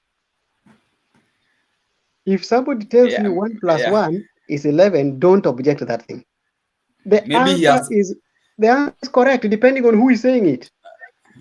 And the formula she's going to use to get to the answer. It is true. 1 + 1 is 3, and I can prove to you that 1 + 1 is 3, and 1 + 1 can be 4 and can be 5. Because when you are in school, you are told, ukiona imeandika hivi ni moja, ukiona imeenda hivi ni moja, a plus is 2 because ni moja hivi na hivi. So those ones can bring 6. So it depends on what you are thinking about, who is saying it. The next thing you have said that is very important, you must align yourself to somebody. In 2013, nikisimama nilikuwa na Peter Kenneth. I voted for Peter Kenneth. I don't know if that's yes. Yes, I voted for Peter Kenneth. You must be so independent in your choice. The reason why I voted for Peter Kenneth was this. Every team was dancing. Okay? And when you go to the tune of what is being danced, they only pick one line of the music and then they dance with it. Okay? Currently, they're already dancing. There are people who are telling you nobody can stop reggae. We don't know what reggae is going around with. There are people who are telling you reggae ni mbaya, and they believe in Bwana asifiwe na jana alitoka kwa pombe na kesho ako Bwana asifiwe. Naona hii teams. Ukweli. So when you start following all of these guys, then you can't question them. Why do I like Boni Mwangi? Boni Mwangi alikuwa jirani yetu hapa, alikuwa anaishi hapa Jersey City. And he always comes to America all the time. So sometimes there are only 2 people who are fighting for the rights of Kenyans. There's Boni Mwangi and Okia Omtata. There are only 2 people. Yeah. Hao wengine wote unawaonaga, he is fighting for himself. Kila mtu anajifaitia. If we can be in, I'm not saying that we find Boni Mwangi. I'm saying we can stand with this ideology. Akisimamisha mbunge ambaye anatumia wrong line. Kenyans, and I am not sorry to say this, I'm not always sorry with some statements. I'm a bit rigid with some statements. Kenyans, we are so good in forwarded messages that are from other sides. But when it comes to Boni Mwangi anatufaitia, we don't want to fight. Tunajipigia peke yetu. So starting from you and us, ukiona Boni Mwangi amefanya hiyo na apewe support, as at now we should not be having Magoha as a minister in Kenya. As at now, if in the real sense we are Amaluo, and yes, and even Amaluo, yes, Collins, but and we even, should not be having and Magoha as a even minister. Matiang'i. Collins, Matiang'i, even Matiang'i. Yeah, Matiang'i should should not be a CS in Kenya today. We should not be having Magoha as a minister because the Ministry of Education is still on the national government. The government received the money to make sure that everything is transitioned to a system that is virtual for us to prevent COVID. Tukaambiwa watatengeneza desks and nini. Kuna desk yoyote? I'm doing exams. My exam series are going on in our ward. My ward tunafanya exams zetu. I'm sponsoring my exams. They've been done now for the last 3 years. And when they're doing the exams, the rules that nimeweka, kila mtoto akae kwa bench, kwa desk yake, so that hakuna copying, because I always reward mwalimu gani amefanya poa na mwalimu na subject gani imefanywa poa. The first girl in every class, I give something small. So I ask them, like, I want kila student akae kwa meza yake. Niliambiwa we don't have enough desks for the class 8. Class 8 ni wangapi kwa hiyo shule? They are only 51. Hawawezi pata where they can have kila mwanafunzi akuwe na desk yake because they don't have enough desks. Then that tells you, like, that is after COVID. Meaning hakuna desk ilinunuliwa. Tunaambiwa that unajua ni nini? Watu warudi shule. Nobody's asking the ministers. Nobody's telling the people that kama mtoto wako hawata nini. As at now wako na masks. Kama mwanafunzi hana mask aendi shule. And I think it happened last week. Kama mtoto wako hana mask aendi shule. Na hiyo mask the school is not providing it. Unaona vitu kama hizo? And they received the money to provide those masks for the students. What is going to happen? And then they call it the third wave. There is nothing like third wave. We are doing, tunaambukizana pale ndani. Our teachers are not even receiving anything. We are not doing any civic education that Nancy talked about on this COVID thing. Have you ever had any school like watu wa health walienda kupeana civic education on how to take care of the COVID things? None. Because tumekaa, tunablamiana, hii haiwezekani. It's the same thing. Manyanya zetu wanakuambia, we, usiende shule, alafu mtoto wake anaenda shule. We, wachana na huyo jamaa, alafu anaenda round. Ni kama venye tulikuwa tunaambiwa, huyo msichana wachana na yeye, huyo ni moto. Alafu mwenye anakuambia huyo msichana ni moto ndiye anaenda round. Kesho wako na yeye.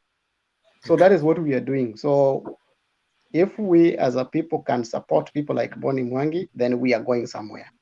Akiweka kitu, we support. By supporting, we don't send the money.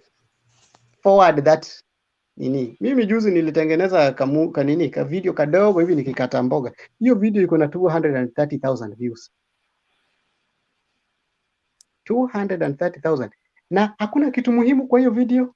So if you want to know what trends, wengine wanakuangalia kama husband material. They don't know that it's not about being husband material. You are just trying to show that we are equal and we can do other jobs. Unaona? Niliweka I know maybe umekutana nayo kwa one of the groups in Facebook. Nilikuwa nakata mboga hivi nikaweka. It's a 40 seconds video. Watu wanakuangalia kama husband material. Instead of looking at how is this man doing it and who is this man who's doing this thing. I was just trying to create to show some people that other things we can always do.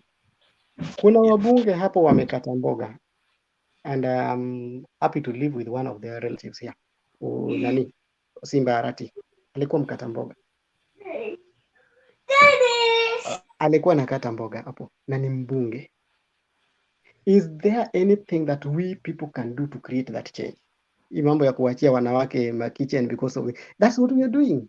Because we think that we have a value as a people. We can change and we can change the systems. It does not need you to be in leadership because somebody said, anaitwa nani? Ivra, that yetu. Unajua the reality ya yetu. Hakuna kitu kama reality ya yetu. Let us know that what you think is abnormal should remain abnormal. We do not have to normalize the abnormals and say, oh, you know, lakini katika hii shule yetu, this is what should happen. Mimi nilikuwa nataka, what have you done with it? Wewe kama Evra, I know you live in Kenya. And I know uko kwa village fulani. Na unajua chief yako, ukienda kutafuta basari, ama nini, chief anakuitishaga pesa. Why can't you tell the chief, nikipata, afande, nitengeneze hii kitu nikipata kule, nikulete. Saa hii na I told you, I lost my passport in Nairobi. And somebody asked me for money. Ndiye aende angalie kama hiko, aliniambia nimpe 500 aende angalie. Kuangalia tu, just seeing ya macho tu ni 500 already na bado sijampea yake. I told him, ngoja kidogo. And then I went and got my passport. The right time ilifika. So I told the guy, wacha nichukue namba yako. Jioni jamaa ananipigia ameona passport yangu na iko ready. So anaweza nichukulia ndio nichukue kesho. By that time hakujua niko na passport yangu already. Hadi ile naweza kukutolea kesho. So we kuja kesho saa 5. By kesho saa 5 ajui kama ilikuwa nipande ndege by kesho by kesho in the 5 o'clock in the evening. So we must know that this is abnormal and we treat it as abnormal as it is. So that when we move forward, we know what is abnormal is abnormal. We don't normalize the abnormals. Nimeongea mingi? And, mimi watu malizia tufunge. Wacha niseme one thing before nipelekeanga kasichana kadogo hapa kakalale kwa sababu akaezi lala without dad.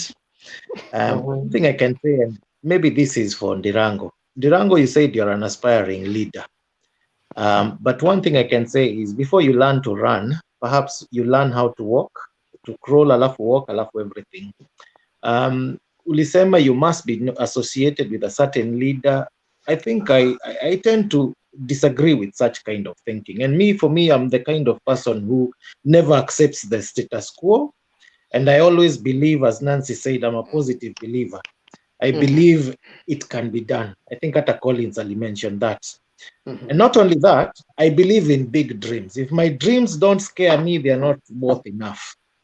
So I think perhaps maybe my tip would be, as I leave you, maybe my tip would be start where you are.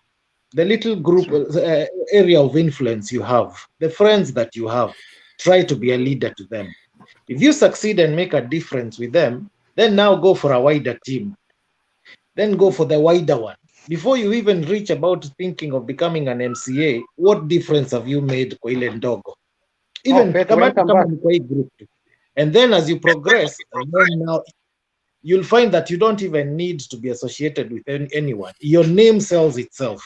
And that way you change Kenya. You become the change we needed. That's it. Okay. To answer you as I close and wish you guys a good night, I want to answer Eric. Like, I'm aligning the reason I'm aligning myself with a specific person, it's the fact that I have the same political thinking with the person. I can't align a person whom I have of different ideological ideas. I align myself with a person whom I have the same political thinking. As in, we align with that person when it comes to matters politics and matters as in kuthink venye unaweza saidia watu. Whoever has a plan. I look at plan of Raila Odinga, plan of Gideon Moi, plan of William Ruto. I analyze those plans and I see whose ideological are more realistic. And then I go with that person. Okay, as I go, I wish to comment on this. And I've heard you guys. Nimeona mmesema vitu mingi which they can be done. Yes, they can be done.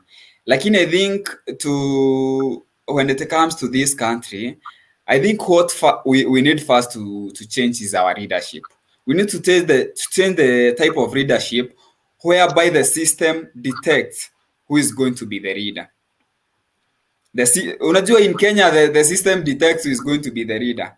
So and that's why sahi mnaona like naenda na hiyo nini. I think I'm so sijui kama ni venye I'm so youthful.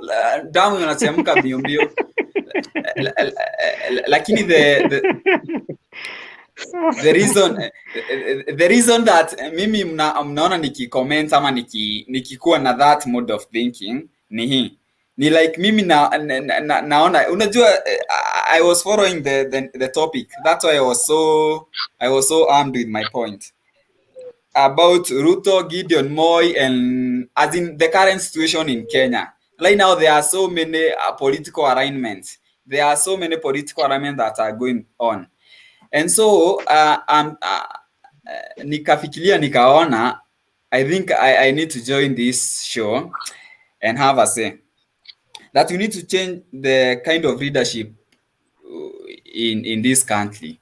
We as Kenyans need to dictate our leaders. Sisi ndo wanasemanga the power lies with the people. And that's why we as the people are showing them in 2022 that the power is going to be with the people. We are standing with the people and we are standing with the man of the people. Goodbye, guys. Good night. I love you. And this show is very good. And your point. Okay, before you go, my friend, before you go, there is nothing that the man of the people. Get it off your head that there is nothing like the man of the people. It is us who create the person. It's not the person who creates himself and tells us that he's the man of the people. This is not this book. We have created him. We've raised him to that. You never raised anybody. You are sure you never raised anybody. And it's known that you never raised anybody. And in fact, you're talking of something that can make this discussion go for the next 2 hours. There is nothing like the man of the people. Yeah, nikimalizia, I want to say that point of bringing the discussion about the BBI, it's a good thing. We can come up with that day, and tukue na maybe Mutembei anaweza tuambia 2 days before, tunaweza hama ourselves, we can do some research. Unajua, it's all about research that tunaweza ongea hapa vitu, mtu anaongea vitu unresearched. It's good to tunafanya research and then we come here. It's a good idea, and I thank you, Mutembei, for this platform. It's a very good platform. Nancy has a question for you. Don't run. Nancy has a question for you. And thank you. Dirango. Yes. Dirango. As you go away, I only have one little thing to say to you. If you see something that is not right, not fair, not just, you have a moral obligation to do something about it. Correct. Did you hear me? I've always done that's about the only thing I can tell you for now. I think that is your starting point for now. I believe. Faith, you are next. And for every one of us in general.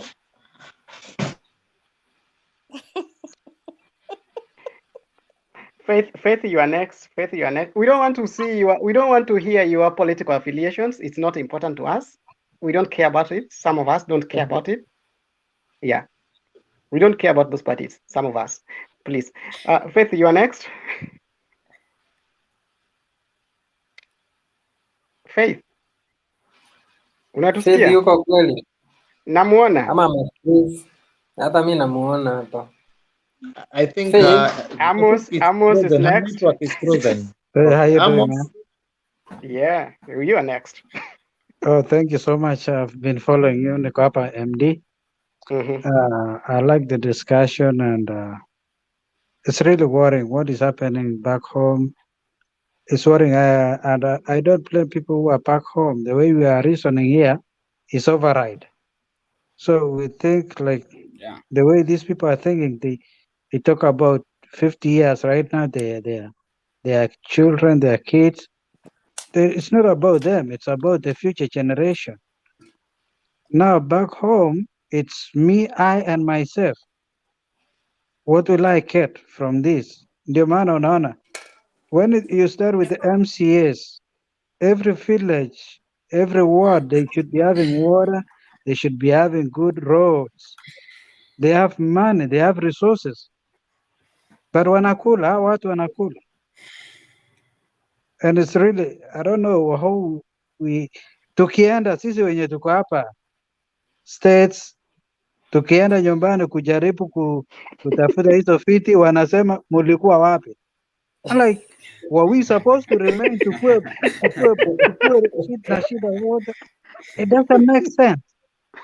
You know? Tukipaki sasa, mwenye unaomba shilingi 10 ako na shilingi 10, ukitaka msaada ya more than 10 shilling unatoa wapi? So this is the problem with our people back home. Personally, I had a school back home. Shule niliachiri watu kama 10 hivi. Na ilikuwa nasaidia watoto about 10 orphans. But they don't see beyond. Wakaharibu hiyo shule. This is the problem we have with people back home. They don't see beyond. And I don't blame them. Tukiongea, and by the way, personally, Amos, niko hapa America na sio ati nilikuja kimasomo. well, things work out for me. But hata kama ningebaki Kenya na hii mikono yangu, my friend, singekuwa maskini. That is what I believe in. Nifanye biashara, niende nilime. I mean, you got to do something. Sio kukaa na kusema sijui hata ukiweka Ruto kwa kiti, kwani Ruto atakuletea askari kesho ama Raila atakuletea? Get out and work. Hii upuzi ya kukaa na kusema sijui mtu wenu gani akuletee askari. So we have to leave this nonsense. Lakini atatusaidia na njia zenye tutakuwa tunapata hiyo sukari very easily. Yaani hakuna kitu inakuja kwa urahisi, my friend. Unanisikia? Benjamin Koech, you are next. Wacha Amos akimaliza. Wewe waendelee, asante sana. Mtu mwingine aendelee. Benjamin Koech.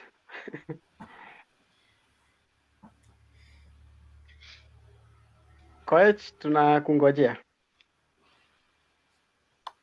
Asante. Kimachani, anaitwa Kimachani Koech. I think I'm called Kimajani. Oh, not Koech. Benjamin. Okay. Oh, okay. Yeah. Karibu ba. Yeah. My issue so much Kimachani Koech, yeah. I'm Nathan Kimachani from Elgeyo Marakwet County. Good. From Elgeyo Marakwet County. Currently in Eldoret. But I do my business in Bomet. I sell machani, that is bearing. So the term hustle in me is not new. Yeah, it is in me personally. But I want to encourage my brother Ndirango. I'm getting to know that you are in University of Kenyatta University. But I want to tell you that it's only your mind which can do something. It cannot be forced or being made by other things so that you become. And I want also to say that success is being manufactured in them. Listening? Is it okay? Yeah. Yeah, I heard you.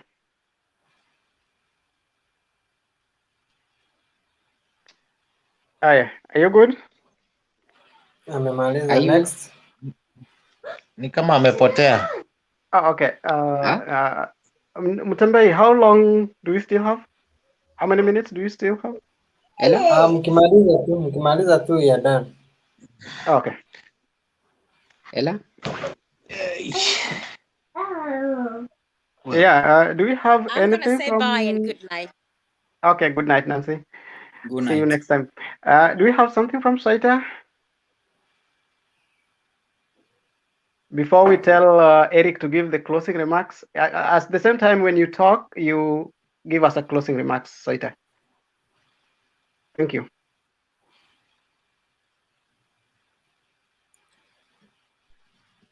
Soita, I think your mic is on mute.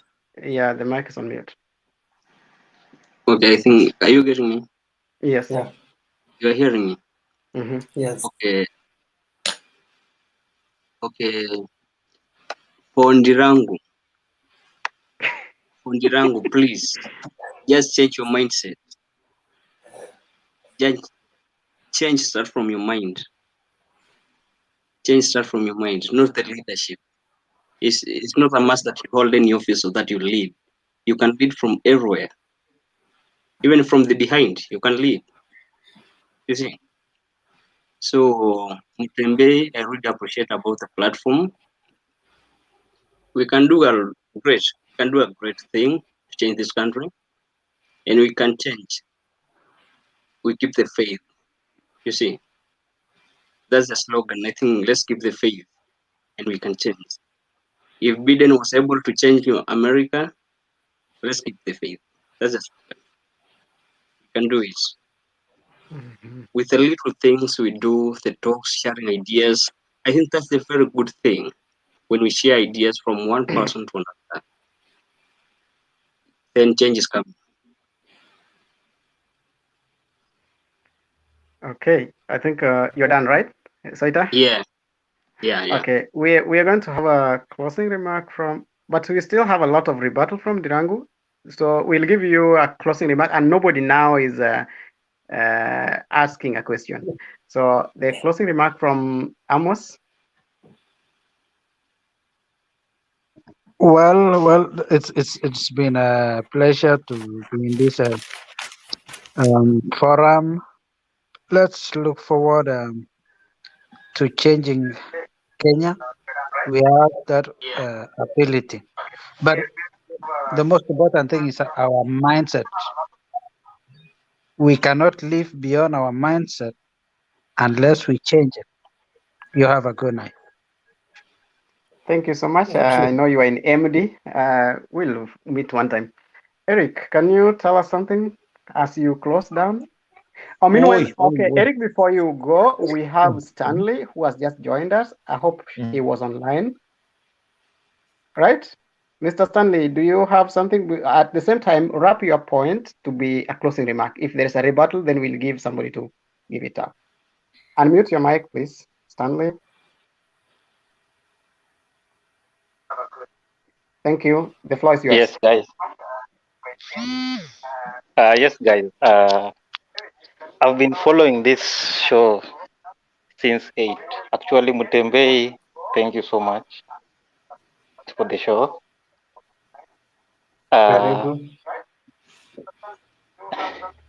The show is really nice. I like it, and I'm very much happy for the many remarks that most of you have put across. Because it's now the last part of the show, I cannot say anything.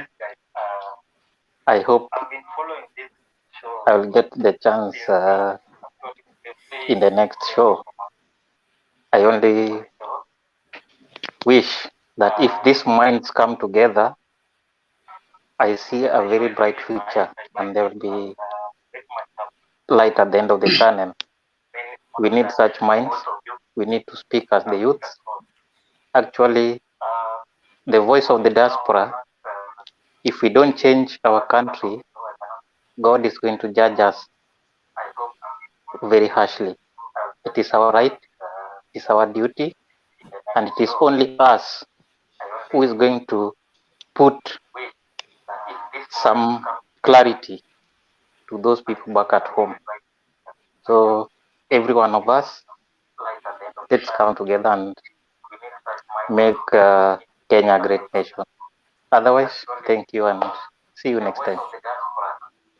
Thank you. Then we have a closing remark from Eric. Mr. Eric, please. Actually, I don't have any closing remarks, but in honor of Mutembei and in gratitude for hosting us and creating the space and noting that you've hardly talked, I yield the time to you. So I hand it over to you to give us the closing remarks. Dirangu, do you have anything? It's what I can say is that I have heard you guys. I have heard your opinion.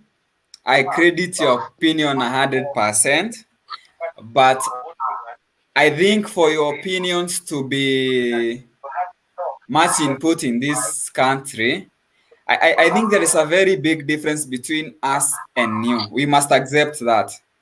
And for us to reach place yenye mko, I think there are some steps we have to close, which si lazima tuluke. Venye mulisema like tusikimbilie vitu.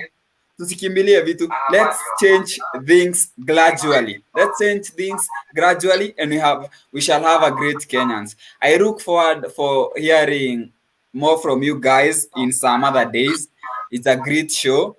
Good night and thank you, Mutembei, for this platform. Thank you, guys. Okay, thank you. I'll speak mine before I give Mutembei to close because Mutembei is the chairman and is the head. And unfortunately, I hijacked a bit. So the last part. In the round, we are happy because you are one of us and you are the only person. Interrupt. Yeah, okay. Kuna mtu akona, I think akona kitu inapiga makelele huku in the background. If anaweza turn off, that would be very... Yeah, there's somebody who is listening through loudspeaker. Okay, so Mr. Ndirangu, it has been good, and at least we have already identified one of us who is going for a seat somewhere. It is good. And when you are the same person on this same channel, then you should take a lot of political ideas from here. We don't care who you side with in your politics. What we care about is, are you going to give the leadership that you have also listened to from this platform? That is the best that you can do for yourself and your constituents. We should not support you in terms of money, but we should support you in terms of ideologies. You have good ideas. Believe in yourself and trust the system that it is you who is in that system. Then you can be a leader. A leader is not made. Exactly. A leader is not made. So if you have already identified yourself to go for the seat, do not be told what to do on that seat.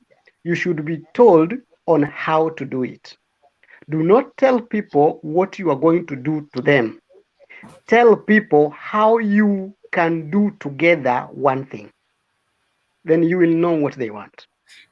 Every region has its own challenges. Whatever is applicable in Nyanza cannot be applicable in Western and cannot be applicable in the Central. Whatever the wave of politics is in Central cannot be the same political wave in the Rift Valley. You may have a kingpin, as they call them. That's nonsense. If you make it right with the people on the ground, you will be your own kingpin in that region. We have independent MPs that are elected independently.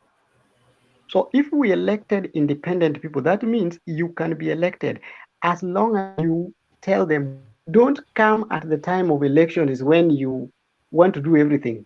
The thing will be expensive for you and you are still a young guy. The next issue is we have Ashley, but I don't know if we can give you 2 minutes so that you can Sure. say something. Yes. Yeah. I want to tell Dirango that, you're saying these people who've been selected for us, but I think we can also go and select our own people.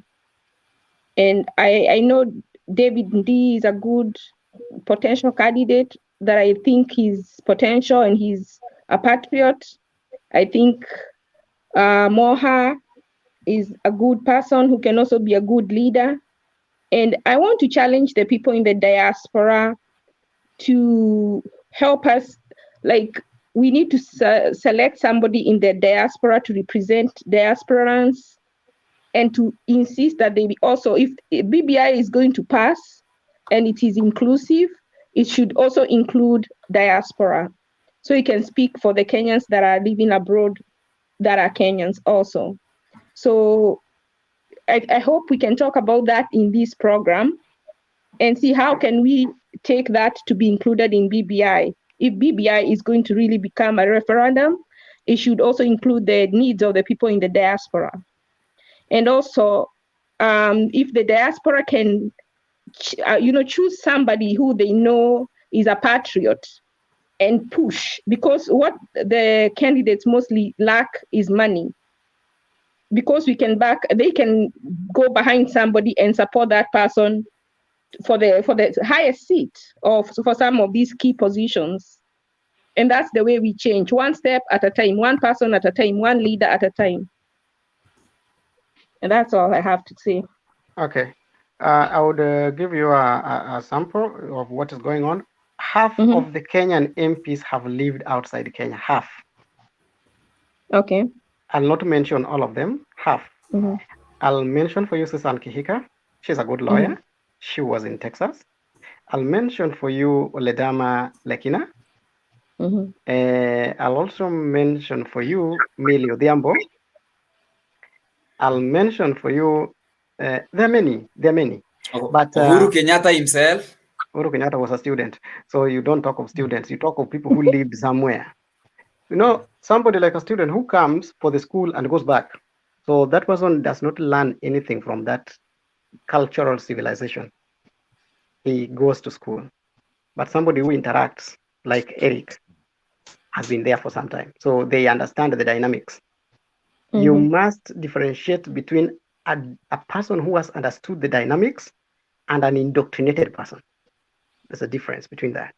So when you're dealing with such kind of things, the BBI mahali imefika, there is no amendment because already imefika kwa, we are still calling it BBI because we are a bit ignorant, all of us. But as at now in law, it's called a referendum bill. Okay, I thought Ruto said there's still a chance for some things to be added or taken out. Those are lies. Those are lies. The process of making a bill, those are lies. There is nothing they can now do on it. They are only going to formulate a question. That is the only thing that is remaining. So any other thing that can happen between now and any other time is, we know, for example, Eric lives in Virginia, right? No, I'm in the UK. Oh, okay. There is a guy who lives in Maryland. Somebody said he lives in Maryland. There is a guy who is going to be elected MP. We don't know if he's going to pass or not. He's going to vie for Moroni's seat. There is also a guy here. He was my boss before. He's going to be an MP in Kitutu Chache or one of the MP or one of the. So if these guys can be given the positions, then it's easier for to identify which MP lived abroad and fight for the right people here. We have a ministry in charge of diaspora. We always have a ministry in charge of diaspora. And we have somebody who was put to be making ways with it. We don't know where that thing lost itself. I'll get the name of the person and we tutajua ni nani, because I know we have a ministry in charge of the diaspora. But you see, that's why this BBI should be taken to court. And you see, diaspora has a lot of muscle that they're not using. They're just telling Kenyans what they can do. Well, they have dropped the ball on their part. Because if BBI is going to be inclusive, it should be taken to court and be put an injunction until it includes the diaspora people. Because just when there was the COVID, the diaspora people were stranded and there was no one fighting for them.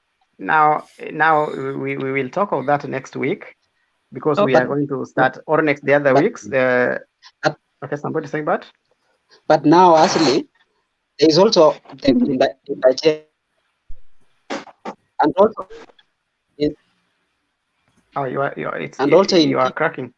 BI, there is a place we can interject, like now when people ask to ask a number of questions. Yeah, we'll I think Mutembei, as the program organizer, will try to make us understand. So on this, I think I'm giving my closing remarks as a thank you, Mutembei. This has been a very good show, and we think if we can have programmed discussion because the election in Kenya is secret. I'm putting it in quotes, secret ballots. And having participated, I participated in the CKRC. I was among the people who were taken to the ground. Nilikuwa nimemaliza tu form 4, tukapelekwa some training, and I'm one of the persons who took part in the CKRC, the Constitution Review Commission of Kenya, in 2005. So at least we were teaching people what the referendum was, what the questions were, the parts of the referendum, though that's the part. So I happened to work with the ECK in 2006. I worked with the ECK again in 2007, the election that was that Kibaki won. I'm putting it in quotes again. So having worked in that, I know our elections are not secret ballots, but they are secret ballots as written. Because somebody comes and tells you, Mimi, yangu napigia X. So namwambia, don't tell us who you are voting for. Tell us if you know how to read, and we give you the booth, you go mark. Mtu anakuja anapiga kelele, mimi yangu napigia Raila Odinga, mimi yangu napigia Kalonzo Musyoka. Unamwambia, no mama, usituambie kitu unaenda kupigia. So we can also try to make our people understand, because our people don't know who to elect. You can tell them to reject the BBI from your phone.